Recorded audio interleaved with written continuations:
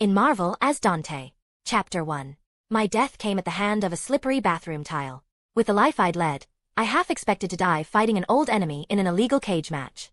I even entertained the idea of saving some snot-nosed kid who should have known better than to text while they crossed the street. But nope, it was my liberal use of bubble soap that proved to be my undoing. One wrong step, and here I was.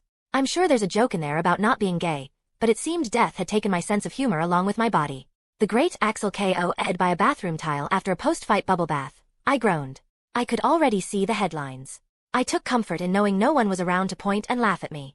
I'm here, a voice chuckled behind me, and I am laughing my ass off. I flipped around in the endless void I found myself, surprised that I could still manage that much, but even more so by the stature of the being in front of me. He was a giant, 10 stories tall, clad in a shifting purple energy. Who are you? I stammered out in a mix of awe, fear, and confusion. The imposing figure was some scrawny-ass kid in an oversized hoodie. I was hesitant to believe God had a questionable fashion sense. I almost looked around for a cleverly hidden camera crew. This had to be some kind of joke. The figure huffed at me. You're no fashionista either, kid. FYI, the next time you meet someone past the multiversal level, I'd advise you to be careful with your thoughts. They might not be as patient as I am. He leaned in. I am half tempted to shove you into a goat and be done with it, but you're far too valuable for that. I gulped. I had a feeling he wasn't making empty threats. Wait, he said, next time. Does this mean more people are as powerful as he is out there? My blood curdled. And he'd also said multiverse. Oh my god, the multiversal theory was right. What the fuck? Of course it's right. Keep up. A bit presumptuous to assume your little planet is the only thing out there in the wider ether. Existence is as vast as my hunger is deep. I had a million questions, but one presided over all else. What do you want with me? To offer you an opportunity, he grinned, shrinking to my size. We were about eye to eye. You probably put together that I'm in the business of reincarnation, but I don't reincarnate just anyone. I choose the cream of the crop, aka those I can snatch up quick enough before their universe's deity notices, he chuckled.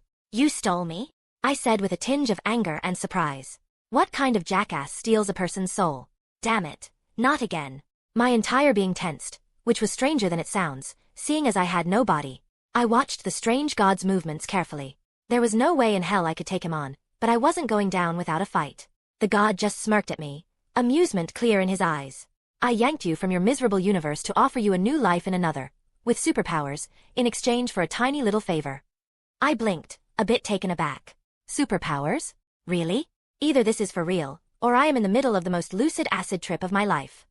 He raised an amused brow and snapped his fingers. Suddenly, I could feel it again. I stared at my calloused hand in shock while the god's smile grew even wider. Still think this is an acid trip, Axel. I have more power in my pinky than you can comprehend. Hell, I'm so powerful the Omniverse had to shackle me. I can only keep growing if somebody else does it for me. I'm guessing that's where I come in. In exchange for helping me nick a few things from a universe I have my eyes on, I'll give you the powers of the legendary devil hunter, Dante, he teased. Are you for real? My jaw dropped. This had to be a prank. I'd listened so far because I was dead, and realistically, I had no choice, but this was too unreal. But then again, he just brought me back to life by raising his brow and snapping his finger. For now, I chose to look past my skepticism and reservations. To be clear, you're telling me you're going to give me the powers of Dante from Devil May Cry? The one and only. Why? Come on, you know why. You've been playing the games every night for months now. I'm stupid powerful. You're going to die if I don't give you at least something before sending you off. Besides, it's a rite of passage. Every aspirant gets one. My eyes narrowed at the slip-up. Several alarm bells rang in my head, but I pressed on anyway. Where exactly are you sending me? The Marvel Universe. I'm sorry, did you just say Marvel? I knew about the comic universe from my teenage years of pirating movies and bumming comic books off my friends, but wasn't sending me to a make-believe world too. Crazy? He cackled, completing my thought. No more crazy than literally making you a game character. But that's the normie way of looking at things. Fictional worlds are bursting with quirky powers, delectable ingredients, and powerful souls. For us seventh-dimensional beings, good power-ups don't come by easily. Once you can figure out multiversal travel, it's a crime not to try to get ahead by pillaging a few universes, really. You're as good as dead if you stay stagnant after your power reaches galaxy level. The only way to stay alive is to advance, he said. Remember that. So, are you in? I licked my lips and contemplated his offer. I was not risk-averse by any means. I became an MMA specialist, for God's sake. It's Shin, the being suddenly said. I'm sorry, what? It's rude to swear using another god's name when you're in the presence of one, he said matter-of-factly. Either you say, Shin, or you don't swear at all. You can do the latter if it makes you more comfortable. Thanks. Shin and I met eyes briefly before the god waved me off. Back to your musings then. In summary, I was on the fence about this. Sure, it'd be rad to be alive again, but all of this sounded too good to be true. There was always a rub, and I wasn't saying yes until I knew what it was. Out of curiosity, what do you want me to steal exactly? Oh, nothing much, Shin said casually. Just the soul and space stones.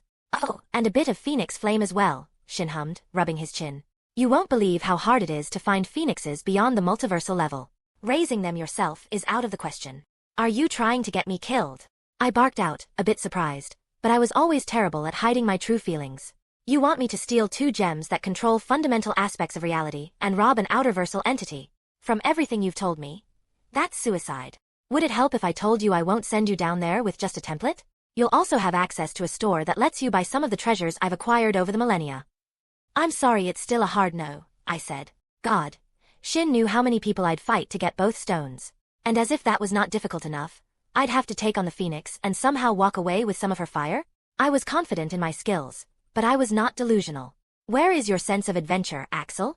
Shin coaxed. You have a second chance at life? Are you going to pussy out after dying to a tile? It's just another fight. Just another fight? I balked. You're asking me to go up against the source of all life in the multiverse. Her fire can burn reality, and I'm a bloody video game character. The god narrowed his eyes. All I hear is bitching. With a snap of his fingers, my body evaporated. It had been so sudden. I didn't even feel the pain. Once more, my soul was laid bare in front of him. I'd rather you do this willingly, but if you're going to be difficult, then I have very little use for you, he said as an ocean of pressure bared down on me. The white space where we stood slowly lost its luster, allowing me to peer into space between multiverses. Giant clusters of color flashed in vast emptiness, functioning as stars. But between them, I saw beings of inexplicable shapes writhe in the spaces that the light from the multiverses didn't fully touch. One of the closest turned its single eye at me, and I felt its mind approach mine. I froze, even as I mentally screamed my lungs out. Before its mind touched mine, however, Shin restored the white. I fell to the ground, my soul shivering as I tried to shake off the horror of what had just happened. Take my deal or take your chances with them, Shin said plainly. Maybe they won't eat you. Perhaps they'll wear you like a flesh suit for a millennium or 2 before putting you out of your misery. With gritted teeth, I met Shin's imperious gaze.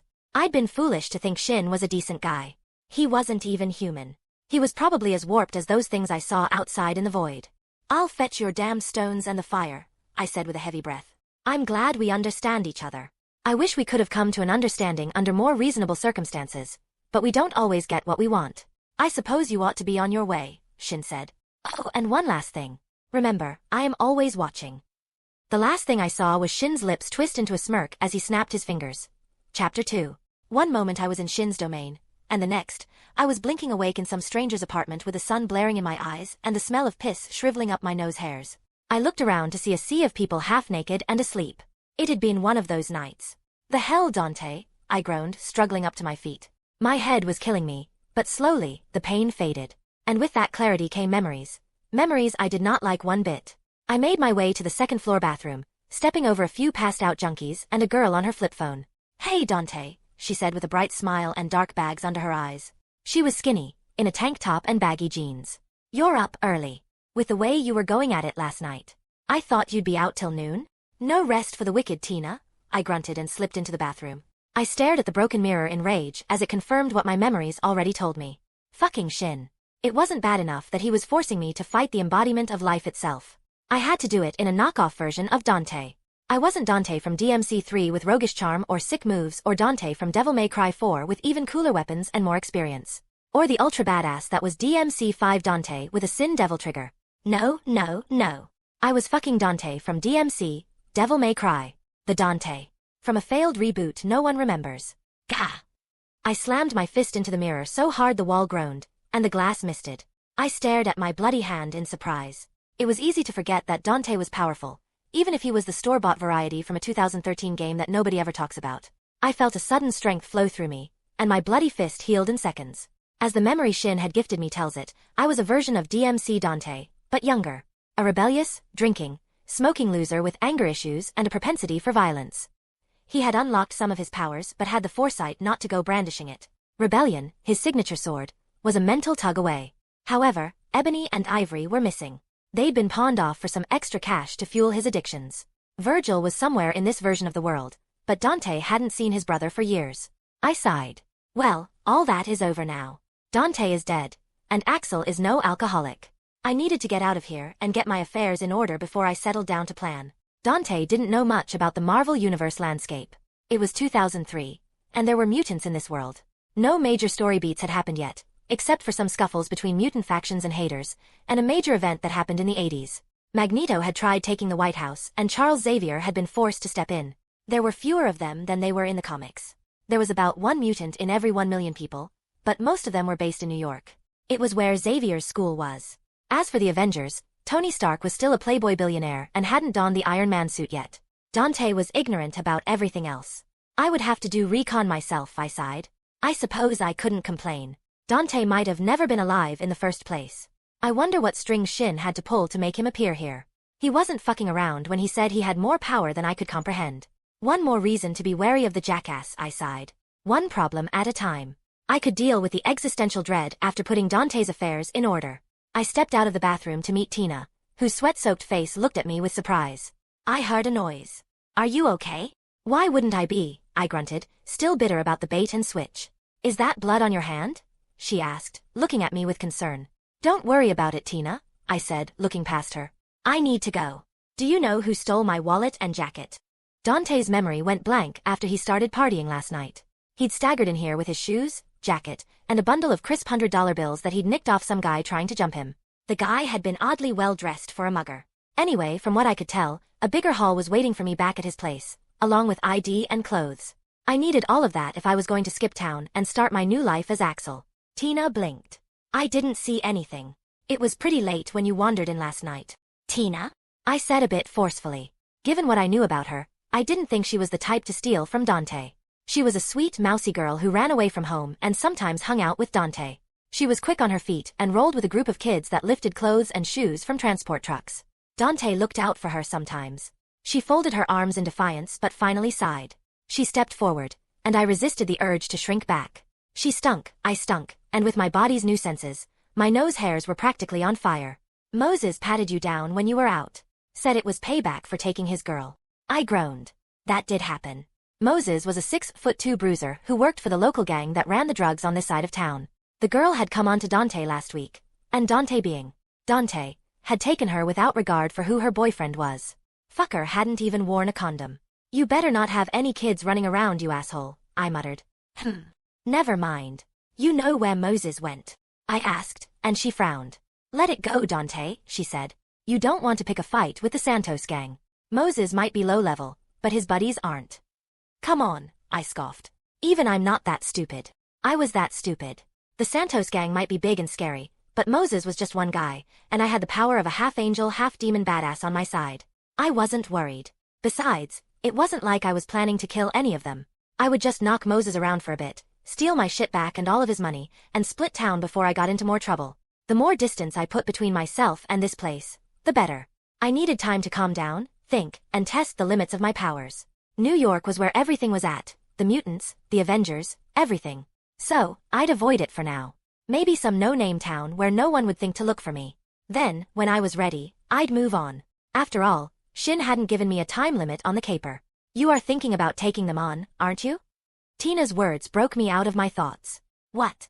I'm not, I huffed. Just tell me where he is. I want to apologize, talk things out man to man. She rolled her eyes.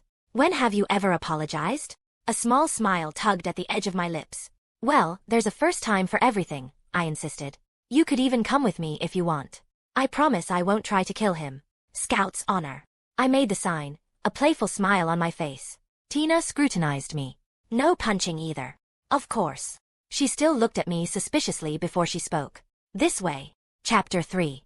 Los Angeles was a shithole in whichever universe you were in, but this neighborhood was particularly bad.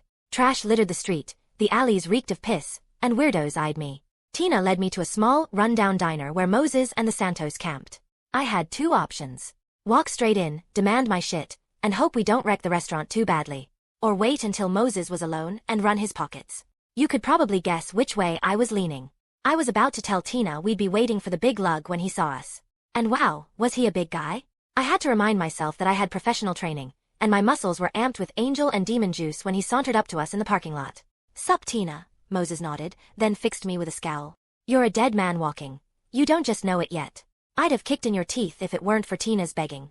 "I'd like to see you try, Humpty Dumpty," I snorted.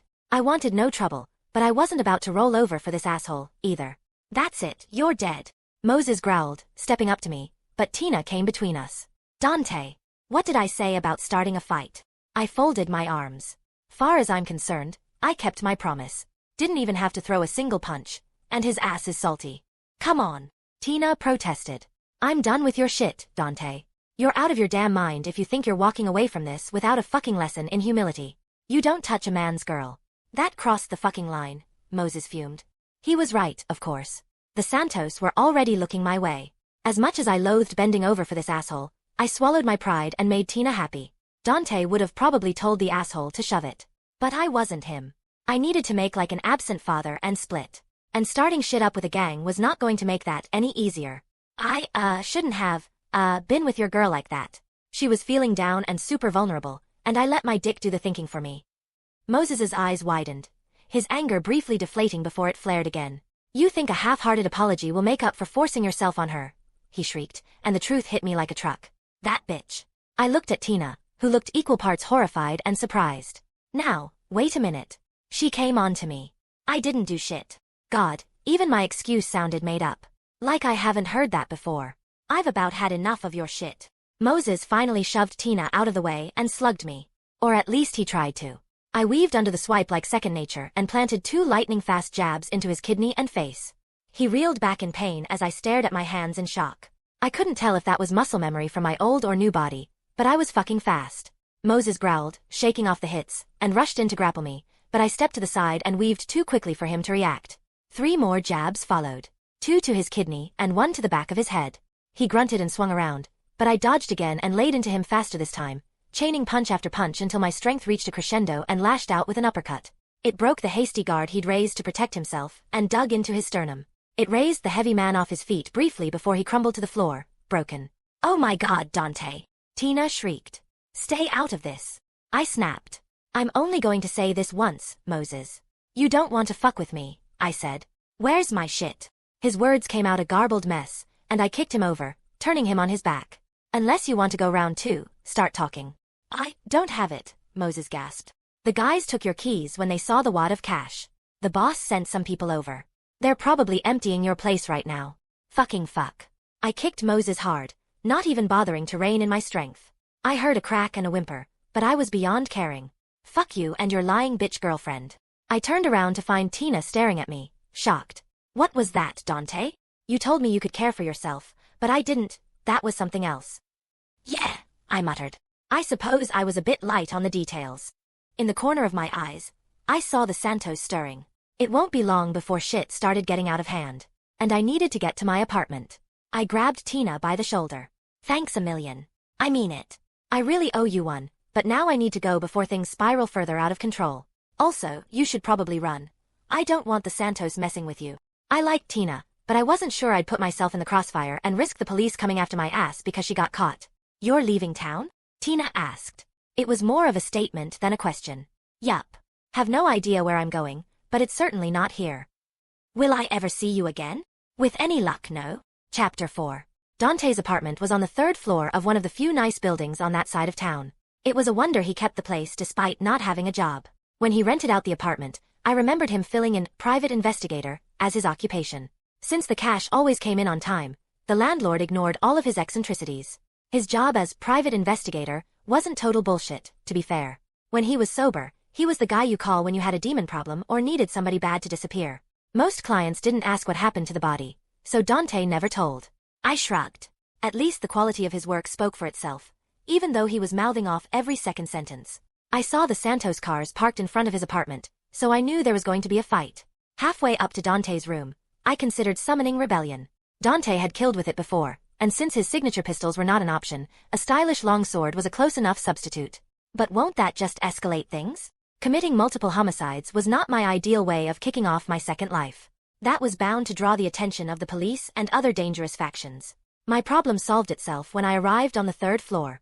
I found a bat sitting to the side and picked it up. I gave it a few practice swings before inspiration struck me, and I tried out a few different swings, flipped it over, and caught it like I'd used one for years. I found myself grinning despite everything. Okay, maybe emo Dante wasn't so bad after all. Rounding the corner up to my apartment, I saw 2 lookouts, checking for people as I heard the Santos go through Dante's place, breaking shit and tearing up the place. Those fuckers. The bat resting on my shoulder creaked from the pressure of my grip. I stepped out into the corridor, hiding the bat behind me as I stalked towards them. They didn't notice my approach until it was too late. Hey, it's Dante! The first guard shoved the second and pulled his gun, but I swung out, batting his wrist before he got off a shot. The gun went flying. I rammed the butt off the bat into the midsection of the second panicking guard as he stepped away, desperate to draw his gun. Gauging the distance between both men, I swung out in a vicious diagonal arc, knobbing both men on their heads. They were out cold before they realized I'd even attacked. I whistled in appreciation of Dante's skill. My skill. The fuck is going on out there? A husky voice yelled. I recognized it. It was Lorenzo, the Santos boss. Take a wild guess. Dante? I thought you were out cold in that crack den by the diner. Shit. Saves me the trouble of finding you. I heard about your recent windfall. Some congratulations are in order. That said, I want the rest of it. Where's the money you got off that agent? Agent? I muttered in surprise. You didn't know. He had a fucking government badge and everything. Didn't you even bother patting the guy's body down before you robbed and killed him? Shit, I cursed. Reviewing Dante's memories, I did notice the guy who tried to jump him was particularly skilled. Dante had to summon rebellion and use the flat side to punt him guy across the alleyway to make him stop. He'd hit his head hard and never gotten up. Dante simply looted the guy like a good video game character would. He'd not seen the badge or had been too drunk to recognize it. Dante killed a government agent. I was in even hotter water than I realized. The way I see it, Lorenzo started before he suddenly yanked the door open and shoved a gun in my face. 3 other mooks stood beside him, their hands resting on their weapons. You've put our entire operation at risk, bringing down whatever shield is down on our ass. If we frame you nice and clean, they can pick you up at whatever police station is closest and save themselves the trouble of snooping around. With what you got here, that shouldn't be too hard, he grinned. Shieldy. I stood there, frozen for a second, my mind frantically connecting the dots. Dante had been making a name for himself as a demon hunter lately. It only stood to reason that someone was bound to come looking eventually. But attacking him out of the blue, alone? Either S.H.I.E.L.D. had mighty confidence in this dude, or he was a Hydra double agent, which was even worse. I just fucking got here. I mentally screamed. Either way, Lorenzo could get fucked. I swerved to the left while I grabbed his hand and wrenched the gun from it. He yelped, and I jabbed him in the throat with the pointy end of my bat. He crumbled to the floor gasping for air. The 3 men raised their guns, but mine pointed at their wriggling boss faster. Phyllis. You don't want to do that, I said. Kill him, and you'll never make it out of LA alive, the largest man said. Move, and I'll beat the ever-living shit out of you all after I'm done with your boss, I seethed. I don't want to have to kill him. But I will if I have to. Gents, you don't want to test me after the day I just fucking had. I just want my shit and to be done with this town. When the cops come knocking, tell them I went to New York. They all shared a look, but none of them seemed to be backing down, so I pulled off the safety and pressed the gun against Lorenzo's head. Well, I demanded. The big man gritted his teeth, but eventually lowered his gun. Lorenzo, in his infinite wisdom, chose that exact moment to find his voice again and ordered. Light up this fool, he wheezed, and like automatons. My gun went off, and Lorenzo's head exploded. The eyes of the thugs grew a little bit wider, and the world froze. A red and black display invaded my sight, and my eyes nearly popped out of their sockets. You got to be fucking kidding me. Flashing before my eyes was a game message. Congratulations on claiming your first soul. You've earned 2 red orbs. Red orb, a soul of a low-rank human or demon of little renown and power. Can be used to improve your physical parameters, unlock weapons, and shop at Shin's Dimensional Emporium Chapter 5. More information came spilling onto my screen after the line about the red orb. You claimed your first human soul and triggered the DMC system. Think status to review your parameters, skills, and abilities. I stared at the floating screen, confused, half wondering if this was all an elaborate prank. But the world was still frozen, so what the hell? Status, I said, and a second screen spilled out. Name: Axel Warren. Species: Nephilim.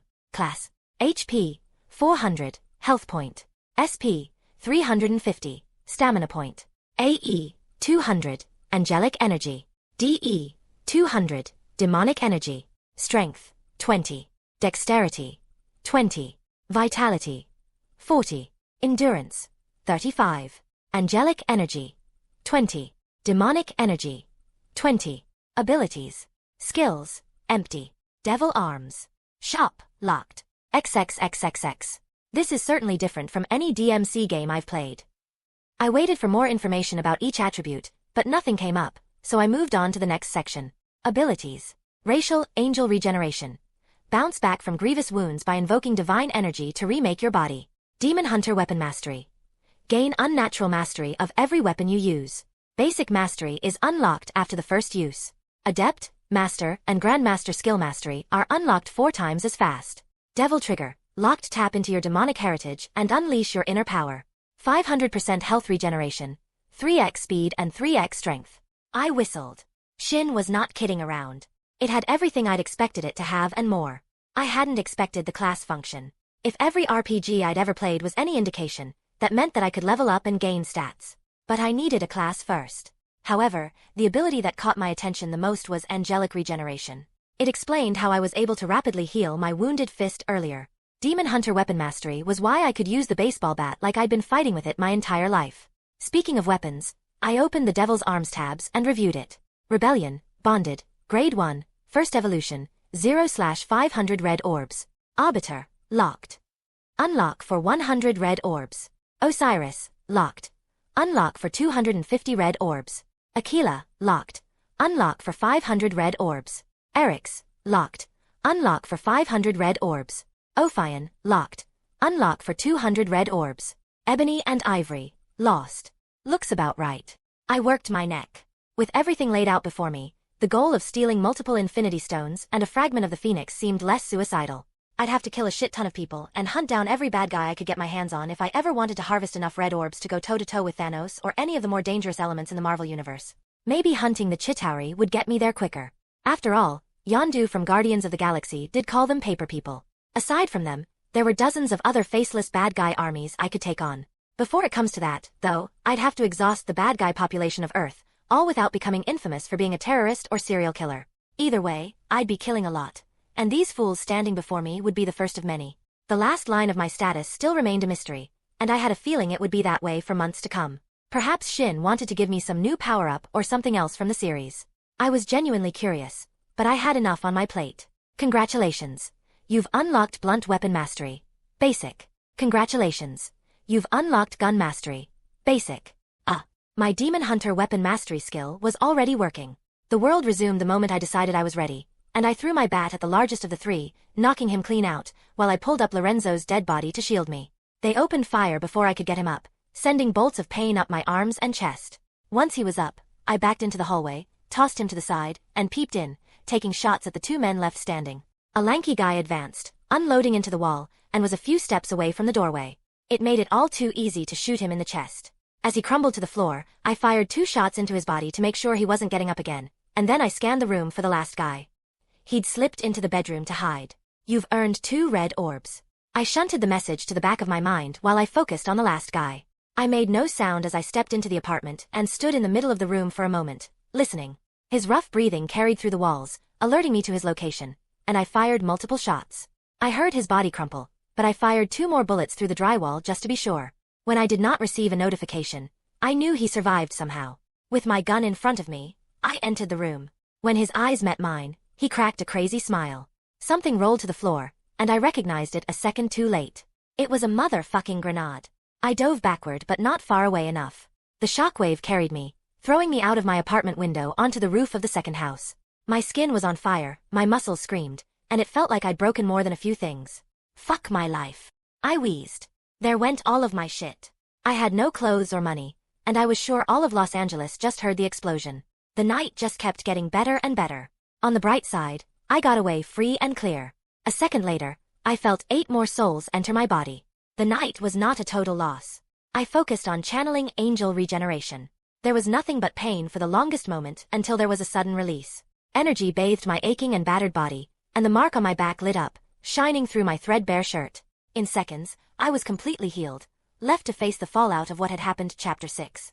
As soon as I could walk, my first order of business was clothes. I snuck into the apartment in the building below me. It was dangerous in broad daylight, but I lucked out. Whoever lived here had a teenager in the house. So I borrowed a shirt, pants, shoes, a hat to hide my bleach-white hair, and a jacket to complete the ensemble. I was leaving a trail any competent detective could follow, and the cameras around the building already marked me as a person of interest, but I didn't panic. As soon as the police arrived at the apartment, the agents were sure to follow. But before that happened, I wanted to be ready, so I returned to the diner. Moses was in the parking lot talking to his girl when I walked up to him. His face was swollen, and he was holding his side. The big guy jumped like he'd seen a ghost when he laid eyes on me, which made me grin. "What are you doing, Moses?" "It's him," the girl shrieked. She was a dirty blonde with fake knockers and a pretty face. She had a rotten attitude and was entitled as fuck. Honestly, I felt dirty just remembering the fact that my body had gotten with her at some point. "Piss off, Bobby," I said. "Moses and I need to have a one-on-one." Her mouth fell open. "You can't talk to me like that." She turned to Moses. "You're just gonna let him talk to me like that?" Moses swallowed hard. "You heard the man. We have business to discuss. I'll catch up with you later, promise." She twisted her mouth and looked between me and Moses before she folded her arms and huffed. "You better. I have no idea what you see in her," I said as I watched her storm away. "Probably the same thing you did," Moses said, and I smiled even more. "Haven't lost your sense of humor, eh? Good. You'll need it for what I'm about to say next." Moses took a moment to steady himself. "Your boss is dead," I said, "and I'm going to help you steal all his money." "No," Moses froze, disbelief clear on his face. Come on, don't tell me you don't want to be rich," I teased. "I think you have to if you hope to keep a girl like Cammy." Moses stared at me like I was insane. It wasn't particularly hard either. "I just pointed a gun and pulled the trigger," I said, leaning on Moses's car. He took several steps back, but I grabbed him in an affectionate headlock before he had the chance. "Since you were not a total asshole, I thought I'd reward you by sparing your life and give you one chance only to leave the Santos organization before I systematically cut my way through them." He put up a strong face, but I could tell he was afraid. "Your boss is bound to have a stash house. Tell me where it is, and I'll give you half of what I find. You can skip town, blow the cash, or swim in it for all I care. Cooperate with me, and you'll be rich, and I'll be out of your life." I took one step closer, driving Moses up against his car. "If you can't give me what I want, I'll have to find someone else who will." Moses gulped. "Do we have an agreement?" There wasn't some grand reason why I was robbing the Santos.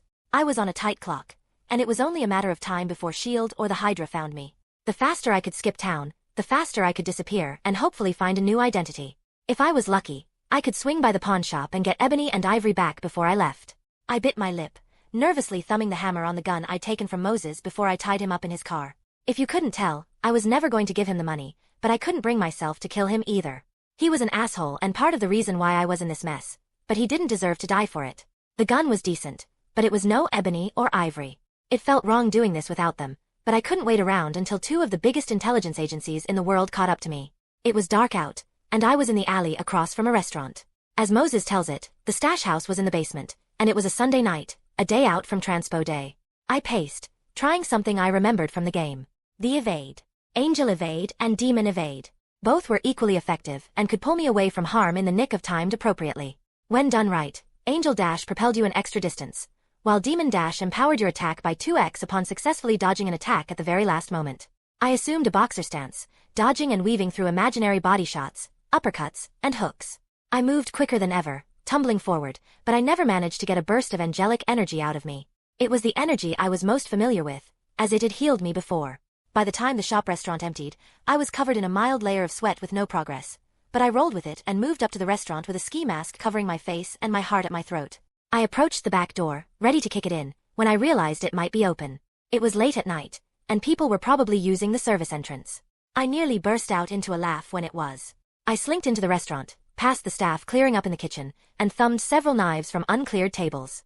I hid when I saw a busboy swinging back to get empty dishes, and I continued on my way until I came to a staircase where I saw two armed men standing guard. They had their pistols holstered and gabbed on like a bunch of gossips. I pulled up my mask as I approached them. "Fellas," I called. "Fancy seeing you here. I didn't know you liked Chinese food too. Though I'm not sure the owner would appreciate you packing heat in here." Both men snapped to me, hands on their guns. "Who the fuck are you?" I frowned, feigning offense. "It's me, Dante. I live a couple of blocks down. I heard this place was good, and I've seen you guys around. We've even talked a few times. You don't remember me?" Both men exchanged looks. Get the fuck out of here, kid, the first man said. This is your first and last warning. Chapter 7. Don't make me come up there and kick you out, the second guy growled, tapping his gun. I raised both hands in mock surrender and turned around, but then spun around and looked at the other guy who threatened to kick me out. You really don't remember me, dude? We partied together that one night. The guy grumbled something about stupid kids as he climbed up the stairs, and then grabbed me by the shoulder. Big mistake. I grabbed his wrist, twisted it, and held one of the 2 steak knives I'd pocketed from the restaurant to his throat. "Ugh," he screamed. The other guy's eyes went wide, and he reached for his gun, but I flicked my finger and let the knife fly. It got him in the shoulder, and he yelped, alerting the restaurant and probably everyone in the stash house. Shit. I was aiming for his throat. The second knife hit the intended target, and I watched him gurgle to death, a bit horrified by what had done. It hadn't dawned upon me until this very moment that I was a killer now. And while my body was practically built for it, my mind wasn't quite yet. A sharp dig into my side brought me out of my poorly timed crisis of conscience. The second guard was trying to run, but I held onto him with barely any effort and pressed my gun against his temple. You've earned 2 red orbs. Congratulations. You've unlocked knife mastery. Basic. You don't want to piss me off, my dude, I warned. I'm on a very short fuse, and I won't hesitate to fuck you up should you tempt me. I shoved him down the stairs, holding on to him until we came to the door. It swung open a second later to 2 guards armed with AKs. I dropped the guy on the left with a gunshot before the guy on the right opened fire on my designated bodyguard. The bullet ripped through him, killing him immediately, but I surprisingly had the upper body strength to keep him upright and bull rush into the room, tossing the dead guy on AK guy. He yelped in anger, trying to shove the dead guy off him, but my knife went into his eye socket before he even got him up. You've earned 6 red orbs.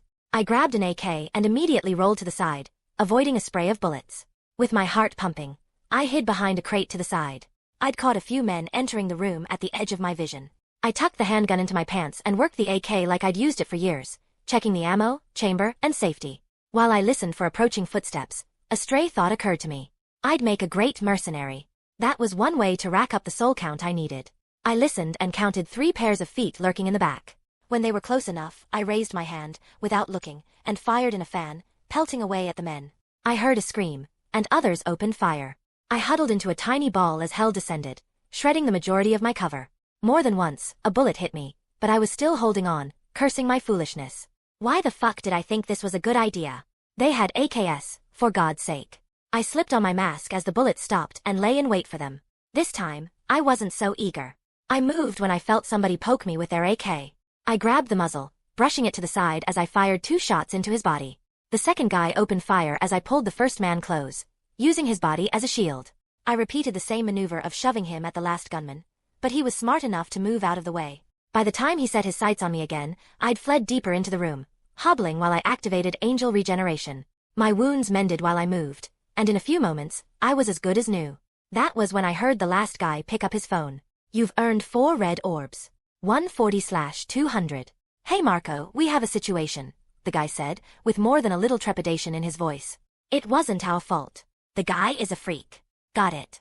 I'll be expecting your team. We need to clear out before the cops show up. The call cut. Fuck me, I muttered. The plan had been to make as little noise as possible. At best, I had a few minutes to wrap this shit up before I had to fight the cops and the Santos. Again, I asked myself, why did I think this was a good idea? Hear that, the guy called out. Reinforcement is on its way. You won't make it out of here. Better give up now and die like a man than die running and hiding like the rat you are. Did you really think you could steal from us? He called out, and I peeked past the corner, just as he swept by. His gaze turned back, but by then, I had already put a bullet in him. A shot caught me in the shoulder a moment later, and I grunted in pain. Walking up to the padlocked cupboard at the back of the room, I pointed my gun at it and shot it off with some irritation. Grabbing a duffel bag to the side, I emptied the cupboard into it before I rushed out of the safe room, bringing a fully loaded AK with me. They must have had close to $500,000 in there. You've earned 2 red orbs. How the Santos got their hands on that much cheddar was beyond me, but it was mine now. I stopped moving at the top of the stairs and listened for movement. When I heard none, I sprinted out. I came eye to eye with a fat Chinese man with a shotgun at the back door. He pulled the trigger as soon as he saw me, and I dropped to my knees, sliding under most of the spread. Grunting as I came up, I perforated his gut with my AK and made my way out of the restaurant. You've earned 2 red orbs. Ahead of me, I saw a Buick skid to a halt at the front entrance of the club, for dudes spilling out. I hid behind the garbage before anyone saw me. Sweat poured from my face as I activated angelic regeneration again, forcing the bullets out of my gut and bringing me to full health. I swear to God I'll club every Hollywood movie director in the head the next time I come to LA. Dodging bullets was harder than it looked. I huffed. I couldn't stick here for long. I couldn't swing around out back, nor could I cross the street without drawing attention to myself, so I went with the next idea that came to mind, looking up at the building across the alley. Dante had decent parkour skills in all of the DMC games. Well, DMC Dante had platforming. Potato. It'd have to do. I tossed the bag of cash on the roof of the opposite building and took deep breaths to pump myself up before sprinting towards the walls and running up it. Surprisingly, my fingers reached the ledge on the first try, and I heaved myself up without much effort.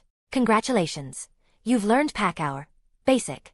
It'd be so awkward if I couldn't make it up the building. I would have pulled out my hair if I couldn't reach the money after going through all of that effort. Off to the pawn shop then, but first, I needed a change of clothes. Chapter 8.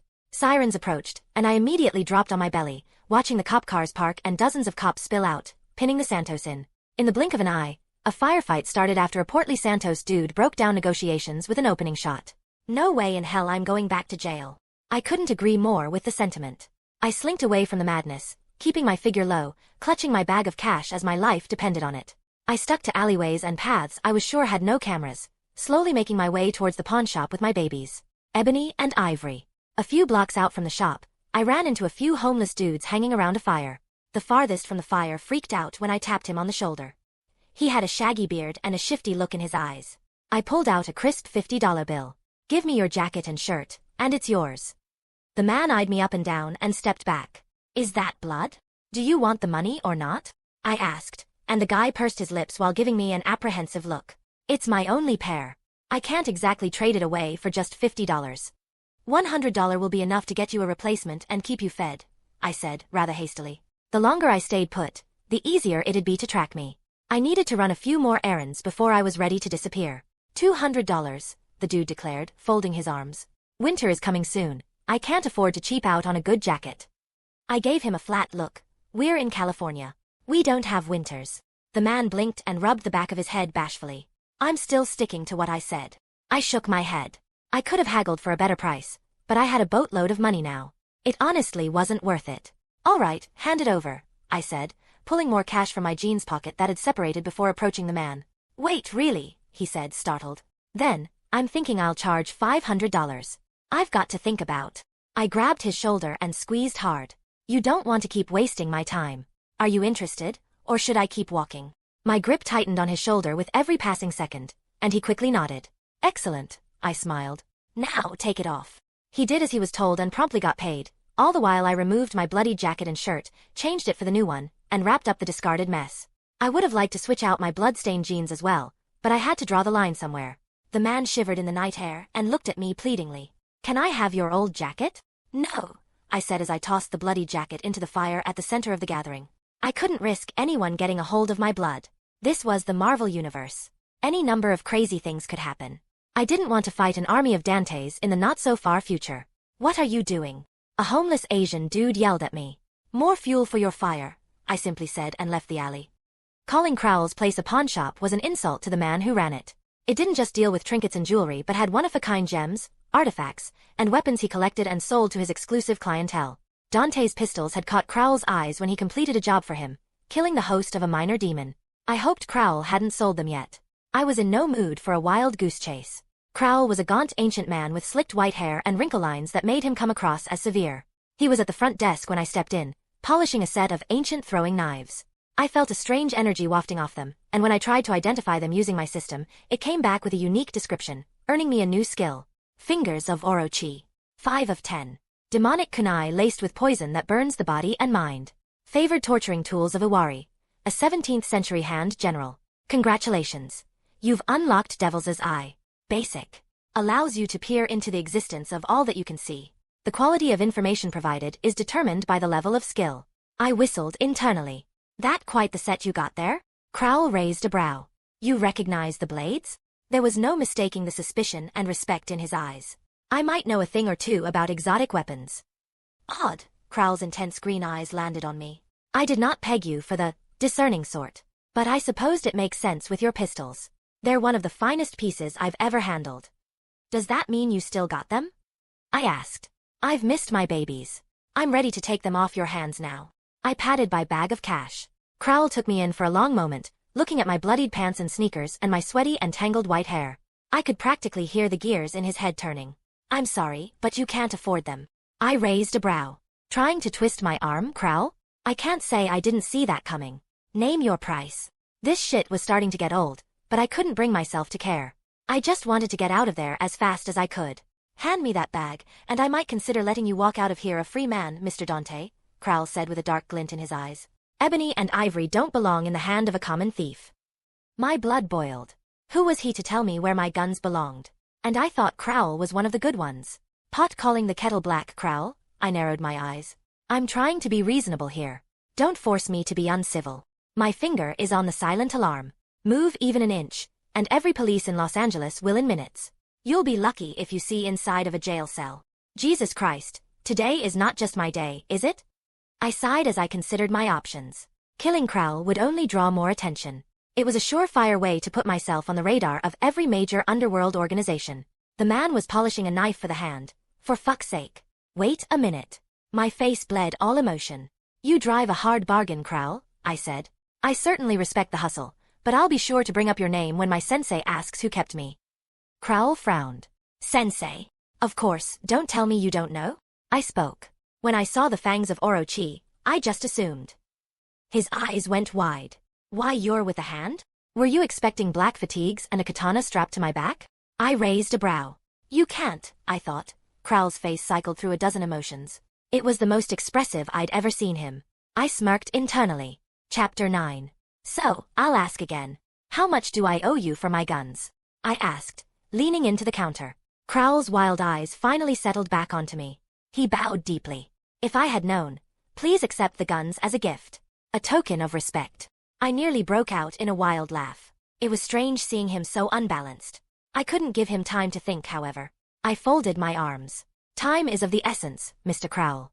No one can know I was ever here. Say less. The man nodded and disappeared into the back room, reappearing with an exquisite mahogany chest he must have commissioned. He must have planned on selling my guns to some fat cat. Too bad I came back. Still, it was surprising that he was willing to let the guns go so easily. I reached to open the case, but Crowl spoke up before I could, presenting a second box. Before you leave, I was wondering if I could trouble you with a favor. His slender fingers eased open the box, revealing the remaining 5 kunai belonging to the fingers of Orochi set I'd seen earlier. The blades were black as night, yet they glistened with unnatural light like obsidian. Fingers of Orochi. 10 of 10. Demonic kunai laced with poison that burns the body and mind. Favored torturing tools of Iwari, a 17th century hand general. Restored and enhanced by Crowl Dougal, master craftsman. Would you mind delivering these to your master for me? Crowl said. Seeing as you're going to be reporting to him once this mission is done. I saw the trap coming from a mile away. Crowl was calling my bluff. I'm leaving town actually, I said. Sensei has assigned me an important task outside the city. By yourself? He asked. Yeah. I narrowed my eyes. I see, but surely you could call for another disciple. Master Meacham has been eager to get his hands on these. I'm afraid you'll have to deliver them yourself, I said, and Crowl fixed me with an expectant look that slowly turned confident as the seconds passed. Fuck me. He knows. 2 of the 5 kunai fanned out, stabbing deep into my shoulder and chest, and I screamed as pain consumed my spirit and body. I felt a headache coming on. Minus 50 HP. You've been inflicted by the Black Dragon's breath. Reduces clarity of the mind and makes you more susceptible to questioning. I reached for the case containing ebony and ivory, despite the pain, but Crowl's hand lashed out, beating mine back. I pulled a pistol and aimed it at the spindly man's head before he had the chance to fuck me up even more. But it was then I tracked his second hand and noticed he was holding something under his desk. My first guess was an alarm, but then I thought about the people Crowl dealt with. What do you got under there, a shotgun? 12-gauge sewn-off shotgun, actually. I keep it in case somebody is actually stupid enough to try and rob me, Crowl said. It doesn't happen very often, but every once in a while, riff-raff like you stumble into my store, thinking they're hot shit. Ouch, I said as I pulled the dagger stuck in my left shoulder and the other piece stuck in my chest. What gave me away? There is no Master Meacham. That'll do it. But what if you'd been wrong? You could have just pissed off an important member of the hand. Any true member would have not overlooked such a blatant mistake, Crowl snorted, somehow managing to look down on me despite being several inches shorter. You're no assassin. Although, I'm intrigued as to how you possess the knowledge that you do. No doubt the hand shares my curiosity. I'll be sure to tell them everything when they arrive. Try to alert the hand, and I'll scream till my lungs turn blue. It doesn't matter if you shoot. I'll bring this place more attention than you've seen in years. Something tells me you don't want the police looking into this quaint store of yours too closely. What makes you think I've not already called them? Crowell's squinty eyes narrowed. Pfft. There's no way you have a panic button specifically programmed to alert the hand, and if you did, I'd be worried about you. The hand has a nasty habit of using people and tossing them to the side. Crowell frowned slightly before he slowly let go of the knife he'd been clutching. Take your guns and go. I raised an eyebrow. Just like that. Isn't that what you wanted? You're not worth the trouble. Ha! I did not believe Crowell was really going to let me go for a single second, but I couldn't very well tell him to shoot me. I took a precautionary step forward, and his face gave him away. He looked like he was fighting back a smirk, and I dove to the left just as the shotgun went off, shattering the glass behind me and announcing my presence to the whole neighborhood. I fired my gun, placing 1-2 shots into Crowell's chest before he had the chance to recover. I came up a second later, stunned that I'd been that easy to take him down. You've earned 2 red orbs. A scream from outside yanked me back into the moment, though. A woman ran for her life while another dude rapidly dialed 911. Welp, there went by anonymity. I got moving. First, I fetched Ebony and Ivory, which earned me a new notification. You've reclaimed Ebony and Ivory. Upgrade the weapon to improve the damage per bullet. All skills associated with each devil arm can either be learned or bought from the store. You've killed an enemy of significance. Claim their weapons. Fingers of Orochi. Why the fuck not? I gave the mental go-ahead and received a new notification. You've unlocked a sub-skill of Devil Arms. Weapon Vault. Ha! With a mental command, I made the poison daggers disappear, as did Ebony and Ivory. The AK in the bloody bag, the pistol, and the last knife I still had on me disappeared as well. The new and previously lost weapons appeared under my Devil Arms skills. Rebellion, unlocked. Upgrade to first stage for 500 red orbs. Arbiter, locked. Unlock for 100 red orbs. Osiris, locked. Unlock for 350 red orbs. Aquila, locked. Unlock for 500 red orbs. Eryx, locked. Unlock for 500 red orbs. Ophion, locked. Unlock for 200 red orbs. Ebony and Ivory. Weapon Vault. The shotgun went into my weapon summon subskill as well. Crossing the threshold, I dipped into the back of Crowell's store and headed for the rear exit. I walked up to an old car at the end of the street that was abandoned and bashed the window in with my jacket covering my fist. It took me some time to hotwire the oldest car I found, seeing as it had been quite some time since I had done that. I made my way towards the highway and punched it. Congratulations. You've unlocked Automobile Mastery. Basic. In the distance, I heard police sirens and chatter. My heart was in my throat the entire time I drove. My foot finally came off the gas when I was miles away from the city, with my fuel gauge halfway to E and my stomach rumbling. Chapter 10. I took a moment to breathe and assess my situation. I was probably a wanted man in Elda now. I could never go back there unless I planned on taking on the Hand, the Santos, and the police and put myself on the radar of 2 of the most dangerous ghost agencies operating in this world. At least I was fucking loaded. I thought, tapping the bag of cash beside me. Some of Crowell's blood had gotten on the bag when I shot him. I probably needed to switch it out when I got the chance. The same went for my bloody clothes. I spiked Angel Regeneration to heal the last of the damage from the last wounds and got another surprise. You've pushed your skill and body to the limit. You've gained +1 endurance, +1 vitality, +1 dexterity, +1 angelic energy. At least something good did come out of the night. It was great news that I could earn stat points by pushing my body to the limit. Speaking of which, I checked my status. Name, Axel Warren, Dante Sparda. Species, Nephilim. Class, None. HP, 400/400. SP, 320/350. AE, 150/210. DE, 200/200. Strength, 20. Dexterity, 21. Vitality, 41. Endurance, 36. Angelic energy, 21. Demonic energy, 20. Red orbs, 30. Abilities, skills, Devil Arms. Shup. I was less psyched about the paltry amount of red orbs the entire endeavor netted me. 2 orbs per kill was a really stingy conversion. With Rebellion's first upgrade at 500 points, it would take me a while to grind up to that steep sum. With the heat on me, I couldn't get started on that, not until I knew what the fuck I was doing combat-wise. Angel Regeneration carried me through both of my fights. I lost count of how many gunshot wounds I took at some point. I needed training, tons of room to experiment, and of course, a new fucking identity before I could even think about gathering souls. But first, I needed to get somewhere safe. I wrapped up my bloody shirt and shoved it and my money bag into my trunk. Next, I cleaned the car of the broken shards of glass, then zipped up my hoodie before I drove into town and stopped by a shady motel with a few girls posted in front. A sultry brunette strutted up to me. She was in a tight miniskirt, a skimpy tank top that left nothing to the imagination, and a leather jacket that must have done nothing to stave off the cold. "Like what you see, honey," she said, leaning into my window. "Hop in," I smiled, and she climbed into the passenger seat. I was assaulted with her cheap perfume as I sped off towards my next destination. "So," she started. "Where to?" "The convenience store," I said. I noted the confused look on her face. "If you need a condom or something." "I won't be needing that, not tonight." "Then why?" "What's your name?" "Ria," she said as she leaned into me, pressing her supple breast against my arm. "Men must ask you to do a lot of weird things in your line of work," I said. "How would you like to do something ordinary for a change?" Ria looked at me, a bit wary. "What did you have in mind?" I handed her a shopping list and enjoyed the look of confusion emerging on her face. "You want me to shop for you?" I sent Ria into a convenience store with a small wad of cash and a long list. I'd chosen this one because the parking lot had no security cameras. I asked for bleach, a bag of clothes in my size, basic toiletries, a few colors of hair dye, several baseball caps, and a baseball bat for good measure.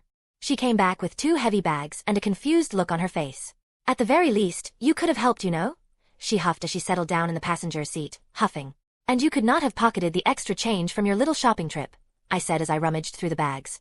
She put up an affronted look. "You're not some serial killer or criminal, are you?" "Nah, just a garden variety weirdo," I said as I slipped her $1,000. "For your trouble and silence."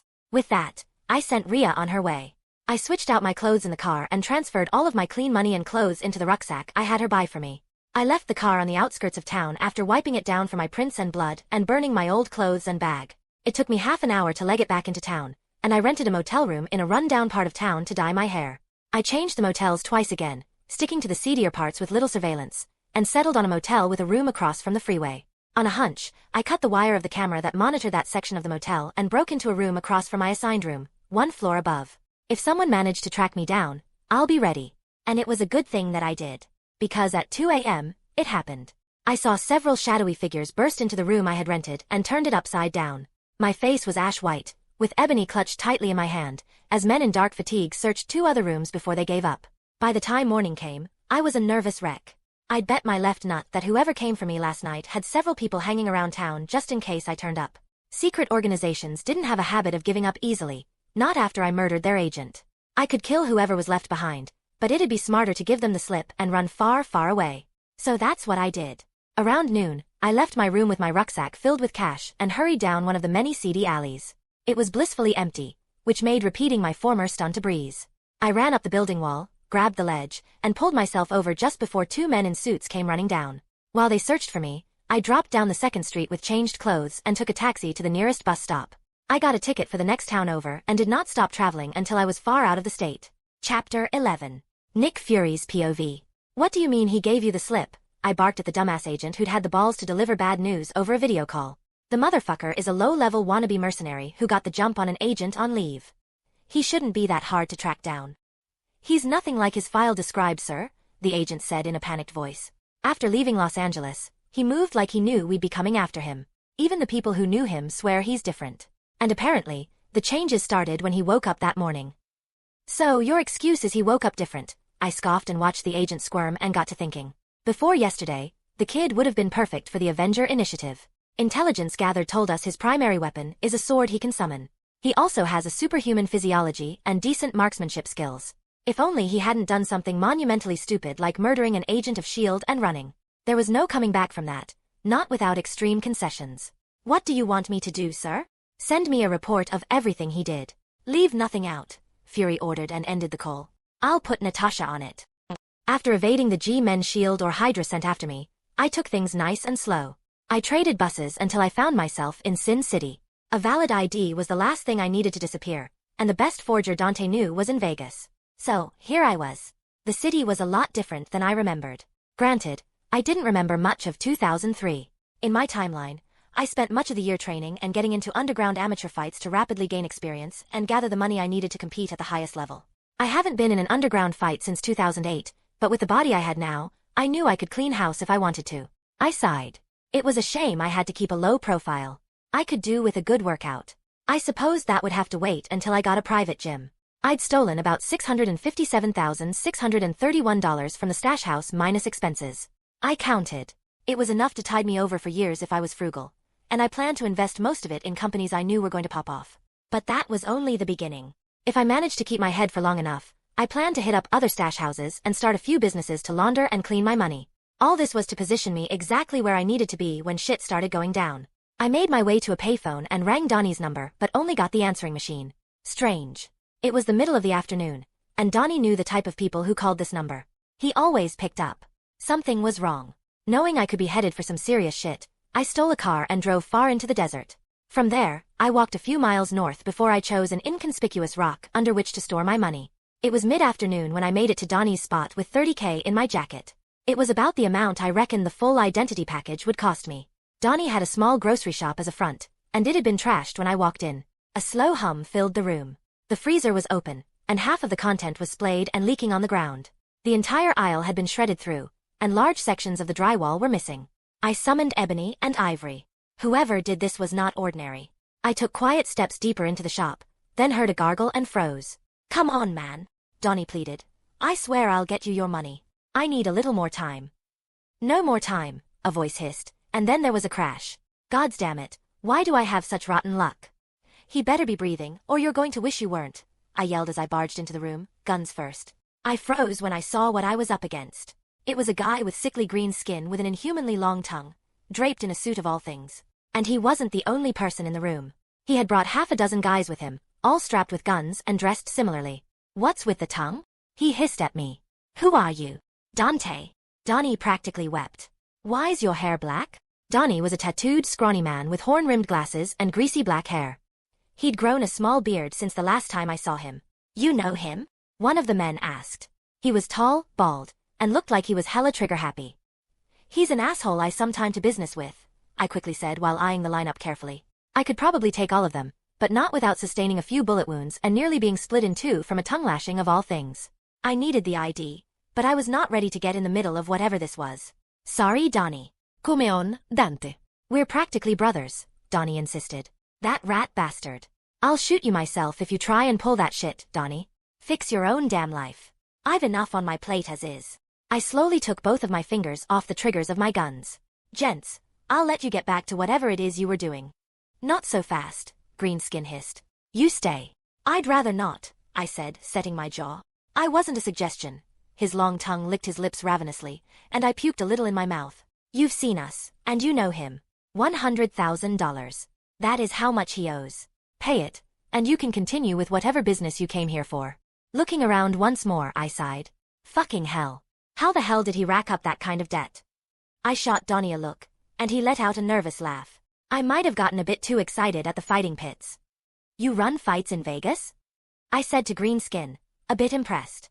"The money is good, and it helps us find people with unique talents," he said. "I wonder if you have a unique talent yourself. Your guns, they're not ordinary." "Oh, Dante is." I shut Donnie up with a hard look before he got me into even deeper shit. "How about I pay a quarter of what he owes? It's about what I would have owed him for what I needed done in the first place." I was a little slow on the uptake, but it was obvious now. Greenskin was a mutant, and the fighting ring was probably some scheme to recruit promising mutants into their organization. It was surreal seeing one so up close. If the shield raid had me on the fence about the whole transmigration into Marvel thing, Greenskin tipped me right over. He suspected I was one of him, and Donnie's big mouth might have just given me away. Greenskin had a calculating look in his eyes. "I am Toad," he said. "And I have a deal for you, Dante. Fight one match, and I forgive your friend's debt if you win." "And if I lose?" Toad smirked. "I am confident you won't." I considered my options. Getting on the mutant radar was not something I was particularly interested in. If he was connected to Magneto, Sinister, or any other big hitters in the mutant world, I'd be fucked. Whatever happened to staying underground and quietly building my strength? Chapter 12. "Fine," I said begrudgingly. "But if I am going to be putting my life on the line, I might as well get my money's worth. I need Donnie's services. We can talk about the fight when I'm done." "And how can I be certain you won't try to run?" Greenskin narrowed his eyes. "Leave your bodyguards behind," I shrugged. "Between all 6 of them, I'm sure they will manage somehow." Toad laughed and nodded to the buff, bald guy. He and the rest of his boys surrounded me. "Take his guns and escort him to the club at 9 p.m. 9 p.m.? That's not nearly as much time as I need to. For once in your life, shut up, Donnie. I look forward to seeing you fight, Toad said and left out the back door. As soon as he left, the buff dude walked up to me with his palms outstretched, an eager look on his face. It was as if he was begging me to resist so that he'd have some excuse to brutalize me. Not that he could, but I wasn't going to rise to the bait. I offered up ebony and ivory without much fuss, and he inspected them each for a long time. What is trash like you doing with guns these exquisite? He demanded. I shrugged. Right place, right time. They're mine now, he said, sliding them into 2 pistol holsters by his side. I thought it odd that he had a holster waiting and ready to go. He saw my lingering stare. Is that going to be a problem? No gun is worth dying over, I answered nonchalantly, letting the guns go for now. I could have refused him and fought back, but Donnie needed to work, and I could always get my shit back. Then, I turned to Donnie and helped him to his feet.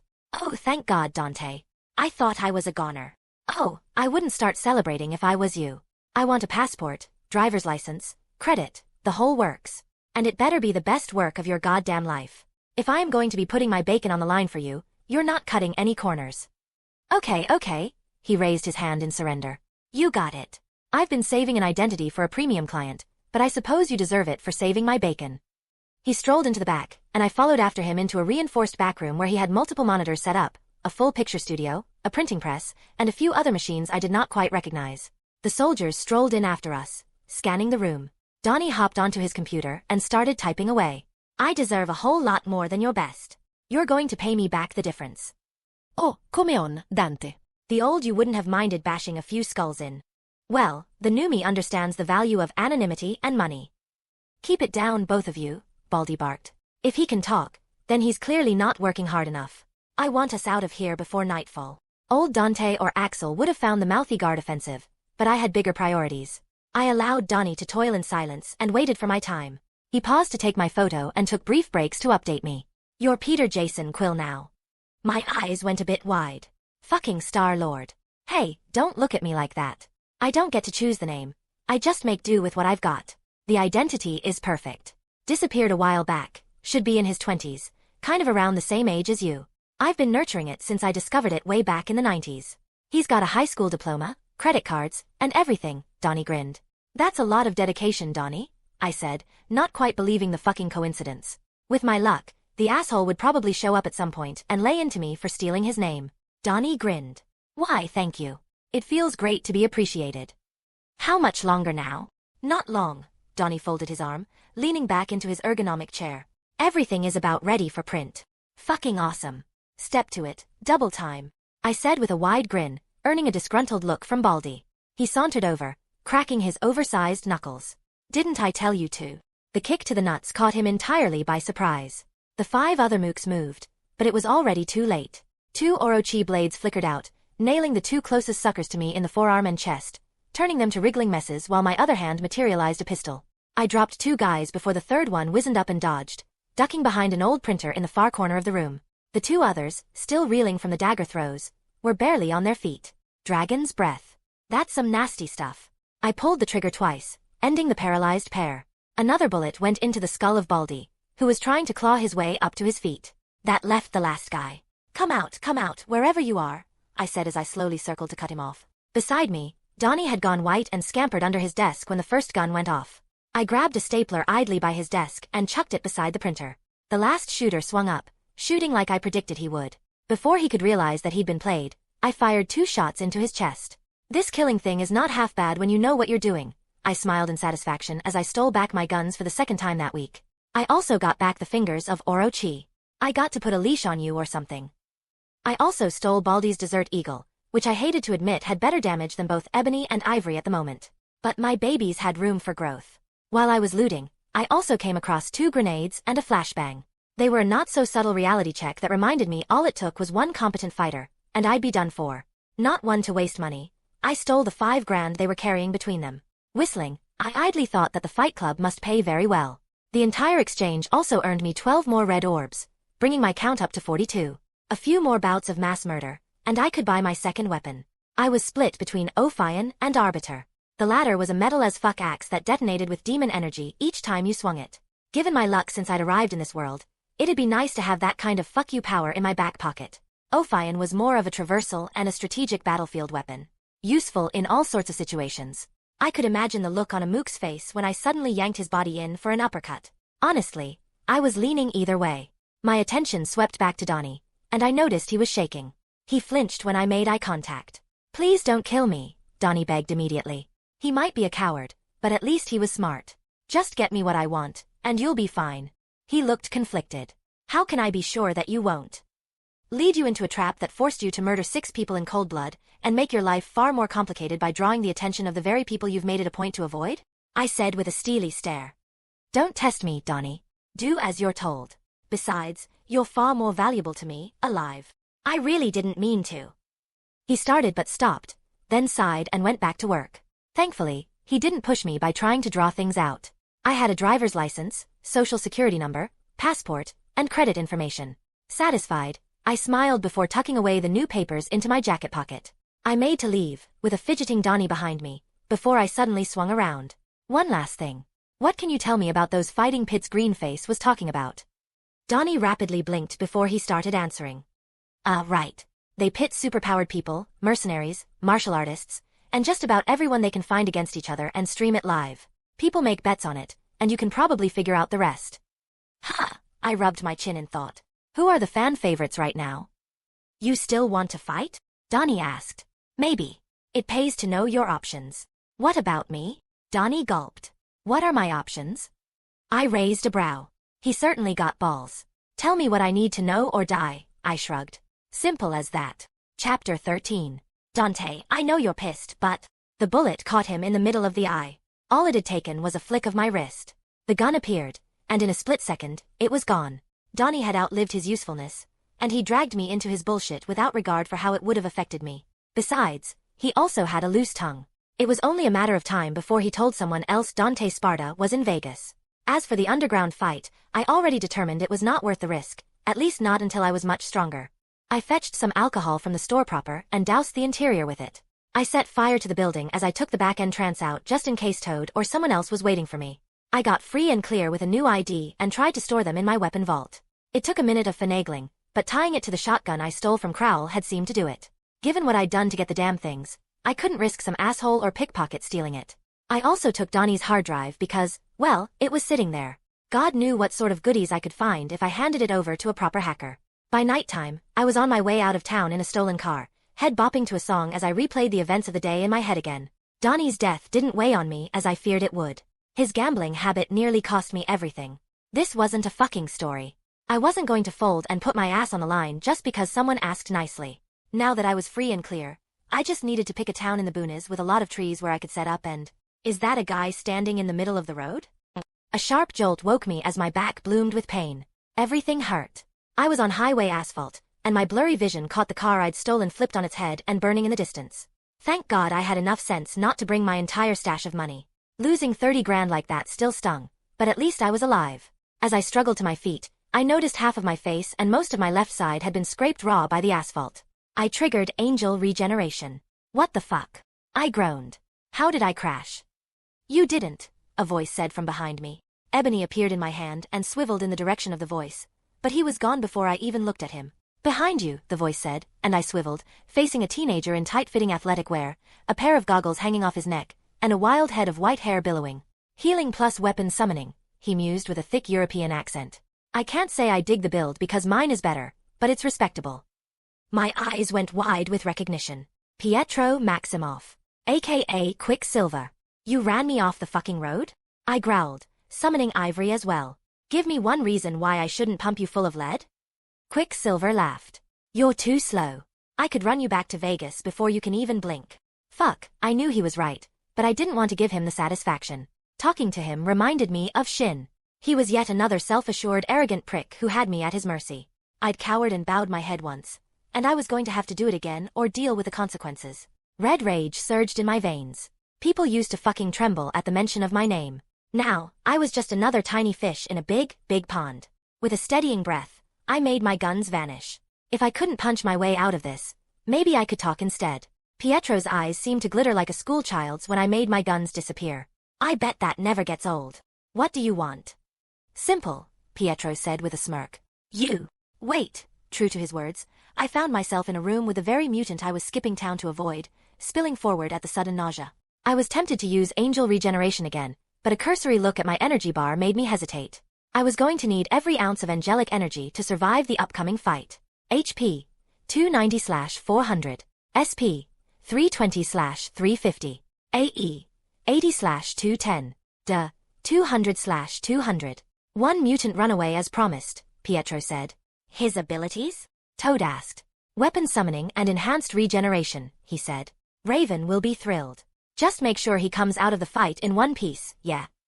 You're the one who ran him off the road, Toad hissed, then glared at me. He can heal. He will live, although he doesn't deserve to after what he did to my men. Cry me a fucking river, I growled as I slowly stood upright. I knew I should have kept my mouth shut, but it was the way they spoke about me as if I wasn't even there. It pissed me off. You pass on Donnie's debt because you are a bully trying to recruit me into your supergroup of freaks. What did you think was going to happen? Toad's tongue lashed out, and I skillfully ducked under it while equipping Ebony. I fired 2 shots into his chest before his tongue swept downwards, cracking like an oversized whip. Shuffling to the side, I avoided the attack before firing again. Before I could reposition myself to continue my assault, I was suddenly in the air, hands windmilling, but I still landed on my feet. A slimy tongue snapped around my throat and jerked me up in the air, slowly choking the life out of me. I gasped, clawing at my collapsing airway, but the bastard didn't let up. Quicksilver stood beside him, worry slowly creeping onto his features. Okay, that's enough. But Toad ignored him, so I took matters into my own hands. I summoned the Desert Eagle and let her rip. I heard the gun boom and saw a white flash, but nothing happened. Quicksilver was standing in front of the Toad, hand stretched out. Slowly, he opened it and let a smoking bullet dribble to the floor, much to my utter terror. I was about to summon the flashbang when Toad whipped his tongue and sent me out of a glass window behind me. I fell about 20 feet before I righted myself and landed on my feet. Chapter 14. I swallowed huge gulps of air and tried to get my breathing under control. Around me, I heard a sudden roar of a cheering crowd. 10 huge fog lights came on next, banishing the darkness around me, and it became obvious I was in some sort of metal octagon with blood-stained floors and all manner of weapons hanging on the far wall. I immediately summoned Ebony and Ivory and waited on my opponent with bated breath. Speaking of the devil, he emerged from the shadow cast by the fog light. He was a strapping young man with dark cat ears of all things and a tail swishing behind him. He wore a black leotard and had bandages wrapped around his hands and bare feet. I knew an experienced fighter when I saw one and laughed at the irony. I'd been itching to test my mettle, and now I got my wish, though it was under the most inconvenient circumstances. He's quicker than a cheetah and more ferocious than a lion. I give you Night Cat, a familiar voice boomed on the loudspeaker. It was Toad's. The crowd cheered and hooted, their excitement deafening. And his challenger is a dead man walking, able to heal from any wound and summon weapons of mass destruction. I give you Arsenal. The boos were overwhelming, and I let them roll over me. I was used to the hate with my MMA background. I had to claw my way to the very top. I'd done it in my past life, and I could do it again here in Marvel. You're going to die, the man said, his voice barely above a whisper. He cracked his neck. I'd say it's nothing personal, but it won't make much of a difference, would it? No, it would not, I said, firing Ebony and Ivory simultaneously. Each bullet took half of an energy point from their respective pools, so I could manage it for a bit before I had to stop. Unsurprisingly, Night Cat seemed to dodge them all, zipping closer and closer, all the while. When he came close enough to swipe at me, I disappeared my gun and juked under the strike, coming in with a kidney shot that took the cat by surprise, but it didn't rattle him enough, nor did it slow down the sudden twist of his torso and the subsequent claw strike that shaved a strip off my forearm. Quick footwork allowed me to gain some distance while I assumed a relaxed stance, with my shoulder low and my legs wide. Congratulations. You've recalled kickboxing. Adept. You're quick, Night Cat said as he licked the blood running down his claws. And you talk too much. He moved again, but this time I was ready for him. I dodged a flurry of hand swipes and raised my leg to dodge a particular bold leg sweep, but I didn't go for a kick to the leg like he'd be expecting. With a shit-eating grin, I pulled out my desert pistol and fired at him. Night Cat, with his bullshit flexibility and a sudden burst of speed, took the shot in his forearm instead of his head, but I pressed the opening anyways. I guess an instant headshot would be asking for too much. Still, it did prove a theory I'd been formulating. He wasn't faster than a speeding bullet. He was just faster than me and could generally predict how I would respond and move. He probably has some perception-based mutation to round off his claws, flexibility, and obvious strength. He hissed at me like an actual cat after I shot him, and he lunged at me, but I beat him back with my new baseball bat. The thing snapped under the intense force, and Night Cat went flying. The crowd gasped, and I could feel the momentum swinging. I fired one more shot at my Desert Eagle to finish off the feline fucker, but he zipped up to his feet and dashed to the side faster than I could react. I kept firing until he disappeared into the darkness beyond the fog lights. In an unbelievable turn of events, Arsenal sent Night Cat running. This is the first time in a long time we've seen somebody wound the feline hunter. What will he do next? Will he give up to Greenhorn and forfeit the match and his winnings? Or will he strike like cornered beast? The weapons came flying so fast that I barely reacted. First, it was a sword, which I narrowly dodged. Then, it was a knife that stole a bit of my trap muscle, and finally came a spear, which I had to summon Rebellion to parry. I sent it flying off into the distance, and an overwhelming sense of confidence and excitement filled me. It was in my hands, the Rebellion, and its metal grip felt cool and familiar to the touch. Immediately, I knew how to use it. Congratulations. You've recalled swordsmanship. Adept. A dozen more weapons followed, each admittedly poorly parried, but parried nonetheless. What is this? I heard the anger sip into Toad's voice. Arsenal has pulled out a sword of all things, and he seems to know a thing or two about using it. Will this be enough to defeat Night Cat? I seriously doubt it. As if on cue, Night Cat came bounding from my flank at incredible speeds, but there was no fear in my eyes. I moved, executing a feint, and parried the slash that followed. I pushed him away with my long blade, turning and twisting it for a quick horizontal cut, which Cat evaded easily by flipping back. I closed the distance, pressing him with strikes, trying my best not to telegraph my attacks, and slowly, my form became less wild, and I shifted to his left side where his bleeding forearm lay limp. By the 10th swing, I had him backpedaling and surprised him with a particularly nasty kick to the gut that folded him. I riddled him with bullets even as he went down, yet he miraculously managed to dodge more than a few, but Ebony and Ivory never needed reloading, and I was far from spent. I didn't stop until I had more than 5 bullets in him, and he was writhing on the floor in pain. Cat tried to get up, but I put a demonic bullet into his thigh with Ebony. Got nothing to say now. I roared, the volume of my voice surprising even me. It's been dealing with one clusterfuck after another. Shield, now Toad, and now a fucking duel. Honestly, I wanted nothing more than to put a bullet in this fucker and call it a day, but I had a much bigger problem on my hand. Toad had said we were broadcasting live, and that meant the cat was out of the bag. I needed to get gone fast, and Night Cat was my ticket out of here. Please don't. The feline mutant finally begged. It's nothing personal, I sneered, throwing his words back at him as I pressed the gun to his skull. The dread seeped into his face in slow motion, and he shut his eyes, waiting for death. Don't, I heard Toad announce from the speaker. Or you'll what? It was obvious Cat was his top earner, and he was a remarkable mutant too. For all his speed and skill, he didn't fare too well against bullets and someone who had better reach than him. Simple logic, really. Here's what's going to happen, I said, yanking up Cat on his legs even as he groaned. You're going to fucking let me out of here, or your precious mutant over here gets a bullet in the head. Why do you think I'll ever make that trade? Toad asked. Don't bother playing dumb, I snapped. You already showed your hand. I know this is some front to recruit mutants into your asshat organization, and I know Night Cat over here is, at the very least, a prospect or a member. You were counting on him winning, and he was never supposed to kill me. So what will it be? Will you lose one mutant at a chance to capture the other, or will you let him live for a chance to catch me at another date? How about neither? I heard a voice speak into my mind, and my entire body froze. The voice sounded grandfatherly and old yet oddly familiar. Professor X. Chapter 15. You know of me? The voice asked. Fuck me. Across from the arena, I saw 2 people strolling in. One was a rather voluptuous woman with blue eyes and flowing white hair. The other was a stout, muscly man with thick black sideburns sticking out of the sides of his mask. They were dressed in odd leather uniforms of yellow and black. I forced my mind to not make the obvious connection and focused instead on the rage within me that had been building. I couldn't let him see what I knew. It would put an end to my plans before they even began. With a roar, I called upon the demonic energy flowing in my veins, releasing a wave of crimson, fiery energy that slammed into Professor X's consciousness. Oddly, the wave was mostly contained within my body, and it was enough to send the pervy professor packing. What are you at? The effort took as much out of me as the entire angel regeneration sessions. -100 duh. Congratulations. You've unlocked demonic energy manipulation. I swayed slightly on my feet, and my grip on Night Cat's throat loosened. The mutant plopped to the ground and promptly passed out. Much to my surprise, the wounds he'd incurred during our fight had started clotting. That was some bullshit. His healing factor was better than mine. I'd remain battered and bruised if I didn't activate angel regeneration. All at once, Storm and Wolverine took a stance, the latter unsheathing its claws. What did you do to the professor?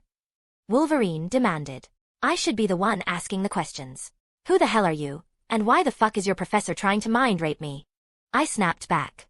I raised my sword to match Wolverine, knowing I stood no chance. By some miracle, even if I could take him. Storm was another matter entirely. Her mutant power was atmosphere control. It didn't get more overpowered than that. Didn't anyone ever tell him it's rude to go looking in people's heads? In the commentator stand above, I heard an explosion and saw 2 powerful beams of red light arc out. I heard a familiar yelp. It was Toad's. Pietro let out a string of curses, and then, a sudden blur nearly knocked me off my feet. I used Rebellion to support me, and when I finally got my bearings, Nightcat was also gone. Welp, there went my leverage. Unless the morals of the X-Men were radically different in this universe, a wounded mutant would have been an effective way to get them to back off. Fucking speedsters, I cursed. Now that they were gone, I was wounded and fresh out of moves. Is that the guy they left behind? I heard a voice say. It was coming from a pair of mutants who floated down from the now-destroyed viewing box. The voice belonged to a young brown-haired teenager about Dante's age who wore a red visor. He doesn't look like much, he concluded, folding his arm. You barely know him, Scott, the girl beside him said. Let's hear him out at the very least. She had red flowing hair and a gorgeous face. Jean Grey. Oddly tolerant considering what she must have witnessed in the stands. She had a good heart. As long as no one broke it, getting a chunk of the Phoenix flame wouldn't be as hard. Hopefully. She had a complicated look on her face when we met eyes. I was meeting her a few years earlier than I wanted and had to fast-track the first stage of my plan. Earning her trust. In a colossal moment of restraint, I made Rebellion and Ebony vanish, leaving me unarmed. Before this all goes to shit, at least let's try to have a civil conversation, I said with a self-assured smile. Jean's POV. We've known about the underground fight club run by the Brotherhood for months. And after a week of making no progress, Professor Hank had a sudden breakthrough. On the day a fight was supposed to go down, an algorithm he set up sent camera footage of Toad entering a convenience store in a shady area of Las Vegas with a half a dozen henchmen and left alone. It took Professor Hank under a minute to hack into his phone and track Toad back to an abandoned warehouse on the outskirts of the city. Beast had us on the Blackbird the moment Scott and I were out of school. It was our first mission together since we became a couple, and I was afraid it would affect our team dynamic. He always put himself ahead of me on missions, even when letting me lead made more strategic sense. I read his thoughts on our latest training session in the danger room and saw the depth of his devotion. It terrified me. Scott was willing to die for me. When I told the professor about it, he simply smiled. It is a gift to feel so deeply and so passionately while still so young, Jean. I'm happy that he likes me so much, I muttered, looking down as my cheeks burned red, but I am not sure I want the weight of his death on my conscience. And it will not be, the professor assured. Scott is his own person and allowed to feel whatever he feels. Although he loves you, and that will influence him quite a bit, he'll likely lay down his life for any other student or member of the squad. He's selfless, and it's that very reason why I'm grooming him to take over when the older team retires. Professor, still. Don't turn him away specifically because of what you've seen, he said with a warm smile. You're not supposed to be his mind in the first place, and that wouldn't be fair to Scott. You like him, and he loves you.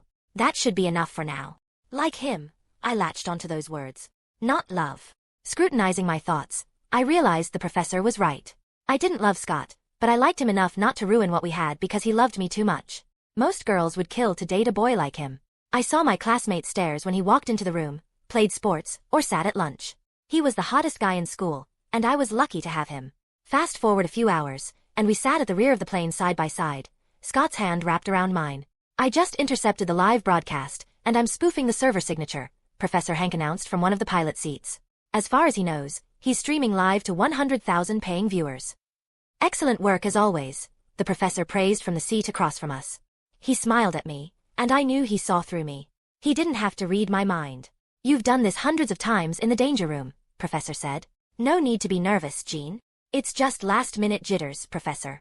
Yeah, relax, babe, Scott bumped shoulders with mine. I'll laser off Toad's face before I let him touch you. Not that you need my protection. You can take out chumps like him in your sleep. I bit my lip. He was right, of course, but his comment about lasering Toad's face got me thinking about what the professor had told us earlier. Toad was not the only enemy we had to worry about on this mission. Scott saw the growing look of worry on my face, so I spoke before he asked. But what about the anomaly? While the professor was scanning ahead, he sensed somebody in the warehouse with Toad, only his mind was unlike anything he'd ever encountered before. The professor had dubbed him the anomaly. He won't be a problem, the professor assured. I've personally scanned him, and while there's something underneath the surface I can't quite grasp, he poses very little danger to the combined forces of the X-Men. Logan, who'd been sitting still this entire time, spoke up. Don't get your little heart worked up about a pup. If the prof said it's fine, then it's fine. He unsheathed his adamantium claws, and it caught the blue light of the ship. And if it isn't, I've got my claws. Put that away before you cut something important, Storm chided. The sentiment is the same here, of course. Scott beamed. See. Nothing to worry about. I let out a long sigh and forced a smile. I suppose you're right. Chapter 16. Addressing the criticisms. I didn't think I would need to openly address this, but here we are. I've been getting a lot of criticism, and their complaints fall into one of two camps. 1. Dante is too weak. That was a deliberate choice on my part. I've always liked protagonists who've been forged in the fires of adversity and came out of battles stronger, smarter, and better. That's the kind of progression I wanted Dante to have. While yes, he starts off weak because this version of Dante is canonically the weakest, he arguably has the greatest potential because he's half demon and half angel. Think about all of the potential combinations, weapons, and abilities he could have. And don't get me started on the classes I have planned. 2. Dante goes from one bad situation to the next. Without major spoilers, this stops happening after this arc. The first arc was to set up how realistically bad and complicated things can get when you screw up in this universe. When old Dante kills somebody important and doesn't cover his tracks, S.H.I.E.L.D. starts looking for his ass. When our Dante tries to rob a gang house, he nearly dies because, shocker, charging into a drug den is a bad idea, even if you're superhuman and have mastery over multiple weapons.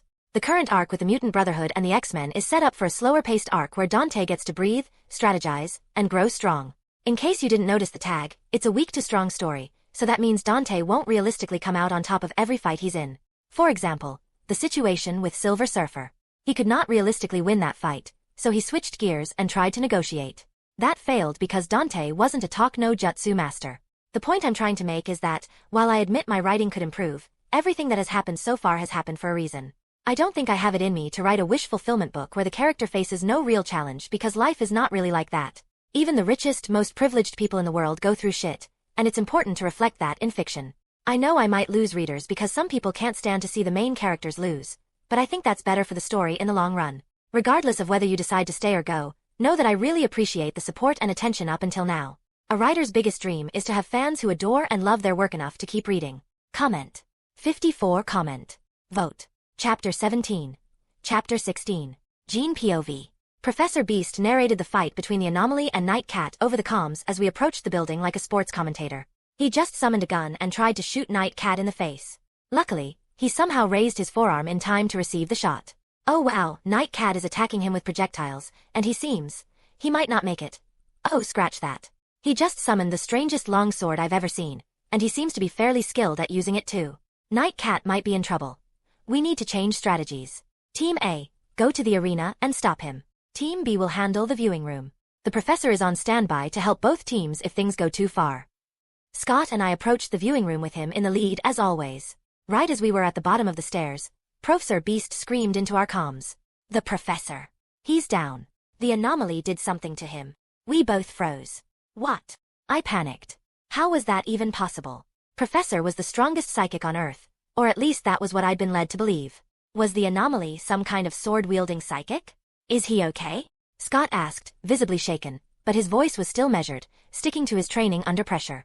There was a bout of silence as we waited with bated breath. He will be, came the response. He has to be more powerful than we think if he can knock the professor out like that. He may be a psychic. I said. Unlikely, Beast responded. The professor would have known upon the first scan. He's something different entirely. It's up to Storm and Wolverine now. Both of you will have to deal with Toad and his partner. Do you think you can handle that? My heart skipped a beat. Partner. The professor never said anything about a second mutant. Professor X probably wanted to test how we'd perform going into a fight with next to no intel, Scott put together. He and I thought you were ready for more challenging combat scenarios. Your missions up until now have gone exactly as planned, Beast confirmed Scott's hypothesis. Do we know who's inside? I asked. The professor didn't tell even me, Beast said, but he did confirm that it was no one too dangerous, but they're definitely a member of the Brotherhood. So, do you think you can handle it? Or would you prefer I come down and give you a hand? My knee-jerk reaction would have been no, but the test was vital, even if the professor wasn't here. Still, I couldn't help but worry for Scott's safety. Before I could give my answer, Scott decided for the both of us. We got this, Doc, Scott announced, and I looked at him, puzzled. I know we're worried, but it's just like the professor said, we've been preparing to fight schmucks like these for years. Follow my lead. In any other situation, I'd have found his confidence reassuring, irresistible even, but he'd walked all over me without realizing it. There was no putting the genie back in the bottle now, so I marched up the stairs behind him. He counted down from 3, and the door flew open with a telekinetic shove from me. Toad seemed to be in a heated argument with a mutant I instantly recognized. Quicksilver? Fuck. The entire room exploded into motion. I raised a telekinetic block in front of Toad and Pietro Maximoff, drawing on the tactics I drilled for dealing with a speedster like him. Predictably, he pitched over, flipping wildly in the air before slamming into the wall beside me. Toad caught a concussive energy beam to the chest that surprisingly didn't put him out of commission. He vaulted onto the walls and tried to escape through the broken window in the viewing room, but I held him mid-air as Scott swung his beam around and hit with a second, more potent shot. He dropped to the ground. Every inch of me vibrated. This was nothing like the training room. It was so much more intense. Yet, it had gone unexpectedly well. Scott had the same look of panic on his face, but it slowly gave room for confidence. Well, that went better than. The next instant, Scott was flipping in the air, and Toad was gone. Shit. Quicksilver woke up. I stretched my hand, catching Scott in a telekinetic grip. Jesus, he rubbed his chin. You can't take your eyes off them for a single second, can you? Sorry about that, I mumbled. I should have put him to sleep. Nah, it's fine, Jean, he said, standing up. Let's see this so-called anomaly for ourselves. The entire time we floated down, I couldn't help but feel guilty for how easily they'd managed to escape. I was so mad at Scott that I put our relationship before the mission. Scott had pissed me off, but I couldn't lose focus like that again, or the consequences would be dire. Dante/Axel POV. Oh, now you want to talk? Scott scoffed. After your pals have run off, and you're all alone. I eyed the teenager as he touched down with Jean, a vein throbbing on my forehead. Teen angst. I didn't miss that in the slightest. Scott, Storm chided. He's willing to talk. The very least we can do is hear him out. Even after what he did to the professor? I raised my hands in defense. Hey, he was the one wriggling his way inside my head. If you knew anything about me, you know that was a no-go territory. I was merely defending myself. And what about the people you killed, bub? Wolverine demanded in his intense, grisly voice. I put two and two together when I saw the comms on their ear. They probably had a hacker on their team looking into me. It was likely Professor Hank. Self-defense, I said, easily. I was in town looking in on an old friend when a green fuckface showed up and tried to drag me into some underground fight club to pay off my friend's debt. Naturally, I refused, and his men attacked us after he left. Wanted my shiny pistols. Said they were too good for me. I wasn't about to let him have them, so a fight broke out. I defended myself, tried to leave town, and that asshole of a speedster wrecked my car and damn near killed me. Next thing I know, I'm facing a guy with a fucking tail and claws, and your asses storm in here just as I was about to negotiate my freedom. I finished with an exasperated gasp and a shake of my head. The X-Men stared at me with a mix of shock and confusion. Did the audience just sit through my speech? I wondered out loud, finally remembering that an audience had been watching us this entire time. I'd like to think that I'm an entertainer, but I'd rather not expose myself any more than I already have. They were never here to begin with, Storm said. It's far too dangerous to have a live audience for a mutant fight club. All sorts of people can get in. Oh God. I let out a sigh that had been holding back. My new papers were still secure. I get it, I nodded, sighing in relief. Mutant hate groups, the military, and all manner of bad people could invade the audience and launch an attack. So, the entire crowd was a smokescreen. And the stream? Diverted by someone on our team. Toad never went live. Chapter 18. Chapter 17. A few things before we get into the chap. This is a special thank you to anybody who showed me support by either reviewing the story or subbing to my Patreon. You guys don't know what it means to me. So, with that said, I'm saying a special thank you to Darkling for the 5-star review spam. OL. I'm also saying a big warm thank you to Austin, Bin Razas, One Man Army, Ishi 391, Morg 535, Dever, Cryptic, Joseph Bibb, Endless_Life, Hibu, Covadot, Dez, Suicide by Taco, Stephen Lumpkin, Kita Aki, Ruben Alonso, Ryan Bagan, and Boxboy B, thank you for being my first patron. Sweet Mary and Joseph. You have no idea how happy that makes me. I wouldn't rejoice just quite yet, Scott warned, his lips twisting in disgust. You're a killer. The police would like to talk with you. The news said you set fire to a store. The place was on fire when I left, I huffed, folding my arms. Donnie had a lot of electrical equipment at the back of his store, and he liked to drink. Is it all that surprising that a fire broke out during a shootout? You've got an answer to every question, don't ya? Wolverine asked, and I replied with a shrug. As a matter of fact, I do. And I can't let the police find me. Why? Because you have even more blood on your hands. Scott was quick to pile on. Yes, I thought, but answered differently. Because they'll hand me over to S.H.I.E.L.D. or any number of extra-governmental bodies or factions in search of people with superhuman powers. I will be poked, prodded, or experimented on. Your type has been prosecuted. Are you okay with just handing me over because I don't fit into your convenient label? My words struck a chord in everyone except Scott. You see what he's doing. He's killed people. We can't trust him. And you and the rest of the X-Men haven't committed any crime in your little secret missions to save mutants? Aurora and Jean's eyes went a little bit wider, while Logan's only grew narrower. You're not nearly as good at covering your tracks as you think you are, I grinned. Y'all have been at this a while, and people pay attention. What happened to you? You can't be much older than I or Scott. Jean's voice was thick with emotion. She pitied me. I blinked. Her words caught me in the feels. A string of bad luck brought on a psychotic powerhouse and a bubble bath, I said with a dark chuckle, trying to lower the walls I'd put on since I arrived in the Marvel Universe. I'd been on July 24th for days now. I was tired to my very soul and was seeing a window of opportunity rapidly opening. Look, all I ask is for a chance. I just woke up one day with the ability to suddenly summon weapons out of thin air and fight harder and faster than I could ever dream. My life since then has been one bloody mess up after the next. Jean threw a look at Logan and Aurora before finally settling on Scott, who threw his hands up. Oh, come on. He never had the same chance we did, Jean pleaded. All he's asking for is asking us for help. Are we really going to turn our backs on him? But he's a murderer. It was all self-defense. I said a bit too quickly. It was probably not the best time to bring up how my powers worked. I had a feeling that stealing souls wouldn't sit well with them. He's no mutant, Logan finally spoke. But you know how to scrap, and I will never fault a man for protecting himself. I nodded in appreciation, knowing the self-defense angle would appeal to, at least, Logan. A veteran of World War II, he knew a thing or two about taking a life. We'll take you to see the professor when he's awake. He'll decide what to do with you. The blood drained out of my face, and Scott laughed. Not the mind rapist. I looked at Aurora in hope, but she seemed to agree with Logan. We trust the professor's judgment. He can see through lies. If all you've said is true, I have no doubt he'll let you stay. I set my teeth and resisted the urge to show outward displeasure, but Scott caught it easy enough. Ha! Thought you could fool us? He snickered. I'll be standing right next to you when he makes the call. Fuck my life. I hate teenagers. For a moment, I considered making a desperate escape. But between Wolverine, Storm, Jean, and Scott, I didn't like my chances. Plus, I'll be risking what trust Jean had for me. I had to play the long game, so I put on a show. I summoned rebellion and clutched it in my hand with a fearless look in my eyes. You might as well kill me here because I'd rather die than end up as somebody's guinea pig, I growled. I dare you, Scott threatened. Move an inch, and I'll laser what's left of that jacket off you. Scott, Jean yelled. You're only making it worse. Stand down, kid. Don't make me repeat myself. Or you'll what? Hand me over to that telepath and turn me into a vegetable? I think I'll take my chances.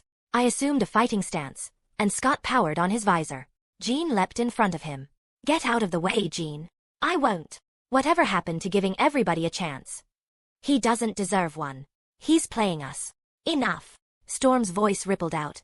Then she turned to face me. If you want the chance you're so desperate for, come with us and be interrogated. That is the only way you're going to regain your freedom. I was hoping that I'd be Jean who'd be the tiebreaker, but Storm led the team, so I supposed it was more appropriate. But I couldn't give it away too easily. What makes you different from every other asshole who tried to kill or use me? If you know of us, then you must know what we stand for? Yeah, for mutants, that is. What about us regular weirdos? Storm sighed. This is clearly going nowhere, so how can we prove to you that no harm will befall you? I blinked, then smiled a little inside before pointing at Jean. She's the only one who spoke up for me, and since she's on this special team, she must be fairly powerful and important. If she promises you're for real, I'll come. Oh, come on. Scott let out a frustrated scream, clearly seeing through my bullshit. But it was effective nonetheless. I promise, Jean said almost immediately, and I nodded, reluctantly banishing rebellion. I'm in your hands now, princess. I flashed her a smile, and she blushed.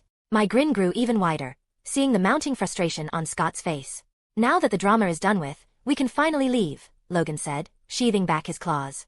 Aurora huffed beside him. Teenagers and their theatrics. Chapter 19. Chapter 18. The X-Men led me outside the warehouse to an empty patch of open desert. Are we going to teleport away, or? A giant stealth plane materialized before my very eyes. Fuck me, I whispered. What?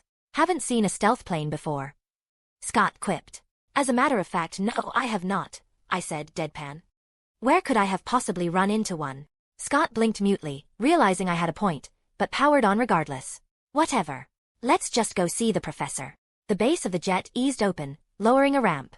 A blue-skinned, shaggy cat person stood at the very top with circle glasses of all things, and the same yellow and black leotard that I hoped I wouldn't have to wear one day. Is that a Wookiee? I asked, slack-jawed. With the performance I was putting on, I was surprised I hadn't gotten an acting skill yet. What's a Wookiee? Jean asked beside me. It's a Star Wars thing. You won't get it, I muttered, still staring at the cat person. So, you the professor? What if I am? Beast asked, and I squinted. You're not him, I declared, earning looks from everybody present. No British accent. I clarified, stuck out, even as a voice in my head. Beast chuckled, shaking his head. Of all the ways. He'll get a laugh out of that when he wakes up. You're the tech guy, I take it, I said. I must admit, I pictured you way less, thicker. The name is Hank, he said, gesturing to me aboard, and we mutants come in all shapes and sizes. Dante, I answered, fully knowing what revealing my actual name would mean. They'd be able to trace me back to LA and probably connect me to the murders if they haven't already done that. At the very least, being honest would earn me brownie points and keep my new identity a secret.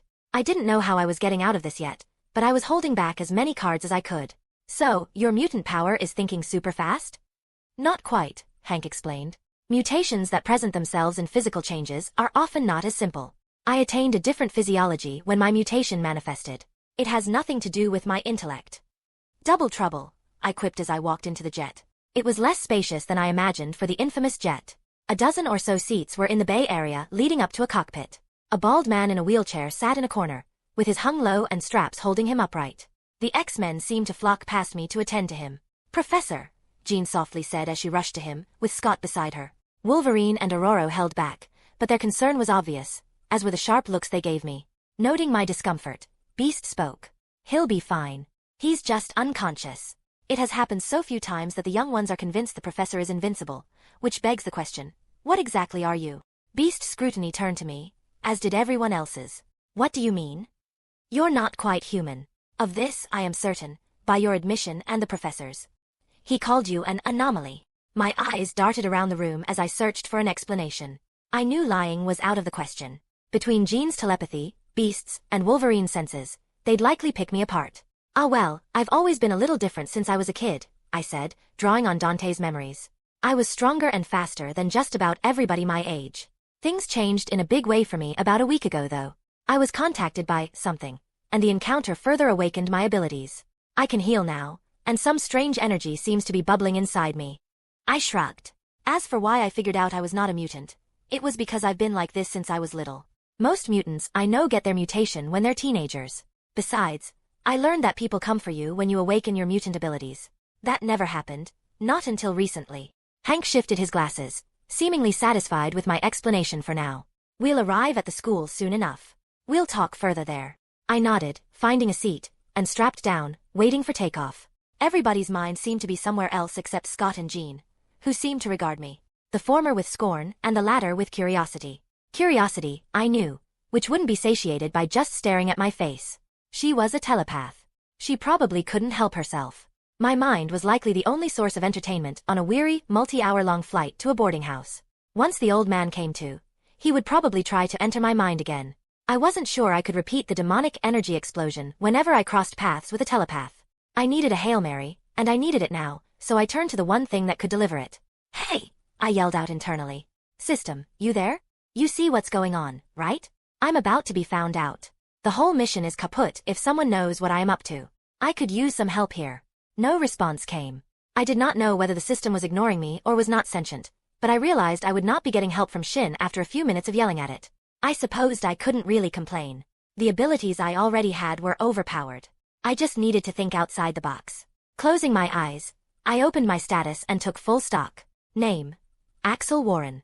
Species: Nephilim. Class: None. HP: 290/420, health point. SP: 220/370, stamina point. AE: 50/230, angelic energy.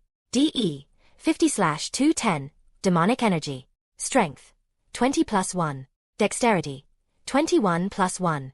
Vitality: 41+1. Endurance: 36+1. Angelic energy: 21+1. Demonic energy: 20+1. Abilities: Skills: Parkour, Basic. Blunt weapon mastery, Basic. Gun mastery, Basic. Sword mastery, Adept. Knife Mastery, Basic. Driving, Basic. Demonic Energy Manipulation, Basic. Shop, Locked. Devil Arms. Souls, 42. The new stat growth was nice to see and hinted that pushing my body to the extreme and recovering through angel regeneration was the secret to sustained growth. However, what caught my attention was my new skill, Demonic Energy Manipulation. Between the night's craziness, I barely remembered getting the skill. The specifics of how I'd gotten it remained clear, however. In a moment of desperation, I'd pushed myself and manipulated my demonic energy. I was certain the same would be possible for angelic energy, even if I suspected it would be more difficult. Still, I needed to figure it out right here and right now because it might be too late by the time I arrived at the school. The answers I was looking for lay in some unique interaction with demonic and angelic energy. I was certain of it. I just had to figure it out before we reached New York. The regular flight time between New York and Las Vegas was 6 hours. A bullshit stealth jet could probably cut the travel time in half. I had that much time to cobble together a new skill. This was not how I imagined being Dante would be. With my eyes still shut, I took deep, long breaths as I searched for the weightless ethereal energy I felt pulsing through me each time I used angel regeneration. In the game, angel energy was the more versatile and elusive of the pair. It had been shown to let you do everything from creating energy constructs to teleportation and rapid regeneration. I did not understand the first thing about it, but as Dante has proven throughout the games, you didn't need to understand something to wield it like a badass. Activating angel regeneration, I reached for the energy I'd grown passingly familiar with and let it pour over me. I got the measure of it and tugged at it as it rapidly mended my wounds. "Wow," Jean murmured, and I heard Logan shift before me. "What the hell are you doing?" Scott yelled, and I tuned him out, opting to ignore the arrogant prick. "Settle down," I heard Logan bark. "He's healing himself." I switched off the skill before it burned through all of my angel energy and felt my way back to the sensation I had experienced before in my mind's eye. I spent a great deal of time stumbling in the dark. Before I ever came close to feeling my angel energy, I gained a far more interesting skill. Congratulations. You've learned meditation, basic. Calms the mind, body, and soul, allowing for introspection, mental decompression, and clarity. 2x energy regeneration and temporarily boosts physical and mental control by 25%. Christ. Chapter 20. Chapter 19. Congratulations. You've learned meditation, basic. Calms the mind, body, and soul, allowing for introspection, mental decompression, and clarity. 2x energy regeneration and temporarily boosts physical and mental control by 25%. Christ. That was some skill. It seemed I'd finally hit the motherlode. I just assumed the skills I'd be limited to learning were the ones Dante knew. But meditation had been vital to my career in my old world. I practiced it daily after my morning sessions before I dealt with the bullshit of the day. It had saved my life back then, and it was doing it again. With the 25% boost, it wasn't long before I got a feel for angelic energy. It squirmed out of my grasp with each mental tug, but I more or less got a handle on it. Congratulations. You've learned angelic energy manipulation, basic. With 1 hour left on the clock, I faced the impossible task of cobbling together a mental protection technique with barely any understanding of either energy. I spent a few minutes playing with both energies. They were the opposite of each other. Demonic energy was violent and explosive, bombastic and overwhelming, while angelic energy was elusive and pure. I combed through my memories in meditation, searching for a single instance when I'd seen Dante or Virgil, for that matter, display any mental resistance skill. Surprisingly, I didn't find one. The closest thing to mental protection DMC Dante ever came close to was the mental bind or seal his father, Sparda, placed on his memories. In this universe, I had no such restriction, thanks to Shin, but that didn't mean the seals on Dante's memories did not exist. Dante had to break them to unlock his full memories, and that hadn't happened yet. Hoping for a link to some unexplained mystery realm was a long shot, but it was the only lead I had. The Devil Hunter had needed a broken picture frame and a rose to trigger his transportation in the game, but I hoped a confluence of angelic and demonic energy would be a suitable substitute. First, I tried manipulating a chunk of angel energy and sent it in the direction of my mind. The energy snaked and danced away from my grip but flowed in the general direction I intended. For the longest time, nothing happened, and then I added demon energy. Everything turned white, and suddenly, I found myself standing in a floating ruined city surrounded by boundless evening clouds. The air was thick with demonic energy, and the endless sea below crashed against the fractured remains of skyscrapers. Light filtered through the cloud from a sun I couldn't quite place in the sky. Chunks of the ruin were small distances from each other. They were far enough that I couldn't quite reach them with a jump, or could I? I was strong enough to manhandle a fully grown man with one hand. It stood to reason that I could make the jump. I eyed the next platform over and breathed deeply. With a run and leap, I easily cleared the distance. It had been startlingly easy.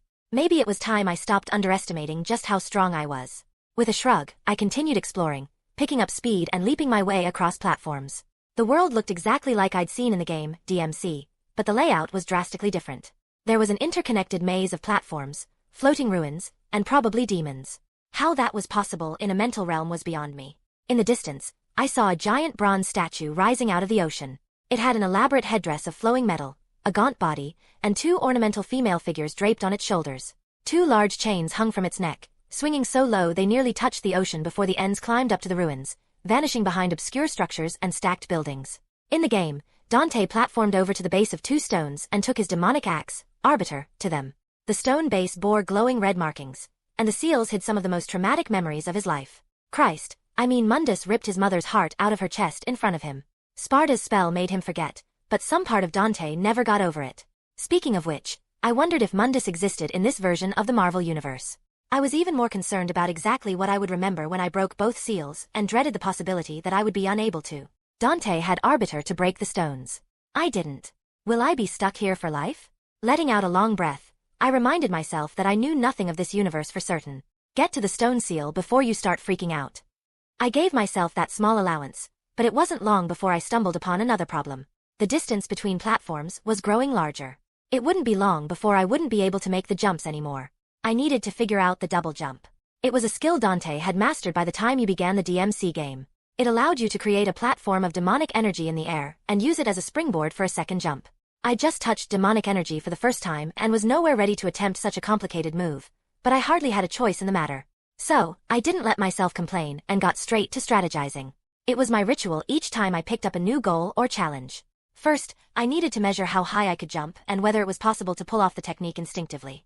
Then, I had to practice manipulating demonic energy. If I were lucky, creating platforms would be a relatively simple trick.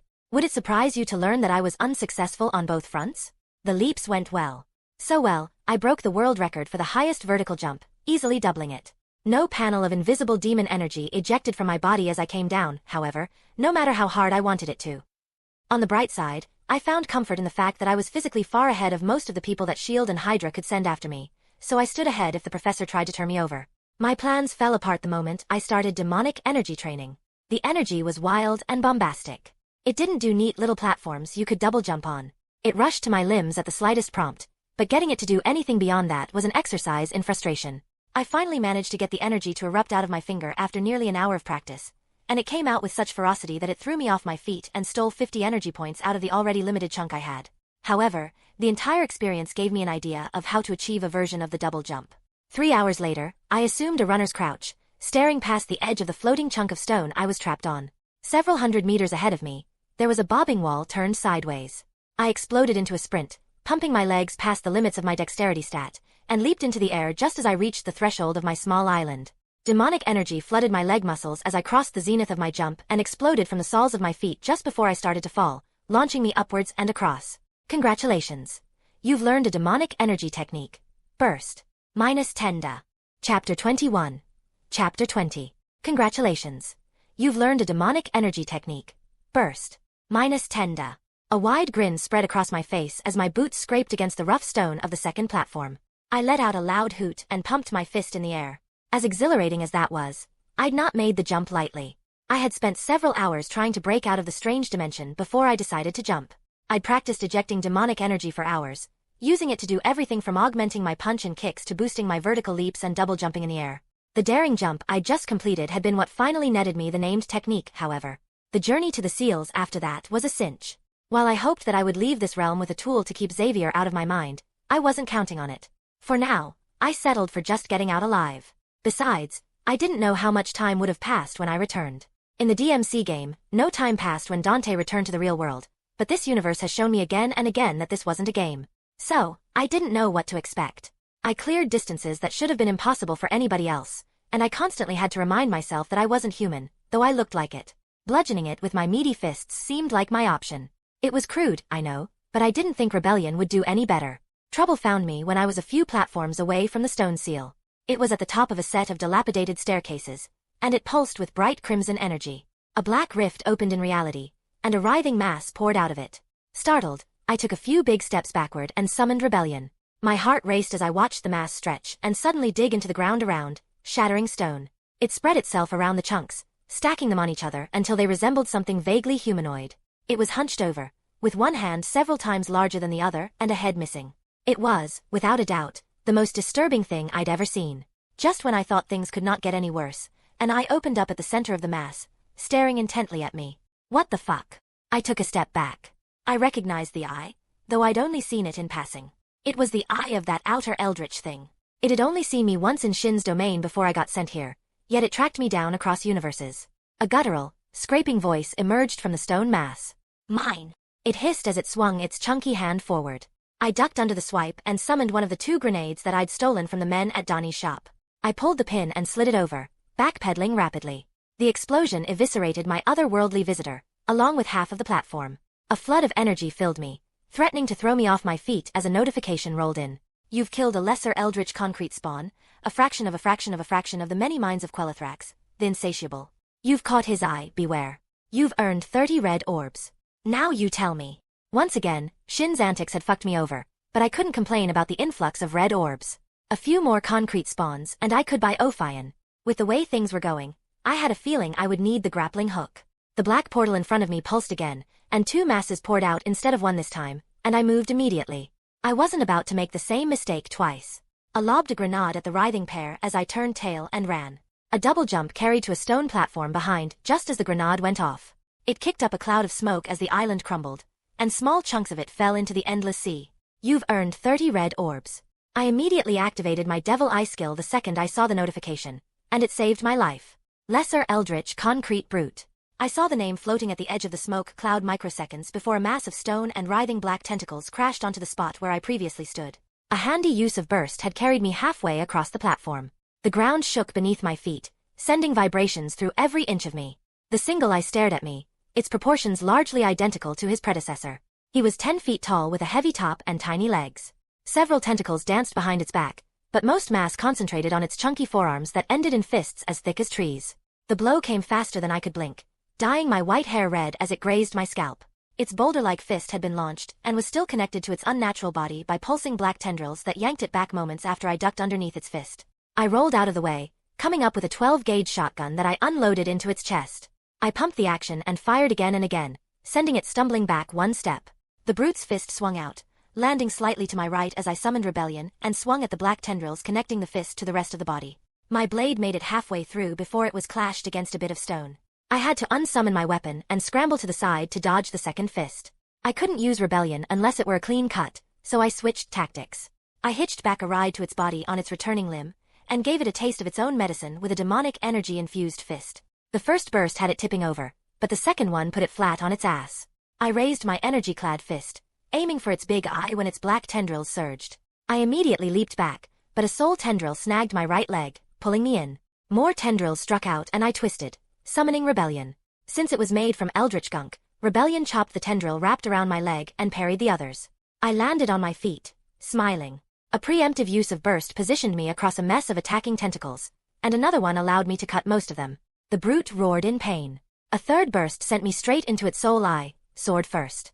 Rebellion sunk to the hilt, and I abandoned it immediately when I felt the brute shift. I backpedaled with a burst, but I was not nearly fast enough. I was in the air before I realized it, hands windmilling, with most of my side crushed. Minus 250 HP. I was above the platforms now, but I knew I only had seconds before I went over the edge and fell to my death. With a mental command, I unsummoned and resummoned Rebellion and yelled, "Status." I toggled to the Devil Arm section and immediately purchased Ophion. Rebellion warped before my very eyes. Its blade transformed into a long interlinking metal spine with a rusty claw at the end of it. It snapped open and shut as it pulsed with demonic energy. I immediately recognized it as the demon pull ability of Ophion. I needed the angel lift ability, so I switched energy, and the change was immediate. The head transformed into a serpent-like monster, with long vicious canines pulsing with blue energy. I aimed Ophion at one of the floating chunks above us and fired. It snagged the chunk of rubble just as my body fell past my platform. With a mental tug, I commanded Ophion to shorten, slingshotting me over the edge and flipping back onto the brute's platform. Unsurprisingly, the fucker was still alive.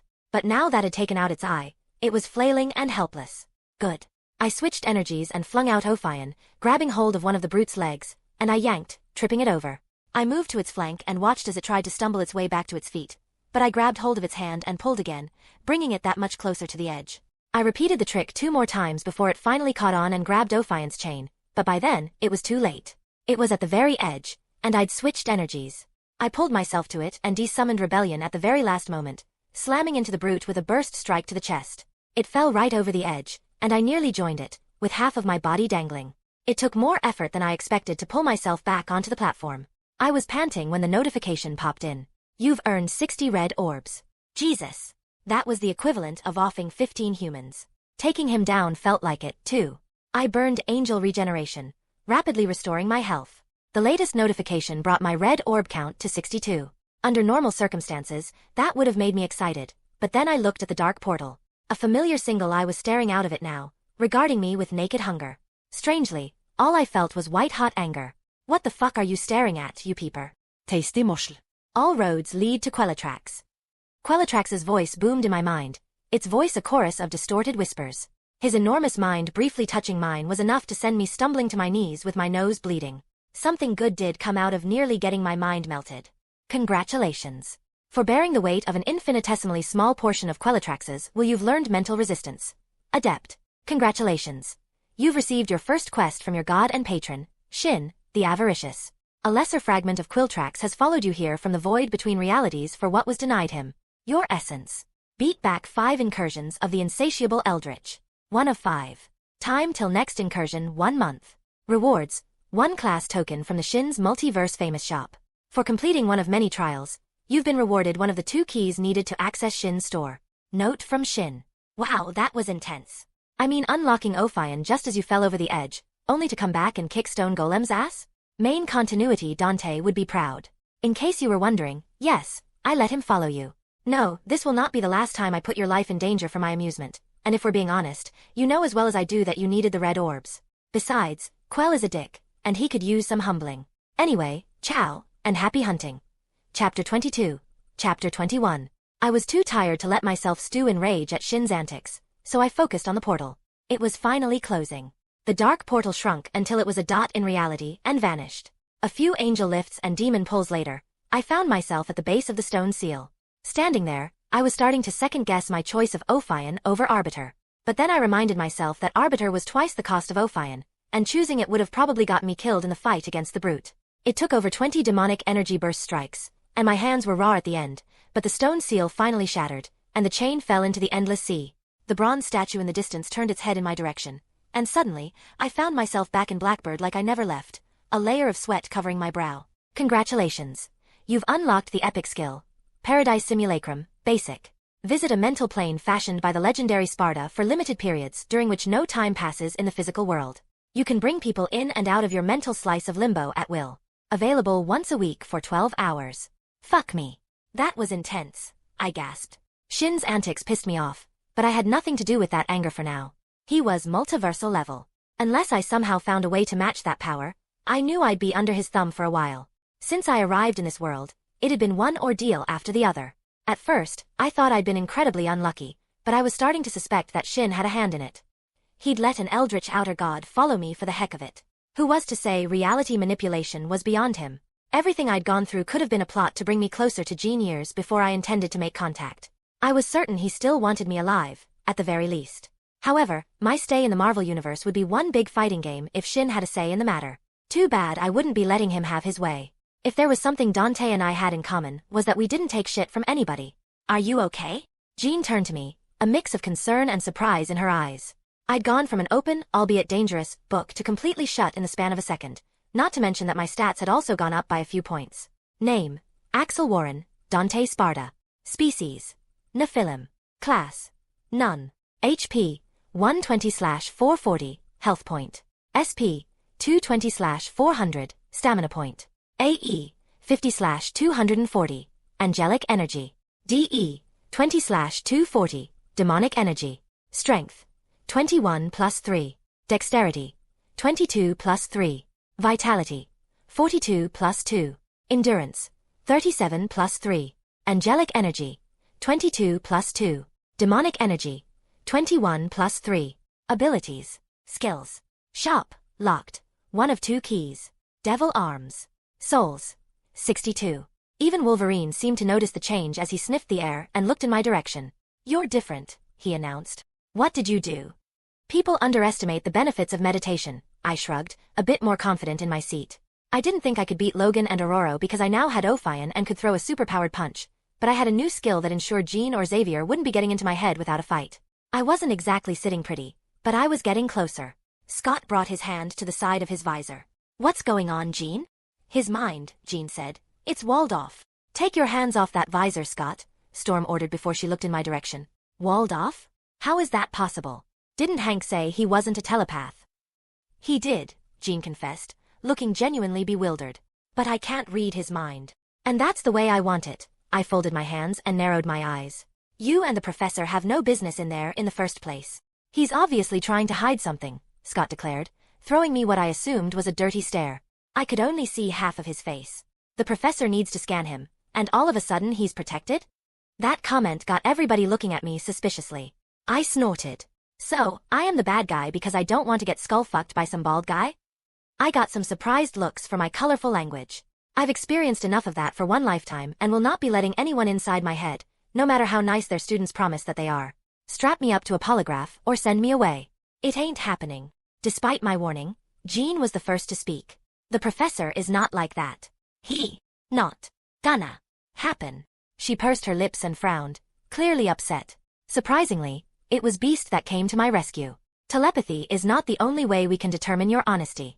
Body language, voice inflection, and years of experience have turned Charles into a human lie detector.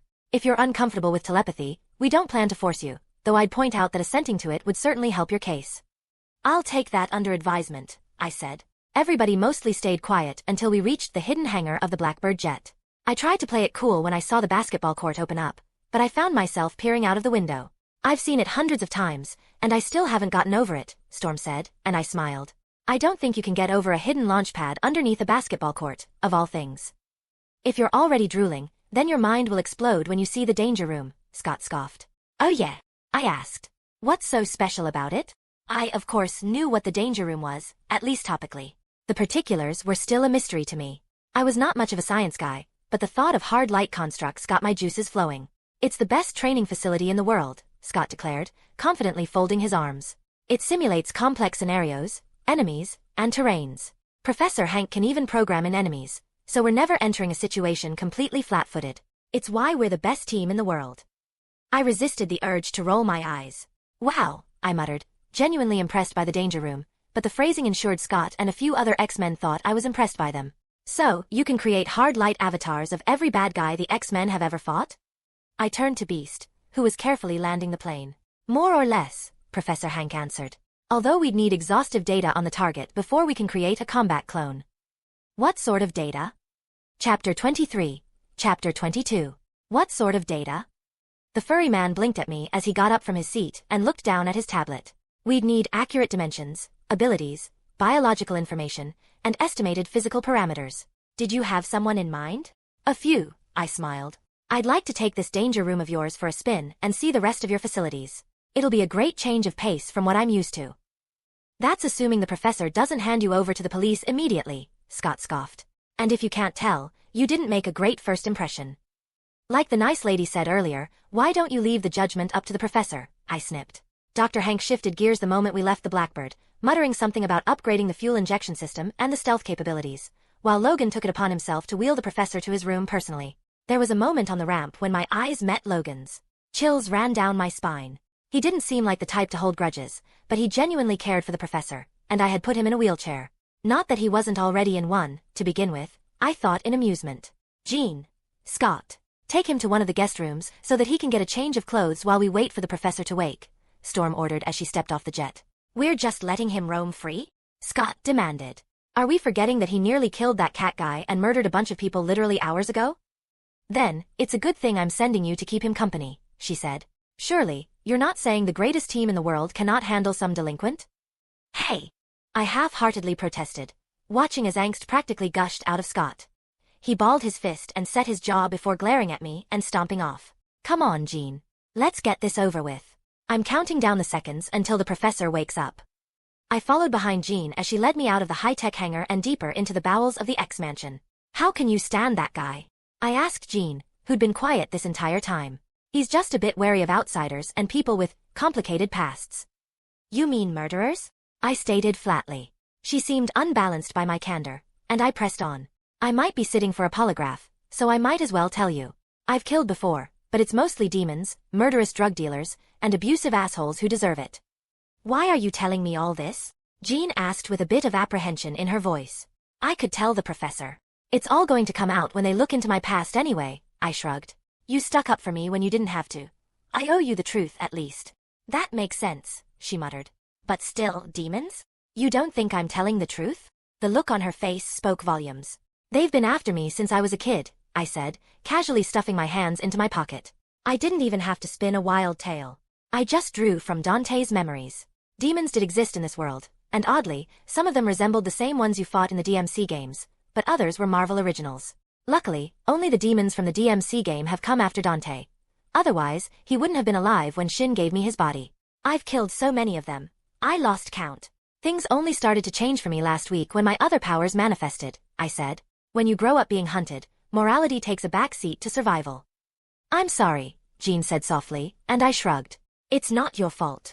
Jean took a moment to gather her thoughts. Why do you think they're after you? I think it's because of who my parents were, I said. Don't tell anybody this, but I think I'm not exactly an ordinary human. Maybe I'm part demon or something. I shrugged and looked at Jean. I suppose you can relate to that. You're not an ordinary mutant, either. There was a flash of fear and confusion in her eyes. She was obviously curious about my parentage but was more bothered about my comment. What do you mean? Don't tell me you don't know? I raised a brow.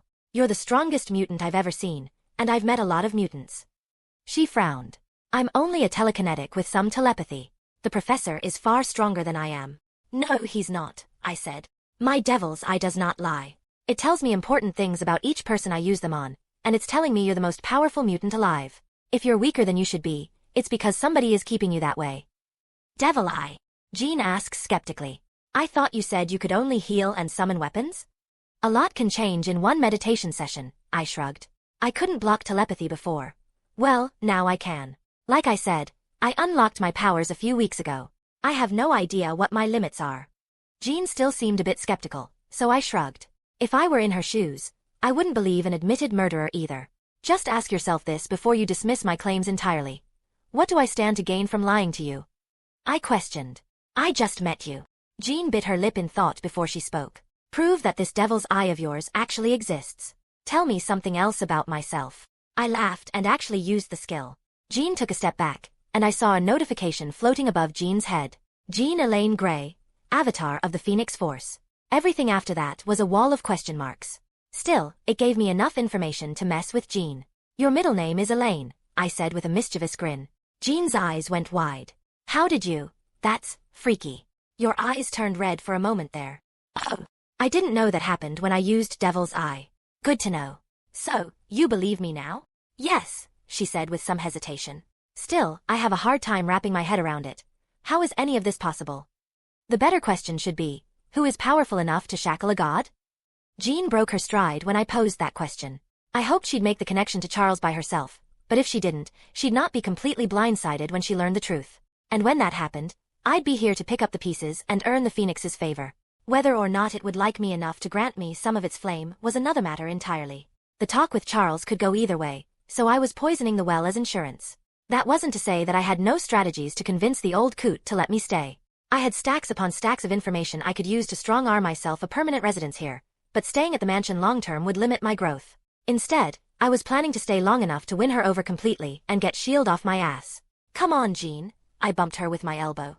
Let's get moving before your boyfriend blows a gasket. Jean blinked out of her reverie and blushed furiously. Did your devil's eye tell you? I'm not blind, you know? I chuckled as we walked deeper into the mansion. Chapter 24. Chapter 23. Scott came to get me at the crack of dawn and led me to the professor's office. It was a spacious study with a mahogany table, large windows that let in natural light, and low shelves stuffed with ancient leather-bound books. Take a seat, Dante, the professor offered. He was a bald man in his 40s with a smooth-shaven face and an elegant British voice. Don't mind if I do, I said, settling on the plush chair across from him. You know why I called you here, he said. The staff are undecided whether we should keep or hand you over to the authorities. They've asked me to make the final decision. And which direction are you leaning? I asked, crossing my legs. I barely know you, Charles said. We've only just met. That's not entirely true, I said with a cunning smile. You were in my head earlier, remember? Logan and Professor Hank tell me you react rather explosively to any mental intrusion of any sort, Charles said with a measured tone. I apologize for my actions earlier, but it was the only way to stop you from killing that man. I didn't actually plan on killing Night Cat, I said. I thought I was being recorded at the time and wasn't going to put an even bigger target on my back by killing a member of the Brotherhood. You intended to use him as leverage, Charles surmised. A plan which your X-Men ruined, by the way. I huffed. Given your history, you'd forgive me for not believing you. When we ran into you yesterday, we only knew about the murders and the fire at the store, but now, we know of your crimes and reputation in Los Angeles. You're not exactly the misunderstood teenager you pretend to be. No, I am not, I admitted. If you know about the crimes I've committed, you probably also know about my childhood. Yes, hunted by demons, and moved from foster home to foster home, Charles said with a voice thick with sarcasm. Imaginary monsters are hardly justification for committing murder. Oh, there's nothing imaginary about them, I said, flashing my devil's eye, causing Charles to shift uncomfortably in his seat. I've devoted my entire life to fighting them and men whose souls are just as black as the demons themselves. You're a demon? Charles questioned, instantly making the connection. Revealing my heritage was a calculated risk, but knowing Xavier, he wouldn't be able to help himself. He probably already concluded I was dangerous and too powerful not to be controlled or limited in some way. And that was exactly what I wanted him to think. You'll have to ask my parents that, I said with a shrug. Given the unusual nature of your power, I'd argue that you were. It would explain why your mind felt unlike anything I've ever witnessed. That energy you used, it was unnatural. Story of my life. Been called that since I was a toddler. Xavier winced, but he did not back down. Still, your past does not excuse your actions. You hold little regard for life because of how you were raised, and I cannot be certain that you'd never bring harm to others if I let you go. You're right, of course, I said easily. But you could say the same thing about Wolverine. The professor's eyes went wide, speechless as I threw his hypocrisy back at him. How did you?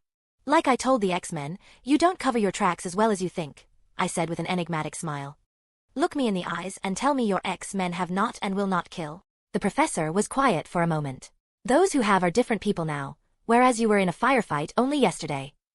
A firefight that I was dragged into against my wishes, I said. As I explained, I was visiting a friend when your enemies showed up. And who says I was not trying to change? I just got dealt a bad hand after bad hand. From the SHIELD agent to the Santos crew waiting to ambush me, every life I took was in self-defense. Xavier turned pale. Wait, did you say a SHIELD agent tried to kill you? You didn't tell Logan or Storm that. I smirked internally. Hook, line, and sinker. If SHIELD was active in this world, there was no way Xavier didn't know about them and what it's supposed to represent. It would go against everything Professor X stood for him to tolerate SHIELD abducting people. Wolverine had claws pointed at me, and I was trying to de-escalate the situation. I didn't think there was any room for story time. Professor X frowned. Tell me what happened. I retold the details of the night before I took over Dante's body, really emphasizing how suspicious the guy had been. He hadn't introduced himself, offered any explanation, or anything. He'd just tried to jump me, and I'd fought him off. It was only after he was dead that Dante found out that he was a SHIELD agent. Noting the complicated look on Xavier's face, I decided to twist the knife even deeper. SHIELD is not supposed to go around abducting people, are they? No, they're not. I guessed as much. That's why I ran, I said. I figured turning myself in was not an option. So, I stormed the Santos place, looking to get back some money their boss stole from me. After I left there, I went to an old pawn shop to try and retrieve my old guns. You already know how both interactions went. They fired first on both occasions, and things devolved. Xavier massaged his nose bridge. Your circumstances are extraordinary, he admitted. But if you found yourself on SHIELD's radar, there's very little I can do to protect you. I'm not asking for your protection, I said, earning a curious look from Xavier. I'm asking you to use your influence to help me negotiate a meeting with somebody high enough to trust. I can negotiate with him in good faith and find a mutually happy compromise. The old man stared at me. I couldn't tell if he was more impressed or shocked. He could read in between the lines. I was offering my services to SHIELD as a contractor, and he was not in any position to refuse me. Fury would want to talk to me, given the implications of what I just described, and Charles could not keep me from him without endangering the lives of his students. Releasing me to fend for myself didn't seem like an option he wanted to entertain either. Of course, I didn't want to go from a rookie devil hunter to a SHIELD mercenary without any time to prepare myself. Could you buy me at least a month to train before you set up the meet? I asked. I'd like to prepare myself physically. I knew that 1,001 things could go wrong during my negotiations with SHIELD, But I had a plan that guaranteed I walked out on top. Xavier didn't need to know that, though. It was a long moment before the professor spoke. Of course. Xavier's POV. What did you think of young Dante? I asked Storm, who sat in the same chair Dante had a few hours ago. When he was dismissed, he'd asked to be pointed to the training area and ran off. Hank had shown me the video of his fight. He was quite the competent fighter, on par with some of the most accomplished martial artists I'd ever seen, but his demonic heritage and powers set me on edge. After a single meeting, he'd been able to counter my mutant ability crudely. He's a wolf in sheep's clothing, Storm concluded. Manipulative, powerful, and has the intelligence to back it up. I'm almost afraid of what S.H.I.E.L.D. could do with somebody of his talent. Played you like a fiddle, Wolverine grunted in his seat across from Storm. But he's owning up to his mistake. It's a shame to see a fighter of his caliber go. I rewatched his fight with Night Cat. He was lethal. That he was, I said, and I'm afraid S.H.I.E.L.D. will warp him into more of a monster than he already is. Given his parentage, I fear that might be an inevitability. You can't keep him, Logan said. You know how Fury gets. We can't, I admitted. By announcing his connection with S.H.I.E.L.D., Dante had ensured we only had two options. Turn him to the police where the Brotherhood and the corrupt members of S.H.I.E.L.D. could find him, or help him on his terms. But I had a third and unconventional option.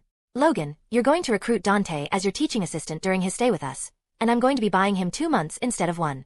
He has considerable fighting experience. Use it to train the children.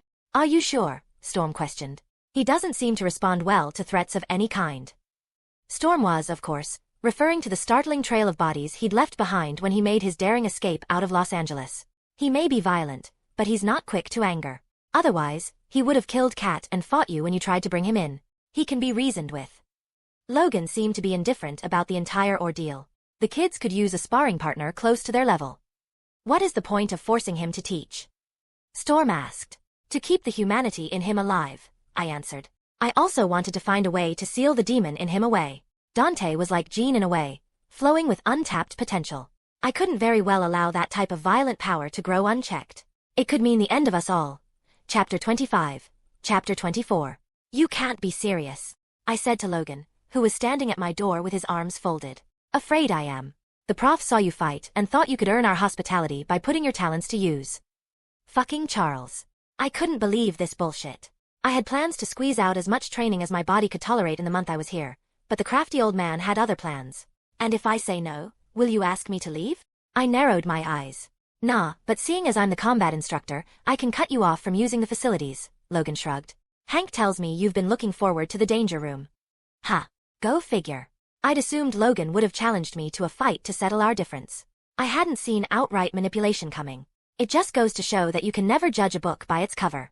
I'll do it, but I want full access to all of the facilities in return and personal instruction from you, I said, earning a raised brow from the bulky man. Why me?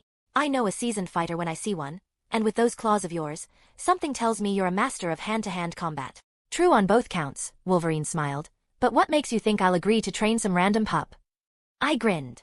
You know I'm not some 2-bit fighter. Otherwise, you wouldn't have let the professor talk you into letting me teach the students. Logan grunted. Be at the gym by noon. With those words, he turned around. Wait, I called out. Never got your name. In between the craziness of the night before, I realized I didn't ask for the X-Men's names. It'd be very bad if I slipped up.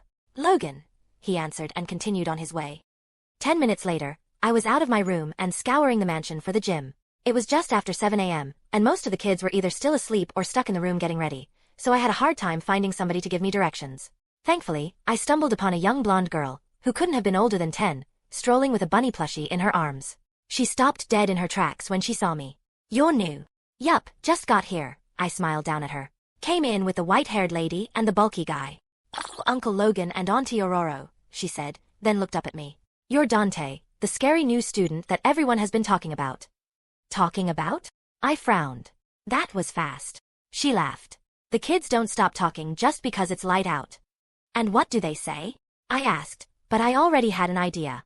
She seemed a bit nervous when she spoke, but I saw no fear in her eyes. They say you kill people. That you're a monster. I take it Scott is them. He doesn't like you very much, she laughed. It was all he could talk about at dinner last night. I huffed. Goddamned asshole. The feeling is mutual. I took a moment to consider the girl. Know where the gym is? I'd like to get an early start. She nodded vigorously and offered me her bunny's hand. Bunny and I will take you. A bunny named Bunny. My heart melted. She took me down winding corridors and turns. We came across a student or two, but they all seemed to give me a wide berth, probably because of what Scott had said. I didn't care either way. We mostly walked in silence until we arrived at a large set of doors. Thanks for the help, I said, kneeling to reach her level. I owe you one. She raised her bunny, pointing it at my face. You should thank Mr. Bunny. He did most of the work. I chuckled and shook the hand of the pink bunny rabbit. Thank you, Mr. Bunny, and thank you, I said, looking expectantly. Ileana, she supplied. Well, shit. I recognized the name immediately. She was Ileana Rasputin, a future sorceress, queen of Limbo, and a new mutant. Now, I know what you're thinking. Are Mai and her Limbo the same? In this iteration of the Marvel Universe, possibly. Only time will tell. After I said goodbye to Ileana, I stepped into the X-Men gym, and my jaw dropped. It was state-of-the-art with weightlifting machines, free weights, a hydraulic weight station, a massive sparring area with heavy bags, and a small arena at the center. At the very edge of the room was a door that I assumed led to the danger room. I wasn't quite ready to take a peek behind it yet, so I started with a few laps around the sparring area, moved to stretches, and ended up at the heavy bag with a shit-eating grin. I began to absolutely unload into it. I started drilling elbow strikes and blocks, jabs, hooks, uppercuts, kicks, knees, and every other martial arts strike I could remember. After that, I moved on to footwork, quickly repositioning myself as I threw attack after attack at the heavy bag. Time flew by as I shifted martial arts again, moving into kicks I'd learned from capoeira and karate. Each movement brought back an old memory of combat or training. I even moved into more practical styles that focused on joint manipulation. I came out of my reverie with a new notification flashing before my eyes. Congratulations, you've unlocked your first skill combination. Myriad Martial Art Mastery. Adept. Combines the knowledge and techniques from the martial arts you've mastered in your past life and distills them into a flexible, powerful, and unpredictable style. My body was soaked in sweat, and my heart was beating like a drum, but I felt truly at peace for the first time since I came to this universe. I took a gander at my skill list and nodded in appreciation. Parkour. Basic. Blunt Weapon Mastery. Basic. Gun Mastery. Basic. Sword Mastery. Adept. Knife Mastery. Basic. Driving. Basic. Demonic Energy Manipulation. Basic. Burst. Basic. Angelic Energy Manipulation. Basic. Meditation. Basic. Paradise Simulacrum. Basic. Myriad Martial Art Mastery. Adept. I closed my status and moved on to the free weights. Given everything I'd managed up until now, I expected to be twice as strong as an experienced bodybuilder. I knew the weight of my strikes from my previous life, and I was outputting twice the force easily. When I completed my first set with the bench press, I knew my calculations were right on the money. I kept stacking weights until I peaked at 700 pounds. My squats were monstrous in comparison. I was pumping out reps with 1,200 pounds on the bar. My 100-meter sprint shattered Usain Bolt's record easily, having his time by 4.2 seconds. By the time I summoned Rebellion to go through the swordsmanship drills I'd inherited from Dante, I heard the gym door open, and Logan walked in. I was shirtless and covered in sweat, panting. "What are you doing just standing there?" he demanded. "Class starts in 20 minutes. After a quick shower and a change of clothes, I stood beside Logan as the students milled in. I recognized a few future X-Men, Kitty Pryde, Cyclops, Colossus, Bobby Drake, and his future nemesis, Pyro. There were dozens of other mutants I didn't quite place, but they all seemed to recognize me. Murmurs and whispers pulsed through the crowd. Killer. What was the professor thinking? He's kinda hot. Scott was the first to speak directly. "What's he doing here, Logan?" "That professor to you," he grunted at Scott. "And he's here to be your combat dummy and my teaching assistant." "Teaching assistant?" Scott scoffed. He got his ass handed to him by Toad. "Are you sure he can actually fight?" he said, looking down his nose at me. "Why don't you step into the arena and find out?" I said. "Ooh, fight, fight," Kitty Pryde chanted. She looked barely into her teens, but I could instantly tell she was a troublemaker. "Come on, Scott," Jean spoke up. "Walk away. You don't need to prove anything." "Can't back down now, Scotty boy," Pyro quipped. "Not after all that shit talk yesterday." "I don't intend to," Scott said, taking a bold step forward. I smirked. I almost pitied the kid. Colossus spoke up, his voice like gravel on asphalt. "Professor, aren't you going to stop this?" Logan shrugged. "Nah. It's perfect. It will show you the difference between sports combat and a seasoned fighter. In fact, I want the rest of you to take a run at him when Scott is done." "You really think he's going to lose?" Bobby Drake questioned. "Isn't he the best hand-to-hand fighter in the class?" "That doesn't mean shit in the real world," Logan grunted. "You're about to find out why." I stepped onto the sparring arena with a contented smile on my face. I can't say I'm not looking forward to kicking your ass. Don't worry though. I'll make it quick for Jean's sake. Keep her name out of your mouth, Scott snapped as he assumed a traditional boxer stance. I copied him, but mine came out looser and more relaxed. We circled each other for a few seconds before Scott snapped his fist at me in a probing jab. It proved to be undoing. My leg whipped into his side, knocking the air out of him, and I put him on his ass with a neck kick. His visor was knocked straight off, and he spent the next few seconds writhing in pain. There was pin-drop silence in the arena as everybody stared at me. I winked at Jean, who seemed positively petrified, rushing to Scott's side. Chump, I sniffed as Cyclops. Teach you to talk shit behind people's backs. So, who's next? I said, turning to the crowd of kids. Chapter 26, Chapter 25. Scott had to be shuttled to the infirmary after nearly getting his head taken off, and the rest of the spars went as expected. I held back considerably, but most of the kids were not nearly as good as Cyclops. So Logan insisted they wore thick padding before they started sparring with me. I took my time with each student, testing them and getting a feel for their techniques and style while Logan yelled from the side, pointing out their mistakes. Bobby Drake was a close second to Cyclops in technique, overall physical fitness, and skill. His style blended karate and boxing, seamlessly flowing through attacks. I ended our fight with a grab and judo takedown, but I offered him my hands afterward. Coupled with his mutant power of cryokinesis, he'd be formidable if he wasn't holding back. My first somewhat dangerous fight was with Pyro, a skinny, pale kid with greasy hair and a vicious smirk on his face. When he stepped onto the arena, he pulled out his lighter and sparked it. An orb of fire gathered above his hand, earning a nervous look from me. You never set the rules, he quipped. Logan was about to speak up before I interrupted. Nah, it's fine, I said. It won't make that much of a difference. Logan considered my request for a moment before he nodded in agreement. The area around the arena was cleared out, and I stood across from Pyro, shirtless, my lean, muscular physique on display. It earned a few whistles from the girls below, and I egged Pyro on. Whenever you're ready, lighter boy. Pyro unleashed a wave of fire with a grunt. I sidestepped the stream with basic footwork, and with 2 quick strides, I ate up half the distance between us. Pyro swung his hand out, spreading the flames, hoping to cut me off, but I leaped forward with a flip and came down with a vicious axe kick that nearly took Pyro's head off. He cut the fire off, rapidly retreating as he lobbed fireball after fireball at me, but I juked and weaved through them all, leaning heavily into the instinctive mastery that my new martial arts skill and personal experience gave me.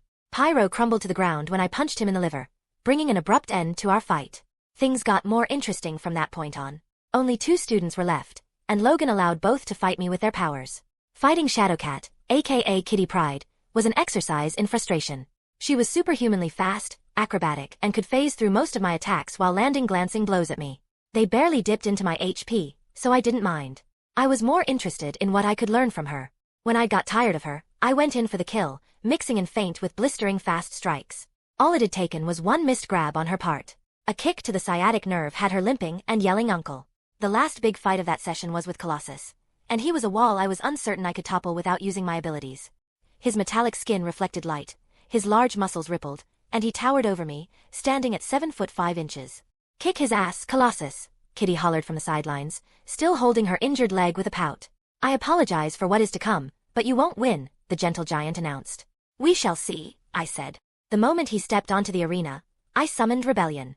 He came charging at me, moving startlingly fast for somebody his size, and swiped at me with an open palm. I charged at him, transforming rebellion into Ophion. I pumped it full of demon energy, switching it into a grappling hook, and fired it at Colossus's face. My body dropped into a slide, perfectly slipping through his massive legs. I yanked, backed with demonic strength, but the giant didn't budge. At most, I just chafed him. I switched Ophion to a sword, parrying the swipe that came a second later, but it still sent me spinning. Just how strong are you? I grunted as I sprung to my feet. I ducked under a haymaker next and stepped under a slow front kick. I pulled on Colossus's meaty right bicep, unbalancing him as much as possible, and wrapped my leg around his only rooted leg. My muscles strained as I tugged his hand even harder, causing the giant to pitch over, but he caught himself before he fell to the floor. I clicked my tongue at the failed maneuver and swung at his jaw with a burst shooting out of my left elbow. It went off like a bomb. My hand pulled back, broken in 3 places, while Colossus stumbled back, his eyes glazed over. God. That hurt like a bitch, I thought as I cradled my hand. A burst brought me several paces back to avoid any retaliatory strikes, having learned my lesson from my fight with the concrete bruiser. Angel regeneration pulsed, healing my broken bones. I flashed forward with a 720 kick next to keep the pressure on, but the big guy was ready for me. He raised his forearm to tank my hit, and my shin splintered. With a grunt, I summoned rebellion to tank the uppercut that I saw his body telegraph. The blow caught the flat of the blade, and I was thrown, sword and body, out of the arena. There was a resounding wave of applause when I landed on my feet and subsequently tripped, but I still caught myself. Go figure, landing on a busted leg was not a good idea. My only consolation was angel regeneration, which was already healing my tibia. When I looked up, I noticed the cheers were not for me. They were for Colossus. Everyone from Bobby to Kitty and Pyro congratulated him. Only Jean rushed to my side immediately. "Are you okay?" she said with no small amount of worry in her voice. She'd reappeared just in time to watch me get my ass hooped by the metal giant. "Never better," I smiled. I knew he was strong, but I didn't realize it was that ridiculous. Colossus can lift 50 tons above his head. You were never going to win in a straight-up fistfight. 50 tons, I coughed. Damn. Never say never. I had him on the ropes for a second there. Only because he was going easy on you, Jean pointed out, and I conceded after some thought. Even I don't think my regeneration can handle being hit by a 50-ton haymaker. Looking over at Colossus and the crowd of kids around him, I decided to be a proper sportsman. "What are you doing?" Jean asked as I started walking toward the giant. "My job," I called back to her. "I'm an instructor. I have to be the bigger man, even if I'm a little salty." "At least put on a shirt first," she demanded, and I turned back, noticing the slight flush on her face. "I don't hear anyone else complaining," I shrugged. The crowd parted as I walked up to Colossus, every mutant in the room on edge.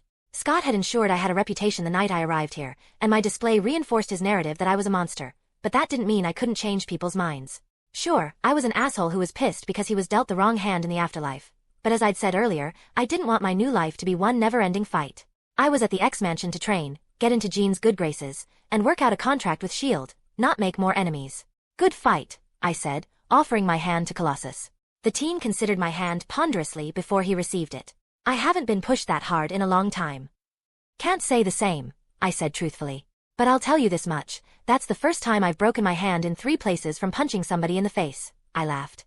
"You're a lot less monstrous than Scott makes you out to be," he rumbled. "I imagined you'd be angrier at the loss." "I don't pretend I don't have a past, but I'm a lot less violent than people think," I said, surveying the room full of mutants. Kitty Pryde huffed and folded her arms. "He's still a big meanie. Couldn't even take it easy on me." "If I'd been going any easier, I'd be fighting in slow motion," I retorted. "You're not just as slick as you think you are, but don't worry, that's why I am here. We'll be running drills until all of you don't completely suck," I announced, then nodded in Colossus's direction. "Present company excluded, of course." Logan clapped his hands together and joined the group of mutants. "Now that you've gotten that out of your system, can I finally get on with the lesson of the day?" Chapter 27. Chapter 26. Training for the kids mostly consisted of cardio, flexibility drills, high-intensity interval training, weightlifting, and live combat. All that didn't happen every day for them, but I damn made sure it did for me. With my busted angel regeneration and meditation, I didn't need the off days or downtime. I made the most of every minute I had in the gym because I understood that I was on a clock. The next incursion was happening in a month, and after dealing with that, I had to negotiate with Fury. I was nowhere near ready for either, so I was pulling all of the stops. I started drilling angel and demon energy manipulation for 2 hours every night, as well as practicing with knives, batons, axes, and even the bow staff. I hoped I would be close to the adept tier when I finally had the red orbs to buy my weapons. It wasn't until the end of the first week that I saw the danger room. It was a large white room without blemish, with hundreds of tiny projectors sticking out of the wall. Beast walked in dressed in a lab coat and had a thick set of glasses dropping down from his cat-like face as he stared into a tablet, humming. "Ah, Dante. Here to book a session in the danger room for your class." "Yeah. It might have only been a week, but I think they're ready," I said, "but I'm not only here for them." "You're here about the combat avatars," Beast said, meeting my eyes. "It's no secret that I'll be out of here in a few weeks. I have enemies waiting for me, and I'd prefer to be prepared for them." I took a step closer. "What sort of enemies?" "The kind that would give your nightmares," I said. "What are you going up against?" Beast frowned. "You might not believe me if I told you. It's not exactly scientific." "Tell me anyway." "Demons." Beast looked a bit taken aback. "The professor did tell me about your peculiar heritage and mission." I folded my arms and feigned offense. I didn't think the professor would reveal what I'd mentioned in confidence. And for the record, I never confirmed or denied who my parents were. "He meant no offense," Beast said. "It's just due diligence to inform all of our staff of the more peculiar characteristics of our students." "It's fine," I waved, "but I should remind you that I am no student." Before Beast had the chance to counter, I continued speaking. "So, how does this danger room thing work?" 30 minutes later, I was standing in a facsimile of New York City with 10 pudgy ceramic cherubs flying with crossbows and shields. I summoned my guns and spun them with a flourish. The cherubs screeched as one and let a rip, letting crossbow bolts fly. I twisted, turned, flipped, and rapid-fired ebony and ivory. My initial flurry took out several 3 of the 10 flyers, and I backtracked and strafed aggressively as I took shot after shot. The cherubs quickly caught on, spreading out to make it more difficult for me to pick them off, but it didn't help much. I ducked into an alleyway and let a rip as soon as a cherub floated in, chasing after me. I took out the other one, hanging back, watching the fight from afar. A quick demonic burst through me into the other side of the wall, dodging a spray of bolts from a pair trying to flank me. Ebony and Ivory spat thunder, and their bodies dropped. Only 3 left. 2 bombs dropped in from above me, rapidly flickering. Another quick burst carried me out of the alley in time to escape the explosion. I came up firing Ebony and Ivory at the spot in the sky where the bombs had dropped from, clipping one cherub in the wing. Its head burst from another before it hit the ground, and the final 2 cherubs scattered. For a moment, I stood at the square, patiently waiting for the ambush I knew was coming. A flickering bomb came flying at me from one direction and a spray of arrows from the other. I juked, weaved, and burst out of the firing line of the arrows before summoning rebellion and punting the incoming bomb at the enthusiastic archer. I saw the surprise on its face as I darted at the bomb thrower, who went into overdrive since it was the last man standing.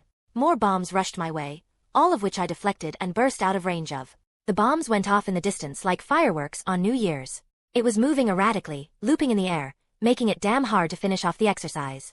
At least, that was until I fired a shot to its left that made it back to the right, where Ophine was waiting on it. I yanked it down hard with demon pull, slamming it into the ground before I pulled it close and kicked its head off. A wild grin spread across my face when I finished. I'd barely broken a sweat. "Let's go again," I yelled to Beast. But double numbers.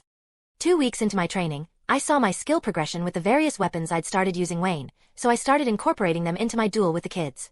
Only Jean, Kitty, Colossus, and, surprisingly, Cyclops could offer me a challenge. Fighting Jean was as painful as Colossus. In this universe, she was fairly decent at using her telekinetic abilities, so every spar was a fight to overwhelm her with bursts in unpredictable ways and move so fast she couldn't keep track of me. Because once she did, our fights were over in an instant. Strategically distracting her with throwing knives was one of the only ways I could stay in her hand when she did eventually catch up to me. Instead of trying to hold my entire body down, Jean learned early on it was smarter to hold my waist, neck, back, or some other body part one could exert my strength with. In our time together, Jean also improved leaps and bounds. She got better at split-second and minute manipulation of psychic energy, and she was often the last person I saw before I went to bed, much to Scott's chagrin. We also joked around a bunch and talked about her past, nothing, and everything. Slowly, I began to build a rapport with her, and she was every bit as bright and strong-willed as you'd expect from a heroine of a popular Marvel comic series. Time seemed to fly by when I fought and hung out with her, and it was still surreal to remember that she was just a picture on a page to me and most of my universe up until a few months ago. Chapter 28. Chapter 27. During my 3rd week of training, I decided to kick things into hypergear. I was up hundreds of pounds on all my lifts, and my training at the danger room was getting more complicated and frantic. I'd spammed burst so much that I knew I was close to reaching the upper limits of the basic tier. My control over Ophion was also getting masterful. I practiced swinging around the city, yanking enemies close, pulling myself to them, and using them as a tool to incapacitate. I rounded the week off by cornering Wolverine and demanding an actual spar from the combat master of the X-Men. When I'd initially approached him about the training he'd promised, he pointed out that he said no such thing. I'd asked for it, and he'd answered my question with another. That left me slack-jawed for a moment before I recovered. I pointed out that I needed to see where I stacked against a true master, and the flattery finally got Logan into the arena. Throughout my entire time teaching with Logan, he'd only used me as promised, a demonstration partner for all his strikes, parries, throws, maneuvers, and submissions. And he hadn't gone easy on me. But it was nothing my regeneration could not handle. His sessions, however, cemented Logan's reputation as one of the most skilled fighters in the Marvel Universe. He'd demonstrated flawless mastery of multiple martial arts and a technical understanding that bothered genius, even if the man couldn't explain it in so many words. We were in the arena alone. Our only audience was the teaching staff watching from behind the cameras. Logan was a simple shirt with an old katana, and I clutched Rebellion, shifting nervously. Logan had decades of experience with me, and his healing factor and endurance meant he wouldn't be tapping out anytime soon. I was stronger than when I first arrived, but Logan had bones made of adamantium. "Come on, bub," Logan said with a come-hither gesture. "I haven't got all day." Instead of trading barbs with him, I let my actions speak for me. A potent burst brought me within striking distance of Logan, and I slashed at him. He raised his blade to block the attack, but I unsummoned Rebellion, ducking into an athletic roll. Midway through, I summoned 5 of the then fingers of Orochi and pelted Logan's back. Arg! He grunted and swung around. I leaned back, dodging the cut by mere inches. A knuckle duster came out next, and I punched with a burst. The blow did not move Logan, but he definitely felt it. His legs angled out, but he was slightly slower than he would have otherwise been.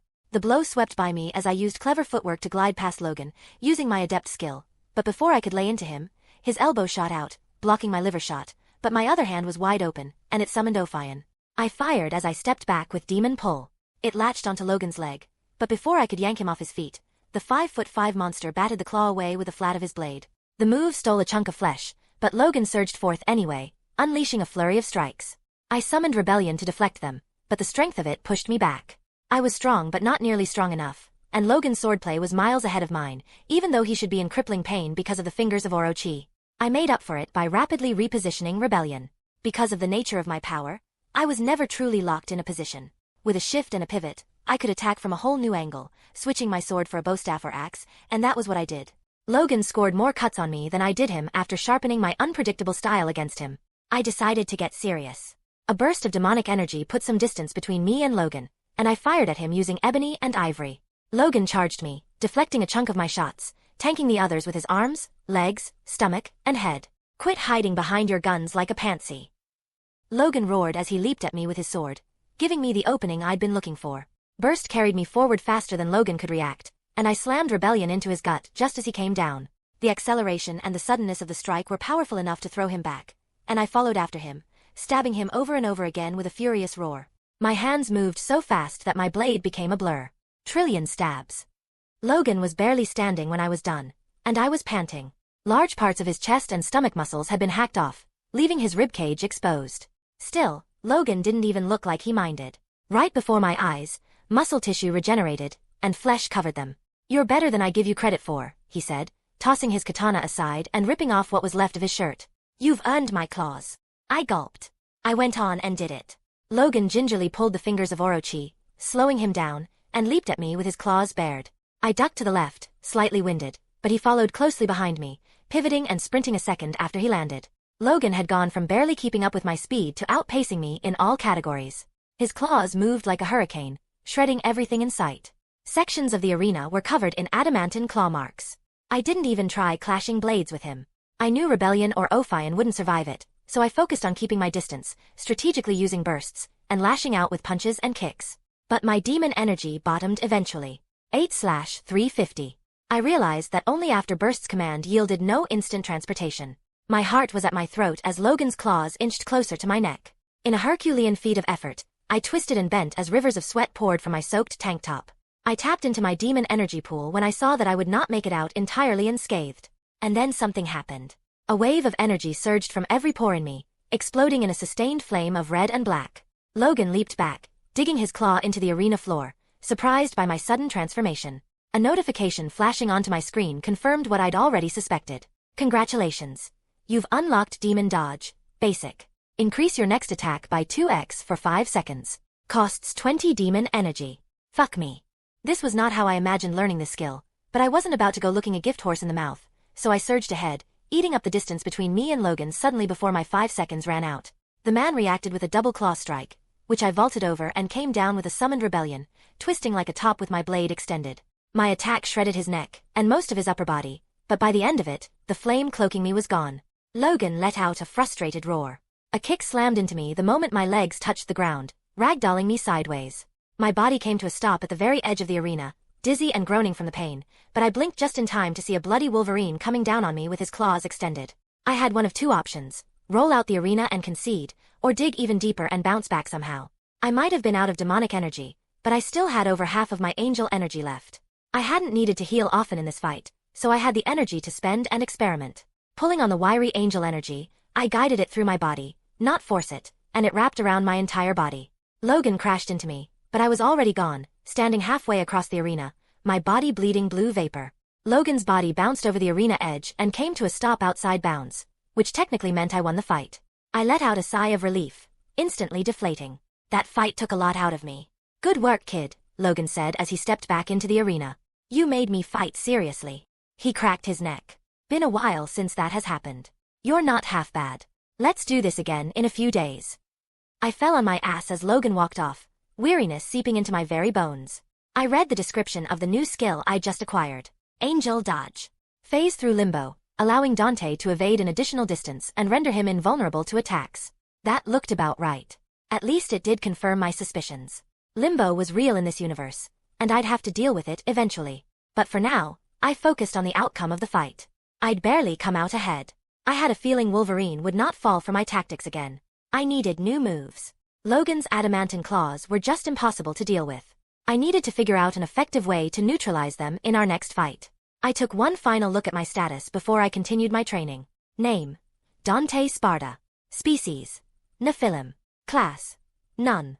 HP: 100/570. SP: 340/560. AE: 50/350. DA: 60/360. Strength: 32. Dexterity: 35. Endurance: 56. Vitality: 57. Angelic energy: 35. Demonic energy: 36. Chapter 29. Chapter 28. Wow guys. Thanks for the 600 power stones. I'm nothing if not a man of my word. Here's the second chappy. I put my plan into motion at the X-Men mansion at the start of the 4th week. Jean needed to understand how much danger she was truly in.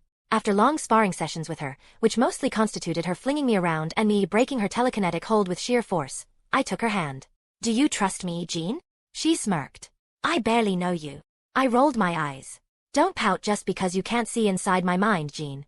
We've been hanging out for weeks, and I've told you more about my past than anyone." She chewed her lips, regarding me carefully. "I'm flattered, Dante, but I have a... Get your mind out of the gutter," I chuckled. "Scotty boy can have you all for himself. I prefer them a bit older." She blushed, yanking away her arm. "I'm glad you do. I would have hated losing my favorite sparring partner." I leaned in closer. "Sparring partners, huh? That all we are?"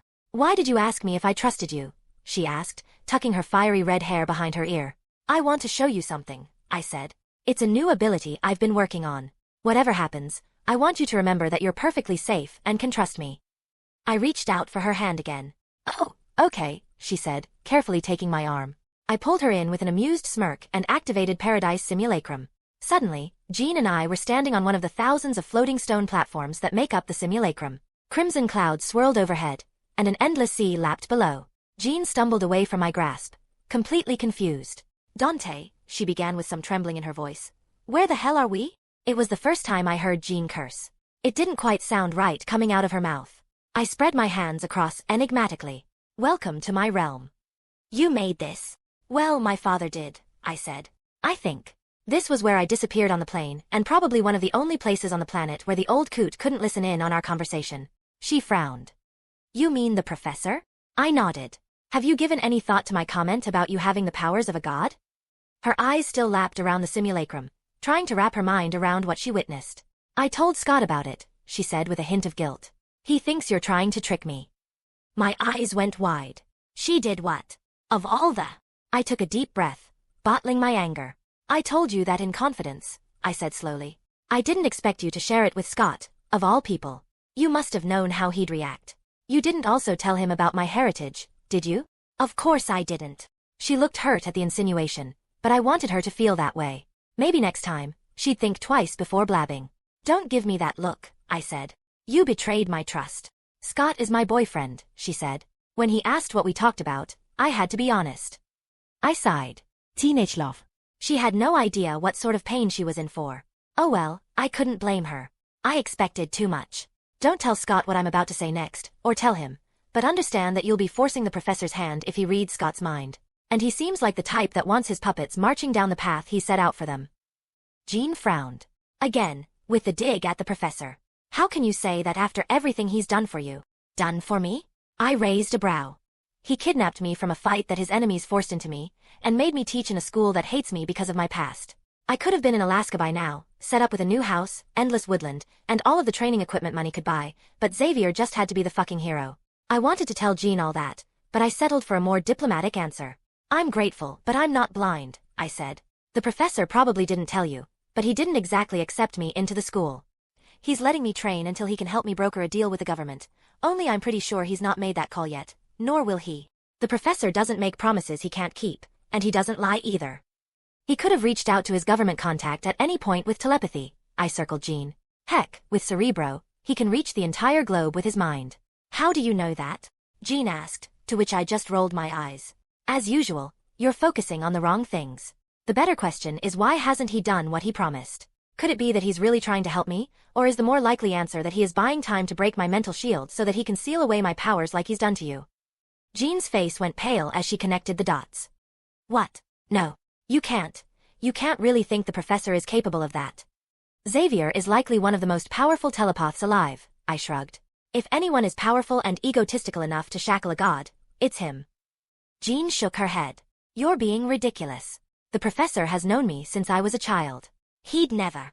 You're out of line. I'm asking you to open your eyes, Jean, I said a bit forcefully.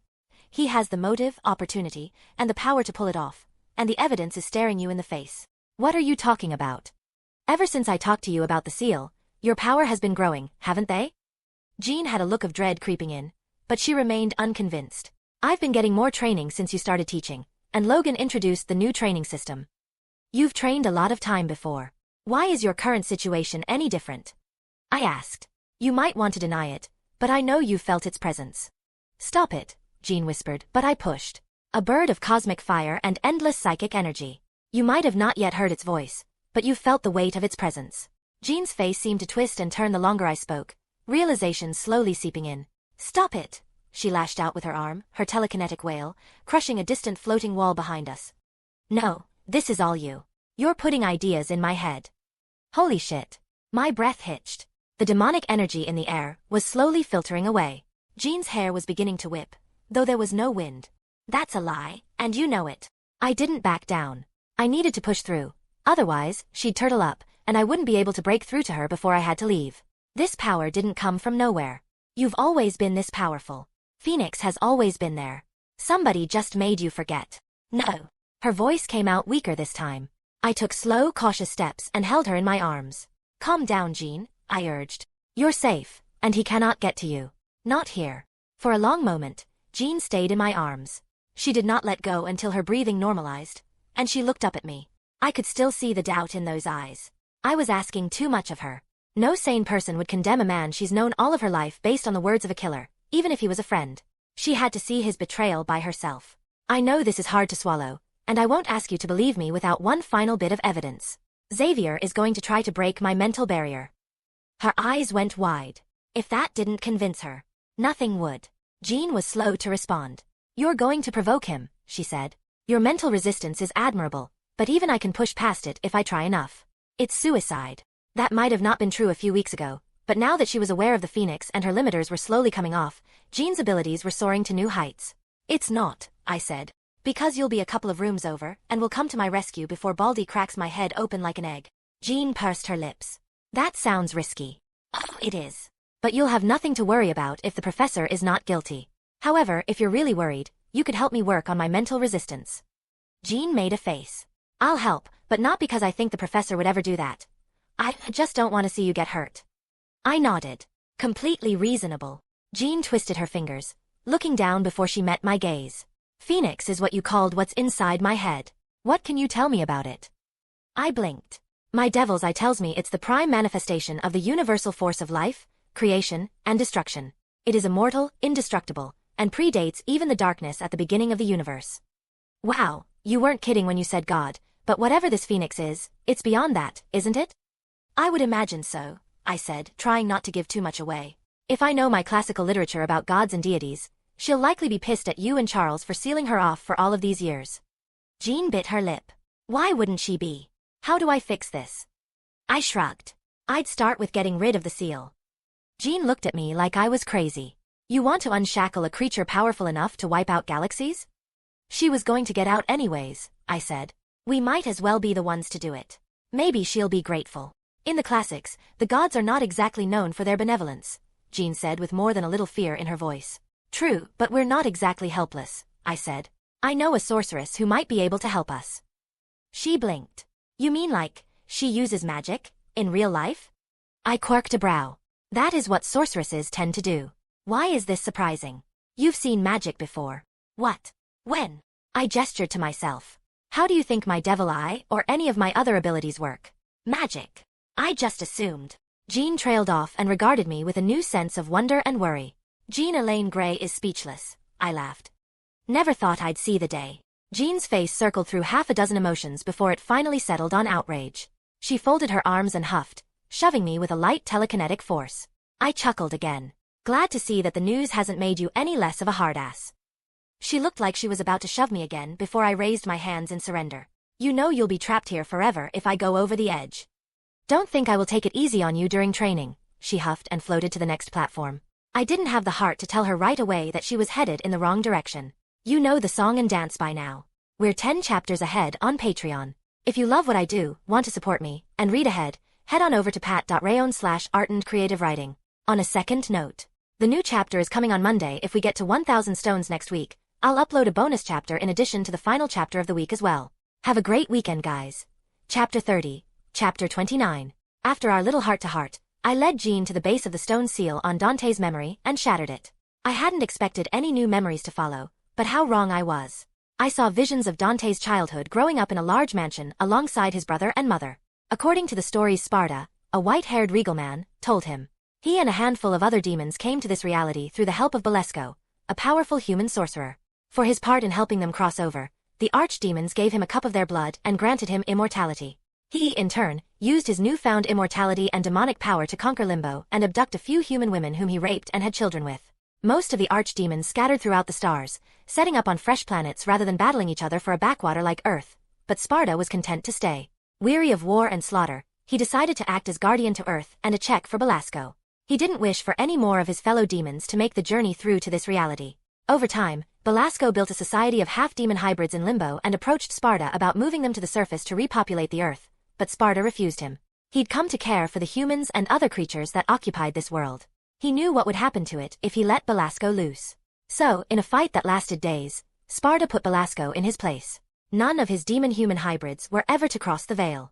For centuries, Belasco obeyed, biding his time, slowly growing his army, waiting for the perfect opportunity. It presented itself nearly 20 years ago when something came through Belasco's long-dead teleportation circle. It was an angel, and the forces of Limbo immediately attacked her. She wielded shifting weapons and energy constructs and managed to beat back most of Belasco's forces until the sorcerer himself stepped forward. He put her down fairly quickly but did not kill her, marveling at her power. He figured children made from his seed and her genetics could grow powerful enough to rival Sparda one day and let him invade the surface, but the legendary Dark Knight put an end to his plans before they formed. Sparda took Eva to the surface world, and in no time, they fell in love and had 2 children, Virgil and Dante. Desperate for revenge, Belasco sent a message to Mundus, the conqueror and former king of the demon world. He had a grudge against Sparda and was furious when he discovered that Sparda had taken an angel as a wife. He and Belasco invaded their home, killed Eva, and sealed Sparda after the Dark Knight successfully hid his sons. Mundus left Earth after the deal, leaving Belasco to do with it as he pleased. Now, only the sorcerers of Sanctum Sanctorium hold back his forces. Oh hell. What the fuck did Shin get me into now? I thought I was done with all of Dante's crap. Now, you're telling me there's an entire dimension of demons that were probably after me. Congratulations. You've triggered your second quest from your god and patron, Shin the Avaricious. Free the Dark Knight Sparda, kill Mundus, the 4 other archdemons roaming the Marvel Universe, and wipe out Belasco's army. Hand over the Belasco to Shin and submit control of Limbo. Reward, 2 advanced class tokens, 1,000 stat points, a world key, and 1 legendary tier item from the shop. Note from Shin. You found the other thing I wanted. Thank heavens you're not completely slow. The Paradise Simulacrum could have gone undiscovered for years if you never thought to combine both of your energies. P.S. Do more of that, by the way. You didn't need to be a genius to explain why Shin wanted Limbo. He wanted to get his hand on Belasco's bullshit multiversal summon magic. It had been powerful enough to transport several archdemons and an angel from several multiverses. No doubt, Ileana had something to do with this. Thinking about the entire ordeal gave me a small migraine, but after I broke it down, I realized it wasn't that big of a deal. I could end Belasco and his army with a wave of my hand if I find the power, mind, or space stone. As for the remaining 4 archdemons, they'd get their due in time. The only task I was slightly nervous about was saving Sparda. I kept myself from getting too excited about the rewards, remembering who they were from. If my plan worked out, I'd not need to rely on Shin's charity to get stronger. Are you okay? Jean's voice pulled me back to the platform. I was covered in sweat and slightly unsteady on my feet. Dante, do you need to sit down? She asked. What did you see? I let out a dark chuckle. I officially know where I come from, and it's no surprise. I'm half demon like I told you. I knew I was technically lying to Jean, but I couldn't fully trust her. She was a fence-sitter until she made up her mind about the professor. Ooh, she sounded slightly disappointed, so I decided to give her more. I have a family out there, apparently, I said, folding my arms. I will have to look for them when all this is over. It's good to hear you have someone, Jean said. They could be looking for you. A humorous chuckle escaped my lips. Doubt it, I said. Let's get to the mental drills. Jean's opening attack cracked open my mental shield like a walnut. My adept mental resistance lasted all of 5 minutes against her. I was gasping, gripping the side of my head, when the first session was over. Need a break? Jean asked in an innocent voice. Wouldn't dream of it, I said, spiking angel regeneration. The intense pain faded, but the headache lingered for a minute longer before we went at it repeatedly. We worked on my mental resistance stat for hours, slowly grinding it past the initial stage until I could resist Jean for up to 15 minutes before she wore me down. Each time she got through my walls, she didn't thankfully linger, only skimming my bare surface thoughts. I slowly learned to be guarded around her, though I didn't intend for it. Still, Jean noticed easily enough. I concentrated on the mission, focusing on strange obsessions like how much the punching bags in the gym weighed and how S.H.I.E.L.D. would react when they met me. You know, you don't have to go through with this, Jean said. The fact that you're willing to endure this much pain tells me you believe the professor is guilty. But do you believe it, though? The look on her face was telling. You have to see it with your own eyes. I know you love him like a father, and you're struggling with this. I would need irrefutable proof if I were your shoes. The occasional migraine is a small price to pay for your peace of mind. Jean didn't say much after that, and neither did I. We spent the next few hours slowly building up my mental resistance, and just as my skill was about to expire, I told Jean the particulars of my plan to expose the professor. You're going to call S.H.I.E.L.D.? Jean yelled, staring at me as if I was a crazy person. My mental shield was up, so she didn't see how much fun I was having at her expense. I'm going to have you do what the professor promised 3 weeks back. Didn't you say they were after you for killing their agent? Jean brought up a fair point. That was a mistake, and the agent was most likely dirty. Besides, after I go through with my plan, they'll be crazy not to try and negotiate with me. Are you going to tell me the particulars of this crazy plan of yours? As soon as we deal with the professor. Jean let out a frustrated huff and sighed. What do you want me to do? The professor needs to be off-kilter when I provoke him, so we do that by letting him think that S.H.I.E.L.D. has caught onto his little secret. Won't he suspect you of setting this up somehow? Not if his perfect Jean does it in my stead, I smirked. Here's what I want you to do. Chapter 31. Chapter 30. Jean POV. My stomach turned as I strolled down a busy street with Scott, Kitty, and a de-transformed Piotr. It was Sunday, our only day off from the daily training and classes, and we mutants that could leave the mansion loved spending that time in town. We typically caught a movie or visited a park, but today, everyone was in the mood for a burger. The thought of eating nearly made me barf. I hated secrets and lying and felt crazy even entertaining what Dante was suggesting, but he'd never been wrong, ever. It's not only me who noticed it. Logan never corrected him when we were training. Piotr listened to him, Ileana loved him, and his weird devils I revealed secrets he couldn't possibly know. He could instantly tell what part of Africa Storm was from just one look at her, and he knew that Logan had a Japanese wife once. If I hadn't seen a more casual side of him, I'd be downright terrified of Dante, but after seeing the pain he'd gone through just to prove that the professor had altered my mind somehow, I had to give him a chance, no matter how uncomfortable that made me feel. He was also right about the presence of the Pheonix. Until now, I'd always chalked it up to another downside of being psychic, but recent events have convinced me otherwise. My powers were growing as Dante said, and I was inclined to believe that the Pheonix was the cause of it. The entire thing honestly sounded like the plot of a cheesy fantasy movie, but I couldn't ignore the time differential when we came out of Dante's realm or Dante's claim about the professors brainwashing other mutants. I didn't want to believe it, but the evidence was tallying up. A quick chat with Logan also backed up Dante's claim about the deal with the professor. Provoking the professor obviously wasn't the route I would have gone, but I was desperate to prove Dante wrong. There had to be an explanation for everything that had happened, right? If it meant going along with this, then that was what I had to do. I couldn't afford to entertain the alternative. Something on your mind, babe? Scott asked. She's been different since her last spar with that asshole, he thought. Just feeling a bit under the weather, I muttered, folding my arms. Mind if I stop to make a call at a payphone? Just use my cell. Scott offered. I still got minutes on it. We came to a stop in front of a small mom and pop diner. I'd had my eye on the place before all of this started. Now, the thought of it made me want to hurl. I shook my head. I've got some change I need to get rid of anyway. Scott frowned, and I sensed his dread. Could she be no? Don't go there, Scott. She can hear you. I held his hand and forced a smile. I'll only be a minute. I just need some time to myself. Scott sensed my unease but let go anyway. He kissed me on the cheek. All right, babe. He joined Pyotr and Kitty, who had the sense not to comment on our relationship troubles, though their thoughts on it were not exactly a mystery. Pyotr thought I was changing, and Kitty was jealous because I was getting hot and heavy with the new beefcake. I resisted the urge to point out Dante was about 5 years too old for her. I found the nearest payphone and slipped my quarter in, dialing the phone number that Dante gave me. I swallowed as the line connected and went to voicemail. Hey, this is J.E., Gemma calling for Donnie. I got your number from a guy I ran into at a party.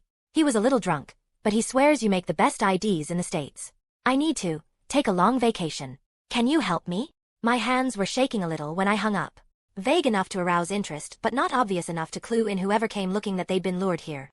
I thought using his dead friend's name to set a trap was a bit cold, but Dante just shrugged and said, he's dead.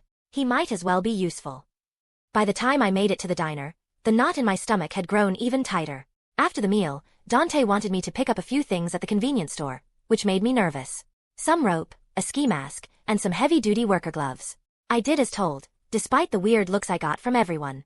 It didn't help much that I knew exactly what they thought the entire time we were at the store. But I cared a lot more about the growing knot in my stomach than what they thought of me. I just wanted the entire thing to be over. Living in limbo was driving me insane. I bit the inside of my cheek nervously as the second Quellatrax invasion counted down. 11 hours, 56 minutes. Charles is cutting it really. And then I heard it. The professor wants you, Aurora said to Jean, who was sitting in the den beside me, chewing her finger nervously. I don't know what you did, she started, but I've never seen him so unsettled. Jean opened her mouth but struggled with the words, so I held her hand. I'll walk you. After raising a brow in my direction, Aurora picked up on the intimacy and went on about her business, thankfully. The walk up to Charles's office was tense, and I didn't need to be psychic to see that Jean was on edge. Things tended to fly when Jean got like that, so I tried to wriggle a smile from her with a joke, which in hindsight, seemed in poor taste. You look like you're the one about to get your brain stir-fried by a telepath, not me. Jean's face lost even more color. This is not funny. Charles is like a father to me. He took me in after my parents' accident, she said weakly. He's the only family I have left. I knew I was forgetting something crucial. One of Jean's parents might have survived the freak accident that supposedly orphaned her. The very same one that she had likely caused. Crap. I hadn't been sure about Jean's home situation, so I didn't ask. Proving to Jean that Charles had lied to her would have proven much simpler if we'd just gone for a drive to her childhood home. He would have been caught in an obvious lie he couldn't spin, yet I felt that route would have proven far more devastating in the long run. The entire experience would have shattered her. Learning that she not only caused one of her parents' deaths, but that the surviving one was likely so afraid that they let Professor X have her. Fuck me. How the hell do I fucking spin this? Chapter 32. Chapter 31. Jean stopped dead in her tracks and looked at me. What's wrong? I looked at my new friend, who'd suddenly transformed into a firebomb in my eyes. I didn't have to force the look of concern emerging on my face. It's just hitting me, I said. I'm asking the world of you, aren't I? Jean's eyes turned misty. No, you aren't. You're giving me a chance to get the truth and are potentially saving billions of lives in the process. I hope you're wrong, but... I felt a tightness in my chest. Fuck me. I have to make this right, but it was too late to turn back now. Telling right here, right now could be just as bad as taking Jean on the trip. She could explode, and that work would have been for nothing. You have people that still love you, I said. Charles might have disappointed you, but that doesn't mean everyone will. We have a lot to talk about, Jean, but it has to be after we do this. She nodded mutely at me and stopped a few steps short of entering the professor's office. I slipped my hands into my pocket and hit the start button on the tape recorder I borrowed from Scott. Swallowing in a deep breath, I walked in. Charles was more panicked than I'd ever seen him, which meant a moderate wrinkle on his otherwise smooth face. You're here, he spoke with a current of anger in his voice. Where's Jean? She knows, I said with a finality. I told her about what you did to her. Charles's eyes a little bit went wide. I don't know what you're talking. Cut the shit, Charles, I barked. Don't try to bullshit me. My devil's eye sees through you. You don't know what you're talking about. Don't I? I asked, raising a brow. So, you didn't seal Jean's power and memories because you feared how powerful she could become. Charles tried not to react, but I could clearly see that he was flustered. She's my ward. Why would I be afraid of her? I have no desire to control Jean's life. If anything, it is you who is hungry for her power. You've wormed your way into her life, and from what the students and staff tell me, you're angling for more than that. I laughed, striding up to the man, who was glaring. You must have noticed it. Your binds are slowly becoming undone. Jean is getting more powerful. It won't be long before she'll be able to unravel your block with a simple mental flex. I wonder how long your routine will last in the face of the Pheonix. Charles set his jaw. A lesson for when next you threaten somebody, Dante. Make sure the events you're using as leverage occurred. I shook my head, somewhat impressed. Xavier was a better liar than I expected. That's how you want to play it? Then have it your way. I'll just tell Logan, Storm, and every last mutant what you did to Jean and possibly them before I leave. They'd never believe you. He narrowed his eyes. Maybe, but as you must have realized by now, I made it a point to prove to everyone here that I'm never wrong. They'll side with you, obviously, but they'll always wonder if I was right, I said ominously. Could the professor be as dangerous as Dante claims he is? Has he taken over our minds? Are there things we can't remember? Why are you doing this? Charles frowned. I've been nothing but kind to you. You poisoned Jean against me, and now the children? Kind. I scoffed. You judged me the second you met me and invaded my mind like it was the most natural thing in the world. You promised to contact S.H.I.E.L.D. and tried to keep me here with some Stockholm Syndrome bullshit. And if that wasn't bad enough, you made the person who vouched for you a liar. Do you realize what you've done by sealing Jean's powers? Continents will burn when the Pheonix gets loose and makes a beeline for you. Charles went a little pale. Surely, you exaggerate. My eyes flashed red. My eyes do not lie, and they've seen it. You condemned me for being a killer. Well, your desperation to collect family like their dolls might make you an even bigger killer than me. When the Pheonix gets loose, she'll go on a murder spree that won't end with this solar system. Stars will die. Trillions will suffer, all because Charles Xavier wanted to play God. No, Charles muttered nervously. You're lying. I can still fix this.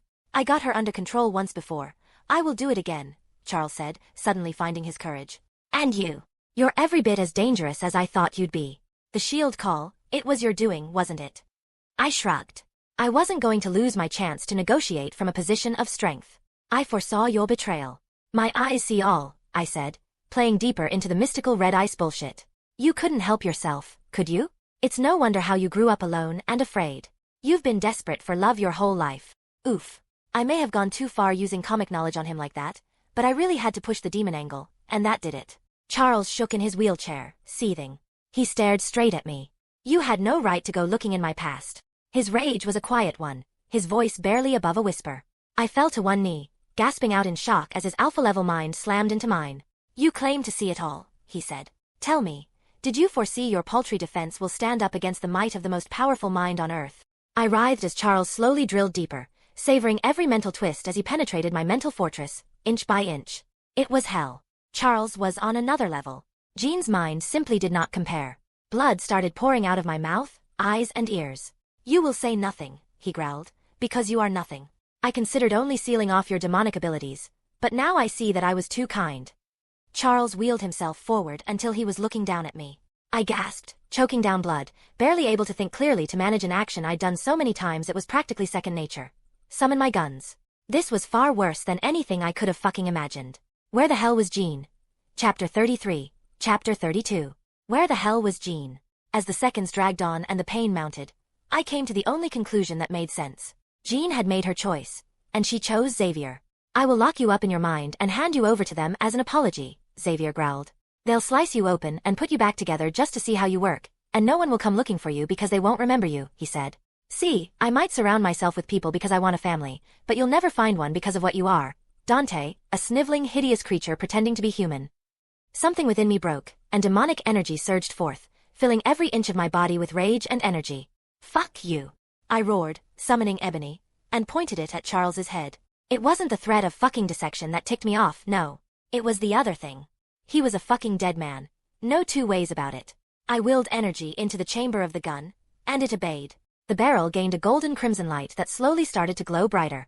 Charles panicked and stopped fucking about, pitting the full force of his mind against mine, but I roared in defiance, shoving him back. To hell with the consequences. Jean was not on my side, and I'd cut through all of the X-Men if I had to. I knew he was talking out of his arse, but he'd gotten under my skin nonetheless. It didn't help that Jean's betrayal was still so fresh. In the end, I was left alone to take care of business. Again. With gritted teeth, I slowly got up to my feet, burning even more demonic energy. Temperatures peak in the office, setting loose paper on fire and scorching the ground below me as I took step after hellish step toward Charles. I wasn't going to fucking miss. I saw the genuine look of fear in Charles's eyes when he recognized that I was beyond him for that brief moment. Of course, he was going to win out eventually, but it wouldn't be before I shot him dead. I squeezed the trigger, but before my gun went off, a force jerked my hand. Ah! Everything below Charles's left elbow disappeared, along with a chunk of his wheelchair, and just like that, the pain was gone. In Marvel As Dante. Chapter 1. My death came at the hand of a slippery bathroom tile. With the life I'd led, I half expected to die fighting an old enemy in an illegal cage match. I even entertained the idea of saving some snot-nosed kid who should have known better than to text while they crossed the street. But nope, it was my liberal use of bubble soap that proved to be my undoing. One wrong step, and here I was. I'm sure there's a joke in there about not being gay, but it seemed death had taken my sense of humor along with my body. The great Axel KO'd by a bathroom tile after a post-fight bubble bath, I groaned. I could already see the headlines. I took comfort in knowing no one was around to point and laugh at me. I'm here, a voice chuckled behind me, and I am laughing my ass off. I flipped around in the endless void I found myself, surprised that I could still manage that much, but even more so by the stature of the being in front of me. He was a giant, 10 stories tall, clad in a shifting purple energy. Who are you? I stammered out in a mix of awe, fear, and confusion. The imposing figure was some scrawny-ass kid in an oversized hoodie. I was hesitant to believe God had a questionable fashion sense. I almost looked around for a cleverly hidden camera crew. This had to be some kind of joke. The figure huffed at me. You're no fashionista either, kid. FYI, the next time you meet someone past the multiversal level, I'd advise you to be careful with your thoughts. They might not be as patient as I am. He leaned in. I am half tempted to shove you into a goat and be done with it, but you're far too valuable for that. I gulped. I had a feeling he wasn't making empty threats. Wait, he said, next time. Does this mean more people are as powerful as he is out there? My blood curdled. And he'd also said multiverse. Oh my god, the multiversal theory was right. What the fuck? Of course it's right. Keep up. A bit presumptuous to assume your little planet is the only thing out there in the wider ether. Existence is as vast as my hunger is deep. I had a million questions, but one presided over all else. What do you want with me? To offer you an opportunity, he grinned, shrinking to my size. We were about eye to eye. You probably put together that I'm in the business of reincarnation, but I don't reincarnate just anyone. I choose the cream of the crop, aka those I can snatch up quick enough before their universe's deity notices, he chuckled. You stole me? I said with a tinge of anger and surprise. What kind of jackass steals a person's soul? Damn it, not again. My entire being tensed, which was stranger than it sounds, seeing as I had no body. I watched the strange god's movements carefully. There was no way in hell I could take him on, but I wasn't going down without a fight. The god just smirked at me, amusement clear in his eyes. I yanked you from your miserable universe to offer you a new life in another, with superpowers, in exchange for a tiny little favor. I blinked, a bit taken aback. Superpowers? Really? Either this is for real, or I am in the middle of the most lucid acid trip of my life. He raised an amused brow and snapped his fingers. Suddenly, I could feel it again. I stared at my calloused hand in shock while the god's smile grew even wider. Still think this is an acid trip, Axel. I have more power in my pinky than you can comprehend. Hell, I'm so powerful the Omniverse had to shackle me. I can only keep growing if somebody else does it for me. I'm guessing that's where I come in. In exchange for helping me nick a few things from a universe I have my eyes on, I'll give you the powers of the legendary devil hunter, Dante, he teased. Are you for real? My jaw dropped. This had to be a prank. I'd listened so far because I was dead, and realistically, I had no choice, but this was too unreal. But then again, he just brought me back to life by raising his brow and snapping his finger. For now, I chose to look past my skepticism and reservations. To be clear, you're telling me you're going to give me the powers of Dante from Devil May Cry? The one and only. Why? Come on, you know why. You've been playing the games every night for months now. I'm stupid powerful. You're going to die if I don't give you at least something before sending you off. Besides, it's a rite of passage. Every aspirant gets one. My eyes narrowed at the slip-up. Several alarm bells rang in my head, but I pressed on anyway. Where exactly are you sending me? The Marvel Universe. I'm sorry, did you just say Marvel? I knew about the comic universe from my teenage years of pirating movies and bumming comic books off my friends, but wasn't sending me to a make-believe world too. Crazy? He cackled, completing my thought. No more crazy than literally making you a game character. But that's the normie way of looking at things. Fictional worlds are bursting with quirky powers, delectable ingredients, and powerful souls. For us seventh-dimensional beings, good power-ups don't come by easily. Once you can figure out multiversal travel, it's a crime not to try to get ahead by pillaging a few universes, really. You're as good as dead if you stay stagnant after your power reaches galaxy level. The only way to stay alive is to advance, he said. Remember that. So, are you in? I licked my lips and contemplated his offer. I was not risk-averse by any means. I became an MMA specialist. For God's sake. It's Shin, the being suddenly said. I'm sorry, what? It's rude to swear using another god's name when you're in the presence of one, he said matter-of-factly. Either you say, Shin, or you don't swear at all. You can do the latter if it makes you more comfortable. Thanks. Shin and I met eyes briefly before the god waved me off. Back to your musings then. In summary, I was on the fence about this. Sure, it'd be rad to be alive again, but all of this sounded too good to be true. There was always a rub, and I wasn't saying yes until I knew what it was. Out of curiosity, what do you want me to steal exactly? Oh, nothing much, Shin said casually. Just the soul and space stones. Oh, and a bit of phoenix flame as well, Shin hummed, rubbing his chin. You won't believe how hard it is to find phoenixes beyond the multiversal level. Raising them yourself is out of the question. Are you trying to get me killed? I barked out, a bit surprised, but I was always terrible at hiding my true feelings. You want me to steal 2 gems that control fundamental aspects of reality and rob an outerversal entity? From everything you've told me, that's suicide. Would it help if I told you I won't send you down there with just a template? You'll also have access to a store that lets you buy some of the treasures I've acquired over the millennia. I'm sorry, it's still a hard no, I said. God. Shin knew how many people I'd fight to get both stones. And as if that was not difficult enough, I'd have to take on the Phoenix and somehow walk away with some of her fire? I was confident in my skills, but I was not delusional. Where is your sense of adventure, Axel? Shin coaxed. You have a second chance at life? Are you going to pussy out after dying to a tile?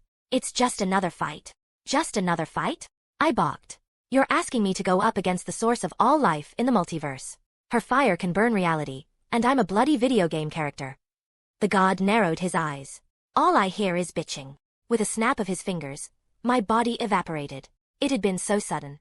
I didn't even feel the pain. Once more, my soul was laid bare in front of him. I'd rather you do this willingly, but if you're going to be difficult, then I have very little use for you, he said as an ocean of pressure bared down on me. The white space where we stood slowly lost its luster, allowing me to peer into space between multiverses. Giant clusters of color flashed in vast emptiness, functioning as stars. But between them, I saw beings of inexplicable shapes writhe in the spaces that the light from the multiverses didn't fully touch.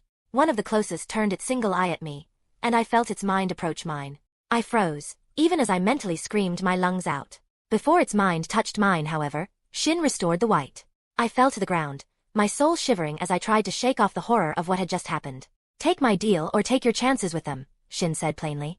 Maybe they won't eat you. Perhaps they'll wear you like a flesh suit for a millennium or two before putting you out of your misery.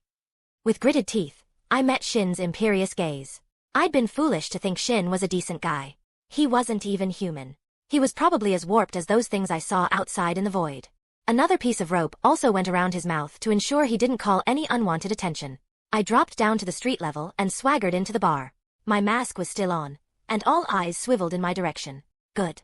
I hoped they wouldn't make this too easy for me. But before I could say something clever and probably culturally offensive, a man sitting at the back of the room yelled something in Russian, and everybody got to their feet in alarm, pulling AKs, pistols, and knives. My eyes went a bit wide. That was a lot of firepower, but I had Angel Dash, Demon Burst, Evade, Focus Shot, and was nearly a master in a dozen martial arts. I wasn't that worried. Still, the casualness with which they pulled their weapons alarmed me a bit. When the first man dashed toward me, I tensed up, a bit confused. He had his gun in his hand but closed the distance between us. Either he was an absolute fool or I was not his target in the first place. Move, he commanded, and I stepped to the side, allowing him and 20 other Russians to take to the streets and hop into their cars. The boss was the last to leave. He was an older gentleman with a lean build and a walking stick with a silver handle. He had 2 men in clean-cut suits standing beside him. He stopped just as he passed me and spoke in a thick Russian accent. You're lucky. You would have left here eating out of a straw any other night. This is your only warning. He made to leave, but I stopped him. Wait. What's going on? His 2 guards looked like they were about to throttle me, but I just raised a brow. You have balls, he laughed. Are you sure you're not Russian under that mask? Leave Hell's Kitchen tonight if you want to live. I don't make a habit of running from fights. I run towards them. The boss laughed. Is that why you came here? To fight my men? To offer my services, I responded enigmatically. They call me Arsenal. I'm a mercenary by trade. The older man measured me as his bodyguard's arms inched toward the pistols in their jacket pockets. Come to fatten yourself on our misfortune, he laughed. I would have done the same when I was your age. Very well, follow. Prove yourself in the fight to come, and you'll be handsomely rewarded. Cross us, and Peter here will feed you your guts. Fair enough, I nodded, passing a look at the mountain of the man called Peter. He stood to the right of the Russian boss and was the larger of the pair. His face was covered in scars marks, and I was tempted to use the devil's eye on him, but I didn't want them to suspect me until it was too late. I joined the old man in his car. It turned out his name was Henri, and the Russians were finally taking the fight with the Albanian because some no-name goon decided to help themselves to the daughter of the Albanian ganghead. He was put down immediately, but the damage had already been done. The girl's father was livid, and he demanded blood. That'll do it, I said. Henri shook his head. In my day, we knew better than to leave witnesses alive. I thought he felt for the girl for a moment, but he was the head of a criminal organization. I didn't know what I was expecting. Don't stop until you run out of blood relatives, I always say. I chuckled, and Henri gave an approving look. It's rare to find somebody so young who is not completely clueless about how the world works. I was forced to learn fairly early on, I said. Then you understand the need for this preemptive attack, Henri said. It will put this matter to bed once and for all. Her father, Gregory, will be the first to go, then the rest of the family. After my experience this afternoon, I couldn't say I wasn't a fan of a good old-fashioned preemptive strike, but wiping out an entire bloodline seemed excessive. It would be the equivalent of killing Xavier's mutants because I didn't want them returning for revenge. With Xavier's hold on his school so potent, I couldn't say for sure that I would not be forced into that position. I could think of a few hot-headed students who'd readily come after me for revenge if they were not chasing me down already. Peter did not take his eyes off me the entire time we spoke. Eventually, I heard the sound of gunfire. The fight had started ahead of us, and we were one of the last cars to arrive. Trevor, the second bodyguard, pulled up a few blocks from the fight, and we climbed down from the vehicle. The tailgate popped open to reveal a veritable arsenal. It contained a sniper rifle, a shotgun, pistols, and a submachine gun. I whistled. Henri smirked. The fight is so fierce that Gregory will never see us coming. I've been waiting for this for a long time. I bet you have, I said casually, summoning the fingers of Orochi. Peter reacted, covering his boss before the daggers fanned out. Ha! Impressive. Considering how fast I was now, it was quite a feat.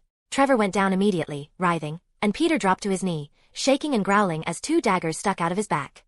He looked back at me with a ferocious glare before he started frothing from the mouth and promptly passed out. I summoned Ebony and fired at Henry's hand, removing the handgun he'd been trying to sneak when his bodyguard was incapacitated. You cannot unring this bell, boy. Henri threatened as I swaggered close. Are you going to comply, or am I going to have to be an asshole? I asked in a bored voice. Henri set his jaw, glaring up at me, but did not put up a fight. I pulled out my rope and got to work, hog-tying the man. Before I gagged him, I asked, "Where's the Albanian gang leader holed up?" Henri laughed. "Whoever hired you cannot protect you. Stop this at once, and I'll consider it a misstep. You don't want to make enemies of two of the biggest East European gangs in the world." I summoned another finger of Orochi and stabbed it into his knee. Henri bit back a surprised scream. I have bigger fish to worry about than some street-level thugs. Tell me what I need to know, or I start peeling. And I was only half joking. Chapter 35. Chapter 34. Henri looked at me with a steely gaze. Men 10 times better than you have tried to break me. I've seen the horrors of the world, boy. You don't scare me. My eyes flashed red as I coaxed some of my demonic energy, letting it leak out of me in waves. It formed a screeching flaming echo that seemed to paralyze Henri. Congratulations. You've unlocked the demonic technique, Aura. Unshackle your demonic side, inflicting fear on the weak-minded. Maybe I should, I growled. Don't make me ask you a third time, Henri. What are you? Henri shivered, the once mighty gang boss now reduced to a blubbering mess. Haven't you ever picked up a Bible? I chuckled. Demon. Answer the damn question, I roared, punching the ground beside Henry's head. It cracked. He's 2 bars down, he said, his face slick with sweat. The place is heavily fortified. No one can get in. That's why I brought the sniper rifle. Why don't you let me worry about that? I smiled. Don't worry your pretty little head. Gregory was holed up 2 buildings down from the firefight. 10 minutes into the struggle, police crowded the area while I climbed the roof of the building opposite Gregory's. After retrieving all of my knives, I left Henry's incapacitated men to their fates while I kidnapped the Russian boss and parked him and the car far away from the fight in an abandoned alley. I found my point of entry into Gregory's fortress on the back of an unknowing schmuck, leaning into the far wall across from a window on the 3rd floor of the building. I summoned Ophion, and Angel pulled to him.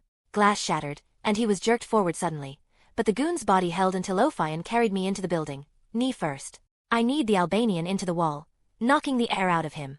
A punch to the jaw ensured he wouldn't get up for a while. Gun mastery took over as I picked up his gun, checked the magazine, and vanished it into devil arm. The first man that came around the corner got a kunai to the shoulder and a palm strike to the jaw, lifting him straight into the ceiling before he unceremoniously crashed down, unconscious. I summoned a bat as I retrieved my knife and moved on. I knew I was leaving red orbs on the table, but that was not the point of the night. I needed to show S.H.I.E.L.D. I could be tactical and effective without killing. Around the bend, I counted 4 men yelling something at each other in Albanian as they inched closer to where the noise had come from. There were probably a few other men hurrying up the stairwell as well. I grabbed one of the 2 flashbangs I stole from Toad's men and chucked it into their midst. Somebody yelled as the flash went off, and Angel evaded into their midst for the silent approach. I spread my palms and reduced my strength by half as I waded into the conflict. Devil I kept their information above their heads, allowing me to easily track them through the smoke. 2 strikes folded the first man, flipping him over. I blocked a knife strike to my left, wrapping up the arm under my elbow and spraining it. He screamed. A strike to the face knocked the second man out. The third stupidly let a bullet fly, and I had to Angel evade in front of the fourth guy with rebellion raised to save him. I put the surprised man down with an elbow strike to the midsection and slap to the jaw, leaving me with the last asshole. His gun went off again, but I was behind him when it did. A firm chop to the temple rendered him unconscious. Behind me, I heard dozens of footsteps thundering up the staircase to the floor I was currently on. I cracked a smile and got to work. There was an explosion of movement. Punches, kicks, gunshots, tumbles, and kicks. More than once, I had to draw deeper into my strength pool to make sure I was not overwhelmed, but by the end of it, I came out victorious, and no one ended up dead. My time on the 4th floor, however, was considerably more difficult. They shred through the doors the second they heard my legs hit the top of the staircase, and I had to Angel shift immediately to avoid most of the bullets, though a few punched through my chest and gut. Angel regeneration healed me enough to clot the wounds, and I pulled Ebony and fired into the door hinges and locks, bringing it down and allowing me a clear entrance into the room. Angel evade carried me into the room in a streak of blue light, and I maneuvered behind the guy with the largest assault rifle and clocked him in the head. I threw him to the left while diving to the right as the 2 other gunmen fired. Another Angel evade brought me close enough to the second gunman to shove the barrel of his gun up and punch him in the throat. He crumpled, and before the third guy could fire, I was already by his side, slamming him into the wall. He tried to get up, but a swift kick to the face rendered him unconscious. That gets easier every time. Angel evade was frankly broken, or at least the way I used it was. I went around the room confiscating every second gun, pistol, and grenade. Believe it or not, those assholes had grenades, but they'd been far too scared to use them. My stash grew to 14 assault rifles, 1 large case of ammunition, 10 pistols, and 1 flashbang. I was about to kick open the final door into the room where Gregory was holed up when I considered what I'd do in his situation. He was probably armed with something that could do a shit ton of damage, and as durable as I was, I didn't want to test if I could bounce back from taking an RPG to the face. So, I approached the situation from an angle he'd never suspect. I came crashing into Gregory's window with Ophion, and a gun went off. As I'd predicted, Gregory had been packing. And it was an automatic shotgun. A finger of Orochi stabbed into his trigger arm when he swiveled to point the gun at me, and with a burst, I closed the distance between us, disappeared his gun, and slammed Gregory into the ground. He passed out without ever getting a word out. The Albanian portion of the shipment was in Gregory's office, waiting for me. No trip necessary. I plucked the entire arsenal with a smirk on my face. There was a crap ton of grenades, launchers, and enough ammunition to take over a small fortress, but this was only half my take for the night. The other half was waiting for me in a warehouse across town. I tied up Gregory and leaped out of the shattered window. I saw police cars parked below as I moved through the air.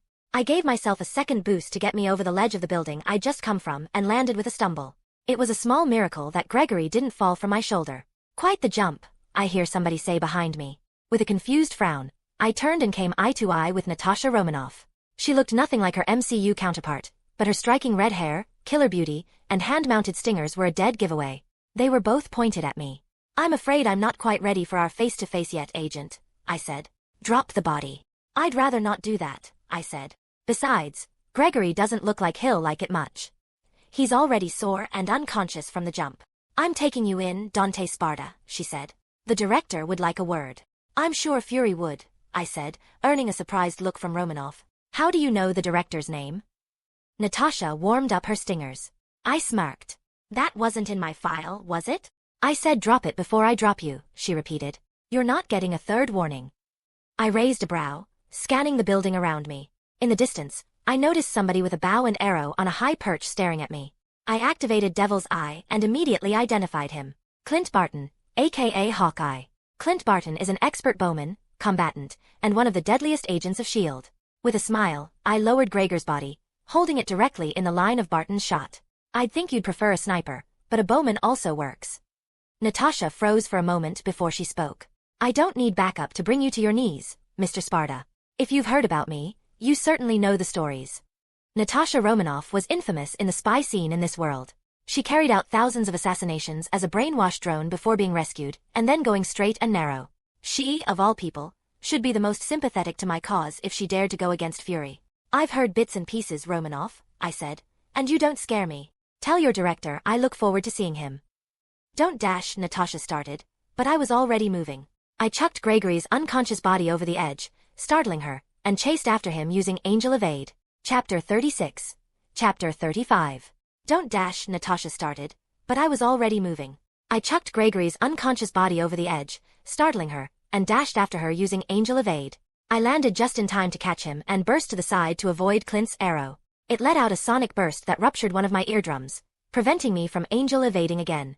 I still kept pace despite being loopy and disoriented. I threw Gregory on my back while I spiked Angel Regeneration. My ear popped, and my hearing returned. Clint hadn't fired another arrow. Gregory's body had given me cover as I hurried toward my car. Natasha popped out behind a bend just before I got to the car, and I ducked in time to avoid a 720 kick. It was no easy feat, with the extra weight dragging me down, but I made it work. When Natasha started sprinting toward me, I forced myself to stay absolutely still. I held my ground when the blow came and weaved back just enough.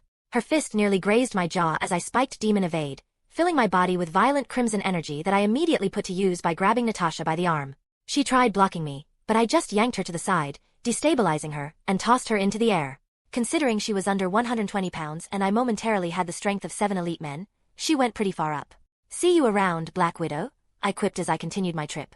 No arrow came from Clint again. He was probably too busy trying to save Natasha. I kept my head on a swivel as I made it to my car and shoved Gregory in. I took the scenic route to the warehouse, which had enough guns and ammunition to outfit a small army. There was even an RPG and a flamethrower in there.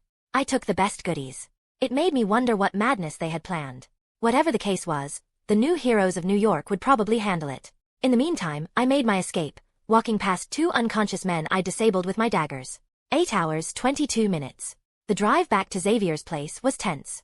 Gregory and Henri had come to a while back and were bucking like wild animals at the rear of the SUV I was driving, but it was smooth sailing for me. I half expected to run into some ambush by a vengeful Natasha or furious Clint. It was no surprise when S.H.I.E.L.D. showed up, yet I was powerless to stop it.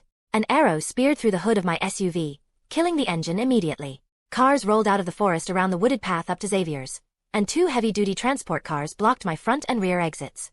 Lights focused on me and a black man who looked suspiciously like Samuel L. Jackson but more muscular and taller. You said you wanted to talk, let's talk. My devil's eye flashed, and I scanned the forest and the surrounding area. Nick had nearly 50 heavily armed S.H.I.E.L.D. agents scattered in the forest around me. Some looked down the scope of snipers, others carried assault rifles, and a few carried specialty rounds, net guns, and all manner of S.H.I.E.L.D. tech. Fury must have had them designed to restrain powered individuals. Talk, huh? I said as I slowly climbed out of my car and removed my mask. There was no need for that anyway. You're armed with enough firepower to level a small compound. Charles brought me up to speed on your latest development, he said. And I've adjusted as necessary. I've known Charles longer than you've been alive, and it takes somebody truly dangerous to rattle him, much less cripple him. If you know what I know, you wouldn't stop at his arm, I said. Fucking Charles. Of course, he tried to double-cross me despite my threats. While it was true that he couldn't control me, there was no rule against puppeting everybody else. A small part of me feared that Fury was compromised, but then again, he was the Batman of the Marvel Universe. Something told me that Fury had countermeasures for mental intrusions like that. Charles also told me about your other abilities, Fury said. And my agents confirmed as much after you hooped their asses. You know things you're not supposed to. My eyes turned red as I activated Devil's Eye, giving off the impression that I was staring into the soul of the one-eyed director. I heard a series of clicks as agents switched off the safety of their weapons. I mentally chuckled. Nick Fury. He is an experienced fighter and strategist enhanced by the Infinity Serum to extend his lifespan considerably. You look rather spry for a man your age, I said, tilting my head to the side. I rather enjoyed playing the enigmatic devil guy. That's a neat little trick, he said. Add that to the fact that Xavier can't see in your head, and I can see why he thinks you're the devil himself. But I don't need to see inside your head to know a pretender when I hear one, Fury said, stepping forward. He told me you want to negotiate the terms of your service with S.H.I.E.L.D. Taking down a gang outpost and kidnapping the heads of two of the biggest gangs in New York is a hell of a way to start. Do you know how many people died? How much money you're costing the taxpayers? Probably a lot less than it's costing them to mount this ambush. No one died in my little crusade, even if they fucking deserved it, I said. And I know you know that. I attacked the Albanians and the Russians to prove a point. I'm fucking good, and I'm not some out-of-control killer. Everybody I've dropped until now was either in self-defense or because it had to be done. And what about that S.H.I.E.L.D. agent? Fury demanded. Victor had a great family, kids, and a bright future ahead of him. Did he deserve to die? I could tell by his tone that Fury was done playing. I was one lousy answer away from the hardest fight of my life. It was self-defense, I said. He came at me, and I defended myself, and the autopsy should back me up. It doesn't, Fury said. And all your little display in Hell's Kitchen did was complicate our strained relationship with local law enforcement. They had agents in the organization in place to bring down the heads of both gangs when the time was right. The news was like a punch to the gut. All of that work, planning, plotting. How could I not have seen it? They were after Fisk, weren't they? Chapter 37. Chapter 36. Fury looked impressed. You're not completely clueless then. Still, I wonder how you're getting your intel. Charles already told you, I said, flaring my eyes again. The tone of his voice told me that he would try to capture me if it came down to it. Fury was up and up in most universes, but Charles' telepathy was ridiculously powerful. You never know. Still, I preferred putting some cards on the table before the situation devolved further. I know there are exactly 50 other agents here tonight. I know Natasha and Clint are on top of the transport truck behind me, and I know how you really lost that eye. Does the name Goose ring a bell? Fury's single eye grew wide as a saucer. Motherfucker. That information is classified. How did you? You know how, I said, taking a bold step closer to Fury. Several soldiers twitched in the background, and Fury raised a hand to stop them. I have seen many things, Director Fury. An old enemy is returning. You and the Earth are in more danger than you realize. Let me guess, demons? Fury scoffed, and I grinned. Something like that. Everybody clear out, Fury ordered. Give Dante and me some space. We need to talk. Despite what Fury said, I still saw that most of his men hung back with the use of my devil's eye. It was shocking that I could see this far without a perception stat, but I guess that every part of me was enhanced between all of my physical stats. You said the Earth was in danger, Fury began. Tell me more about this enemy. They a demon like you? I'm not a demon. Xavier sure as hell thinks so. Charles Xavier is a groomer masquerading as an activist. And he's far more dangerous than you think. Any man who commands the respect of the president and most world leaders has to be, Fury said. And despite what you might think of him, he doesn't lie. That got a good chuckle out of me. That might be true most of the time, I said. But even the professor has secrets he doesn't want seeing the light of day. I take it you saw one of those secrets? Oh, I did more than that, I smiled. I lived it, and he's pitting you against me to keep my mouth shut. If he's sold you out, why keep his secret? I could do something about it if I knew the specifics of what you claim he's done. No, thank you, I'll hang on to my blackmail, I said. It will come out eventually, but only when the time is right. Back to the end of the world. What can you tell me about this threat? Fury asked. For a moment, I considered how to approach the conversation before I spoke. Our universe is far more complicated than you understand or realize, Director Fury. There's life beyond Earth, and a great deal of the civilizations out there want what we have and have the army to take it. You've seen it once in the 80s with the Kree. You met Carol Danvers and the Flurkin, and you probably know that the cube you've had in your vault since the 70s is alien tech. The comment about Carol Danvers and the Flurkin was a gamble, but given how he'd reacted when I hinted at it initially, I had a feeling I was right on the money. Fury's face didn't give away much, but I could tell he was surprised. The cube is the key to Earth's salvation, but it will also destroy us if you let it, I warned in a calm voice. But that problem is years away. The biggest threat to the survival of S.H.I.E.L.D. and the world you're so desperate to protect is Quellatrax. Finally, Fury reacted. You had me up until the cube. What the hell is a Quellatrax? If my devil's eye is to be believed, he's a being that's come from somewhere out of our universe, and he wants to consume the Earth, I said. He'll be here in 8 hours, give or take. Fury blinked. You can't be serious. I'm afraid I am. Deathly so. We need to get to an isolated area. The last time it was here, I was able to stop it, so it perceived me as a threat to its safety. Once it takes me out, it believes it will have an easier time consuming this planet. There's never been a successful invasion of Earth ever, Fury started, and our satellites haven't spotted any approaching spacecraft. I can't help but think you're full of shit, Dante. Who said anything about a spaceship? I laughed. He came by portal the last time. Portal. Fury scoffed. I know how crazy it sounds, but you'll have your answer in 8 hours. Then, you can rule me off as a false clairvoyant, but what if I am right? Your ass is mine if this is a waste of my time. Fury jabbed his finger at me, then sighed, bringing his hand up to his earpiece and activating it. Hawkeye. Widow. I need you to lead an operation with our friends here. According to him, New York is about to be attacked. Initiate the Defender Protocol and get Coulson on standby to make the calls. What's the Defender's Protocol? I asked, genuinely surprised. I didn't think S.H.I.E.L.D. had such a comprehensive response strategy to extraterrestrial life this early. It made me wonder what other secret protocols they had. Our fuck you option for times like these, Fury said. If we're lucky, we won't have to use it, but if you're right. I am, I said. And when the Quellatrax fragment is dead, you and I need to have a more serious conversation. There's something you'll have to hear, and it takes higher priority than the alien invasion. Fury shook his head. I can see why Charles didn't like you very much. We just met, and you're already a huge pain in my ass. Scott, are you kidding me? I threw my hands up. What do you mean we can't go after him? He's in a meeting with the director of S.H.I.E.L.D., one of the most powerful secret organizations in the world, Beast explained. By the end of their talks, he'll either have a badge that supersedes almost any authority on the planet, or he'll be locked away for life. Here's to hoping it turns out to be the latter, I huffed, pacing. Logan and Aurora stood silently in contemplation. Jean was not even in the room. I wanted her to be here for this conversation. She was an X-Men. She'd seen everything that had happened. She knew how dangerous Dante was. Instead, she glued herself to the professor's bedside, not that I could fault her for it. He needed the attention after everything he's endured.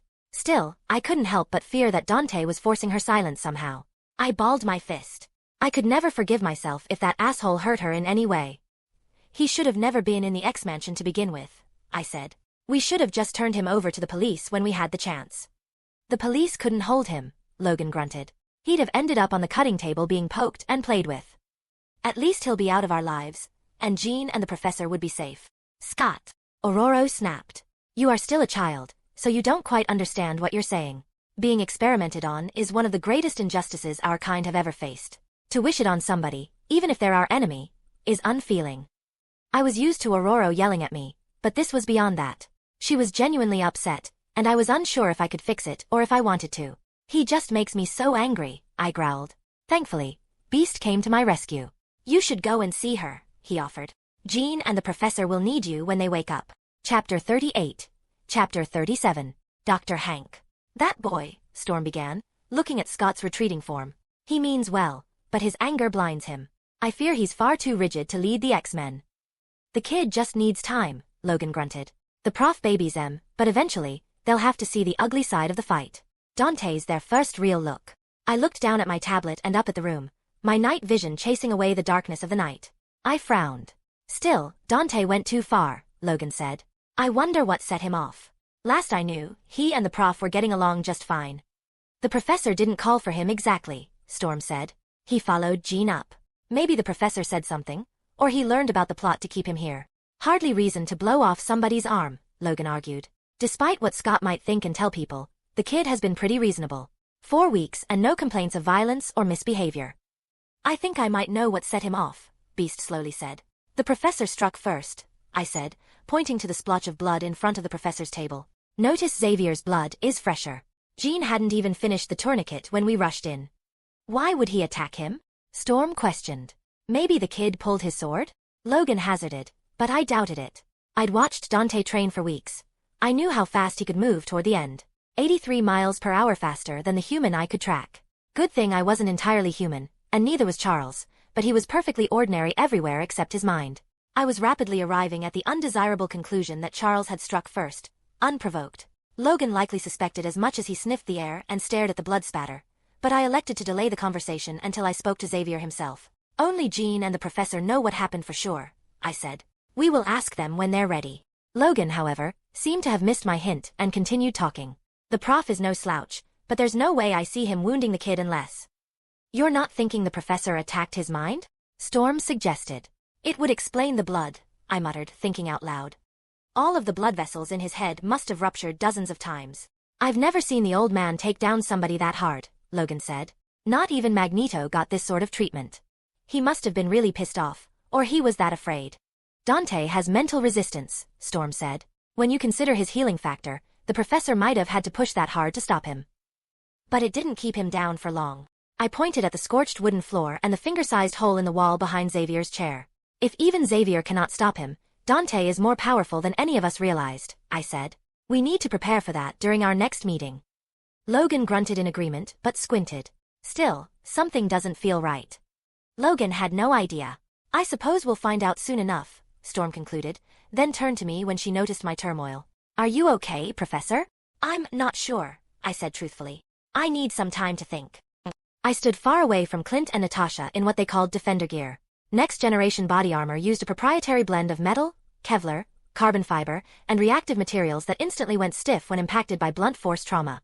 I was dressed in a unibody suit, with tanks wielding sonic cannons behind me, and dozens of soldiers carrying rifles that were at least 10 years ahead of anything on the market. Per my instructions, we've kept the initial response lean, comprising just 10 heavily armed men, while the other 50 soldiers hung back with their rifles and tanks. I'd told Fury about Quellatrax's obsession with consumption. I hated to see what the creep could manage with human biomass. I was making them fight my battle for me. The least I could do was be honest with them. To an extent. The boss man wouldn't mind if I kept this after the fight, would he?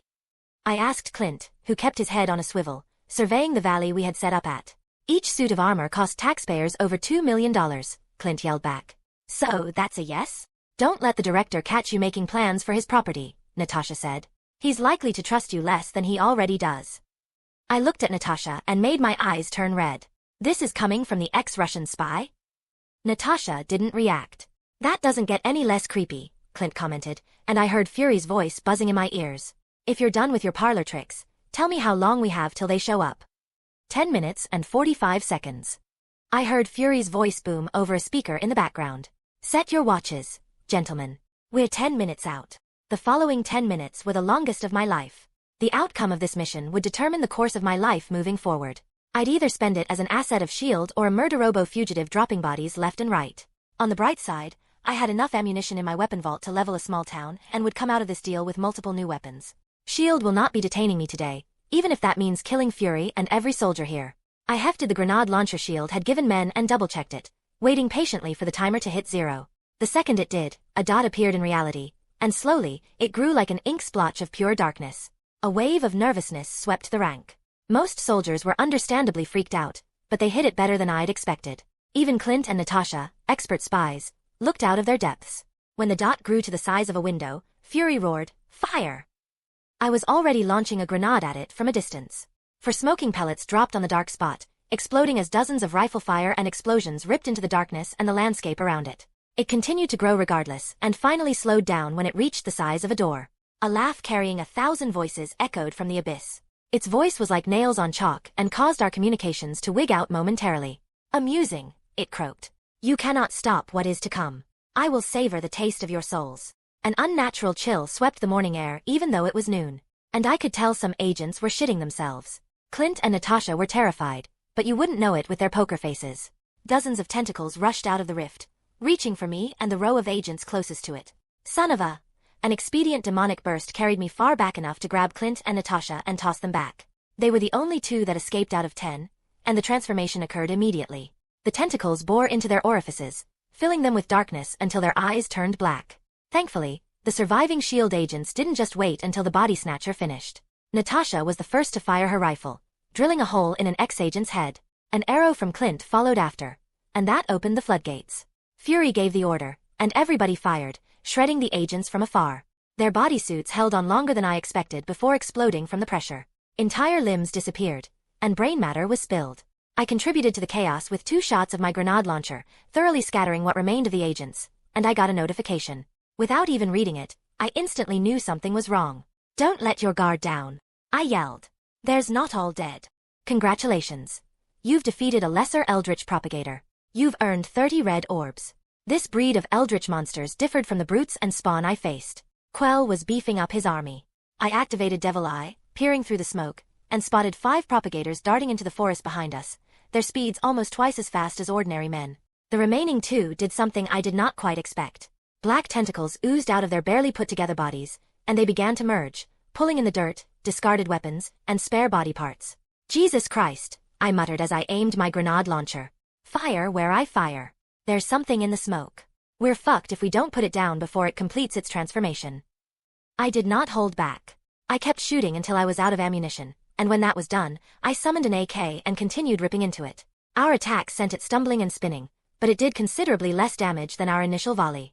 It had stripped all of the reactive armor, gathered it around its chest to tank the attack, and wrapped its main body in black tentacles. When the creature finally returned fire, I was the only one fast enough to react. 6 rifles cocked themselves and started firing. It cut through the first line like grass while I frantically used burst. Natasha and Clint ducked low and navigated their way behind a truck, and I was behind another with a sniper rifle mounted on my shoulder. I looked down the scope and saw that most of our first line was dead. The dust had settled, and the monster standing before me was two-headed with 6 arms and 4 twisted legs that ferried it around the battlefield like a twisted crustacean. I took the sniper shot at the same time as Clint and 2 other snipers, taking off both of the beast's heads and 2 arms. Shockingly, the body parts held on with thick cords of black sludge, yanking them back into position and sealing the wounds. More black tentacles burst out of the monster's wound, stabbing other dead soldiers and pulling their bodies in. That's concerning, Clint said. Unit 2, 4, and 6, watch our flanks. I don't know where his friends disappeared to, but I bet they'll be swinging back around, Fury ordered. Donald, rip that thing apart with the sonic cannons. Everybody tapped the side of their earpieces as the sonic weapons powered up. The world went quiet, and the landscape before us quaked as trees shook and split, and the monster shrieked and waffled. The sight was humbling. Tentacles turned to sludge and leaked out of its fragile body, and down my scope, I could see a black gem sticking out of one of its hind legs. I didn't overthink things and squeezed the trigger. The reaction was immediate. The monster began to writhe as large sections of its monstrous body went limp. Chapter 39, Chapter 38. Fury raised his hand, and the sonic burst ceased. What was that? Fury asked. Black gem, sir? Clint answered. Snipers, keep an eye out for that, and Dawn, crank up the volume. The sonic tanks went crazy, ramping up the volume and intensity. The air vibrated, and the beast in front of me shook and splintered as entire limbs popped up and evaporated. Only the black gem was left when Fury's guys were done. I shot at it with my rifle, earning another notification. You've defeated an eldritch propagator. You've earned 60 red orbs. The kill brought my count to 242 red orbs, and I opened the Devil Arms tab, investing 100 red orbs in the weapon I'd had my eyes on for over a month. Rebellion, bonded, grade 1, first evolution, 0/500 red orbs. Arbiter, unlocked, grade 1, first evolution, 0/500 red orbs. Aquila, locked, unlock for 500 red orbs. Eric's, locked, unlock for 500 red orbs. Ophion, unlocked, grade 1, first evolution, 0/500 red orbs. Ebony and Ivory, unlocked, grade 1, first evolution, 0/500 red orbs. I was tempted to summon it immediately and give it a cheeky swing, but the propagators had other plans. The ground between the trucks burst open, and tentacles of shattered wood and black ooze. They lashed out, latching onto dozens of shield soldiers, and wormed their way into their bodies. Desperate screams ripped through the ranks, and I used burst to close the distance between me and a leaping tentacle aiming for a soldier. Rebellion materialized and mid-swing, severing the tentacle into 2. My hand shot out, grabbing a hold of the retreating tentacle, and I yanked hard. The ground beneath us shattered as I pulled the monster to the surface. Clint shot the bulbous mass below without prompt, causing the monster to shriek and squirm, but my grip grew tighter. With one final heave, I pulled it to the surface. The propagator had taken over the body of an overgrown mole and had black ooze mixed with earth and wood chunks for tentacles. With a disgusted scowl, I switched to Rebellion and ripped it to shreds with a trillion stabs. My hands blurred, and nearly 80 endurance points disappeared instantly, but when it was done, I'd shattered the gem animating the monstrosity. It fell limp, and I received a notification. Congratulations. You've defeated a lesser eldritch propagator. You've earned 30 red orbs. Nick Fury's POV. Everything went to shit. 1 second, Donald had the monster on the ropes. The next, its buddies flanked us, but not from where we'd expected. 5 big tentacles broke to the surface and attacked agents. 3 caught people off guard. Natasha fired an overpowered widow bite into the 4th one, holding it steady enough for Clint to rip it apart with an explosive arrow. Dante practically teleported to the 5th and cut it in half with a sword he summoned out of nowhere. Before I knew it, he and Clint were two-timing the monster, and in a blink, it was dead. Dante pulled out a bullshit sword move from his ass that shredded the monster like tofu. Damn. I'll have to update our files on him. When Charles said he was exceptional with weapons, I expected some combat experience, not whatever the hell that was. Donald, call the lab and have them triple reinforce the containment system. I hope we don't need it, but I'd like to be prepared just in case. As soon as the monster went down, the kid flickered again, appearing between 2 soldiers, and shoved them back. A modified gun with markings appeared in his hand, and he pointed it at the dirt while the whole world writhed around him. The other tentacles had successfully seized soldiers, and they charged Dante as one, even as units 2, 3 and 5 ripped into them with shotguns. Dante's gun glowed golden crimson, and a shot rang out, penetrating deep into the soil and eviscerating the monster below. I heard a shrill scream as the monster broke to the surface, writhing. Dante pulled out a second gun and began rapid firing while he bounced on his feet, gaining some distance from the monster. Lend the kid a hand. Take out the body. I yelled to Team 2. Donald, I called. Adjust the parameters, again. Dante took the shot when the black gem in its main body revealed itself and faced the remaining tentacled monsters. He raised a hand again, and his gun slowly gathered energy as he dashed towards Natasha with a jump kick, removing the head of the puppet soldier she was beating back with her bow staff. I didn't need your help, she said, but since you're here, make yourself useful and help me distract it. Yes, milady. He smirked and dashed toward the monster. It swung its broken arm around, aiming a rifle at him. Dante summoned one of his own and fired before it did, shooting the gun out of its arm as he laid into the beast with a nasty sidekick to the knee, dislocating it. The bugger didn't even flinch. Instead, it unhinged its jaw and snapped at Dante. The kid danced back, his body flashing with dark red energy, and socked it in the jaw, lifting it off the ground. Exploiting the opening, Natasha pulled a dagger from her boot and swiped through the tentacle, separating the monster from a soldier. She leaped onto the coiling, retreating tentacle and shoved a live grenade into the oozing wound before backflipping off it and landing on the ground. An explosion sounded underground, tossing the monster to the surface. Dante summoned his other gun and ripped the monster to shreds, firing alongside every free gun on sight. His charging gun went off, and the monster went limp. Clint followed Natasha's footsteps, and another died 30 seconds later, but the last one on the surface did something we'd not expect. It released the puppet soldier, who was bones at this point, and dove underground. A second later, the ground beneath us began to shake, and I knew we were in trouble. It was trying to combine with the monster that went underground after Natasha and Clint cut its tentacle. Fuck me, I swore. Everyone clear out. Donald, overload the sonic cannons. We can't let them finish. Dante POV. Everybody gave the tanks a wide berth, even Donald, Fury's right-hand man. I guess it wasn't Coulson's time yet. I was several meters away from the tanks when they went crazy. The air screamed, and even the specialty earpieces that Fury had us wearing could not completely protect us from the damage. A few soldiers lost their footing momentarily, and others put even more distance between the tanks, but I drew closer, summoning rebellion and a grenade. When the monster broke to the surface, all hell broke loose. 3 giant wood, stone, and metal-covered tentacles snapped out of the ground, lashing wildly. It sent several tanks flying, driving our team further back. Fury let out a motherfucker, and ordered the soldiers to fire. They punched holes through tentacles, but the monster was still going strong. I threw a grenade at one of the limbs, completely devastating it, but to my surprise, one of the less injured tentacles scooped up dead soldiers and consumed them to regenerate its lost appendage. I watched in curious alarm. That's new. Bring that son of a bitch down, Fury roared, and his soldiers sprung into action, slotting grenades into the launchers attached to their guns. A few pulled out RPGs, and we fired as one, rocking the forest floor. The monster came to the surface with a sharp screech. It was an amorphous, bulbous thing with 3 huge tentacles, dozens of smaller ones, soldier limbs, guns, and a vague mole-shaped head. It towered over us, standing at nearly 12 feet, and rushed at us with surprising speed. Scatter! Fury ordered, and the soldiers bolted. My muscles tensed up as I considered my options. Fury's team needed breathing room to fight, and they wouldn't get that chance if the monster kept gobbling up soldiers. Put some space between you and that thing, but don't stop shooting, Fury ordered. Dante, can you hold that thing back? I set my jaw and let out a sigh as I summoned Arbiter. I'll take care of it. Chapter 40. Chapter 39. Rebellion morphed. Its handle grew as the blade shrunk and twisted into a rugged patchwork of sharp angles and edges. The axe blade was serrated and chunky and weighed triple what the sword did. Fury's eyes bulged. The hell is that? Get your boys in place and be ready to provide cover fire when I ask for it. Hey, ugly! I yelled at the beast, who was about to corner a frazzled female agent. Pick on somebody your own size. I spread my hands out.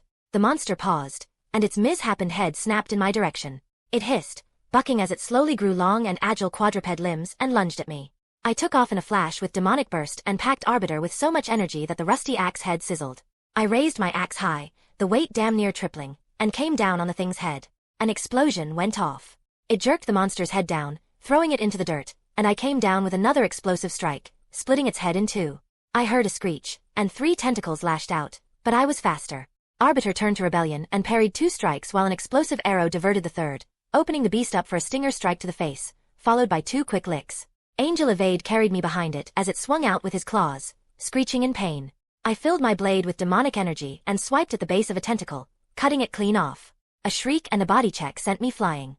The creature had reacted before its lost tentacle even hit the ground.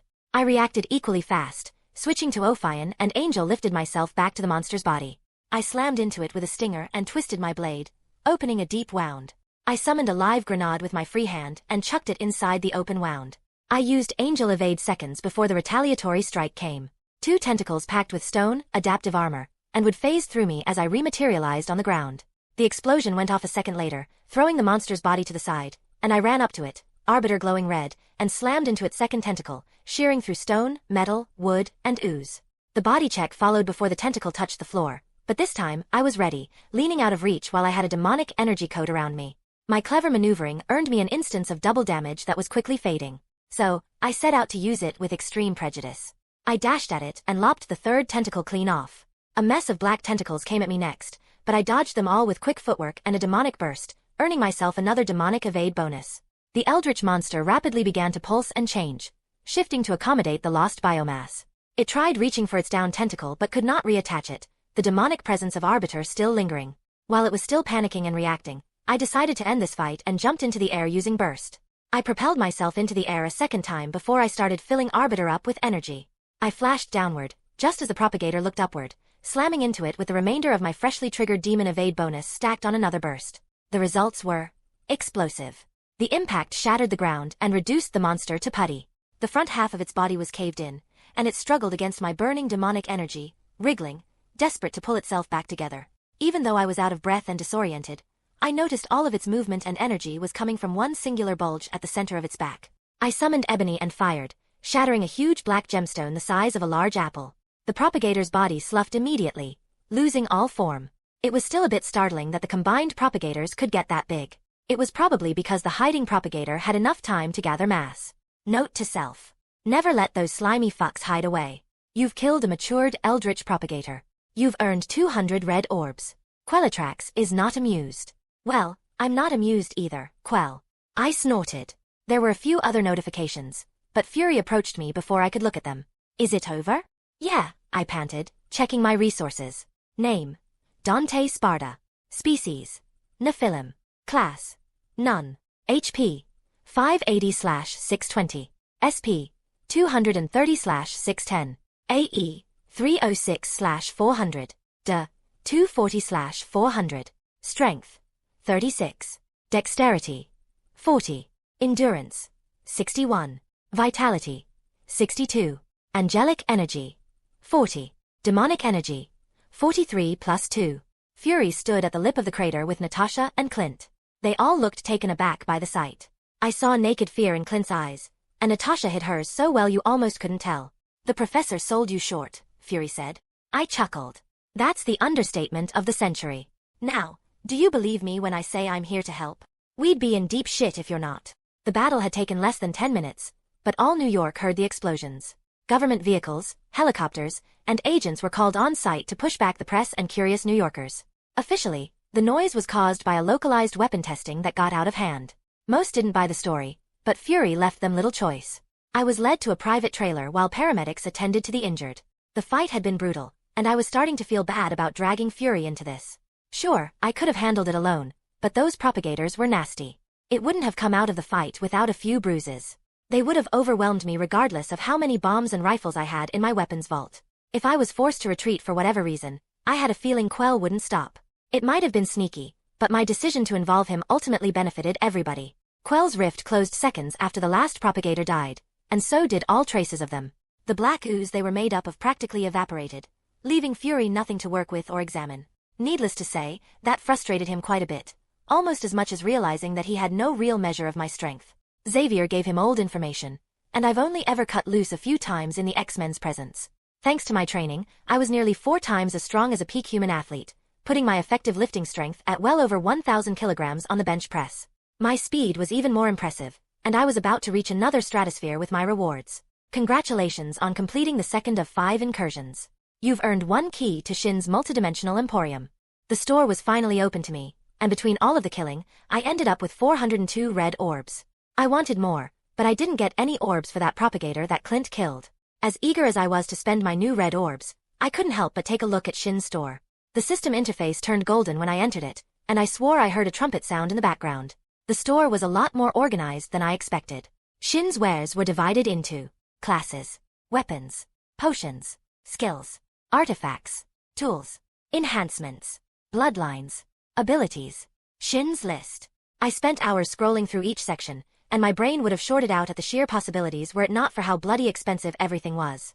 Every power, ability, artifact, and weapon you could ever imagine was in the store, even other systems. And they were locked behind astronomical red orb counts or worse, world-specific currencies. A Zanpakuto was 20.3 million red orbs or 30,000 can, Soul Society currency. The Yamato was 500 million red orbs. Daylight robbery, I tell you. I shook my head. I shouldn't have expected anything less from someone like Shin. I would need a world-ending fight like the Battle of New York to afford anything on the list. Even mutant abilities like pyrokinesis did not give me much hope. Beta-level abilities were worth 15 million per pop. Alpha-level abilities were 100 million, and Omega-level abilities were 500 million. The classes available were cheaper, but just as worrying. I had a long list available to me, the cheapest being just about 50,000 red orb. It was called Agent of S.H.I.E.L.D., and it came with useful skills like Tech Mastery, Adept Weapon Mastery, and Strategic Thinking. There was also a Serial Killer class, Weapons Master, Dojo Master, Bounty Hunter, and Eldritch Slayer.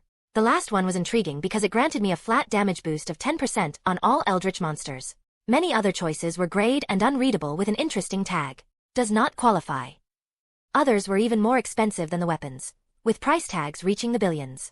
However, one caught my eye out of the many available classes. It cost 100,000 red orbs and was the ticket to the top of Marvel's Earth's power scale. Dark Knight. Take on the title and mantle of the legendary Dante Sparda, fully embodying the demon and becoming an emissary of his will and purpose. Peace between humans and demons. Gran Sing Age I Sing STR, Deuda per la Bel. Warning. Changes race to demon. You can only grow in strength by draining human blood. Skills. L. Swordsmanship. Wield the blade with the experience and power of a warrior who has fought 1,000 battles. L. Dark Knight Devil Arms. Inherit the legendary weapons of the Dark Knight by reaping the lives of demons. Devil Sword Sparda, Luce e Ombra, Force Edge, Rebellion, Yamato. L. Demon Form. Unleash your inner demon, transforming into the demon, Sparda. 5x to all physical stat and regeneration. I damn near frothed from the mouth after reading this. By level 8, I would be twice as strong as I currently was, with enough demonic energy to smother an apartment complex. Plus, it was not like I was using my angel energy for much besides healing and the occasional intangible dodge. Both functions could probably be substituted with purchases from the store. For example, air dragon slaying magic cost 500 million demonic orbs, would fix the healing problem, and give me elemental manipulation of wind, the primary element my angel side had dominion over anyway. Still, the Nephilim race was a dark horse. In the store, it cost 2 trillion red orbs, and it was no wonder. Demons and angel hybrids were scarcely explored in fiction, but they were the overpowered race. They were the product of immortal celestial beings, and perhaps the only entities to reach true godhood in their lifetimes. Cutting off half of what made me unique seemed like too much of a sacrifice for power that I would have sooner rather than later. The Son of Sparda class tempted me, but it was a rainy day choice at best. At worst, it was a downgrade.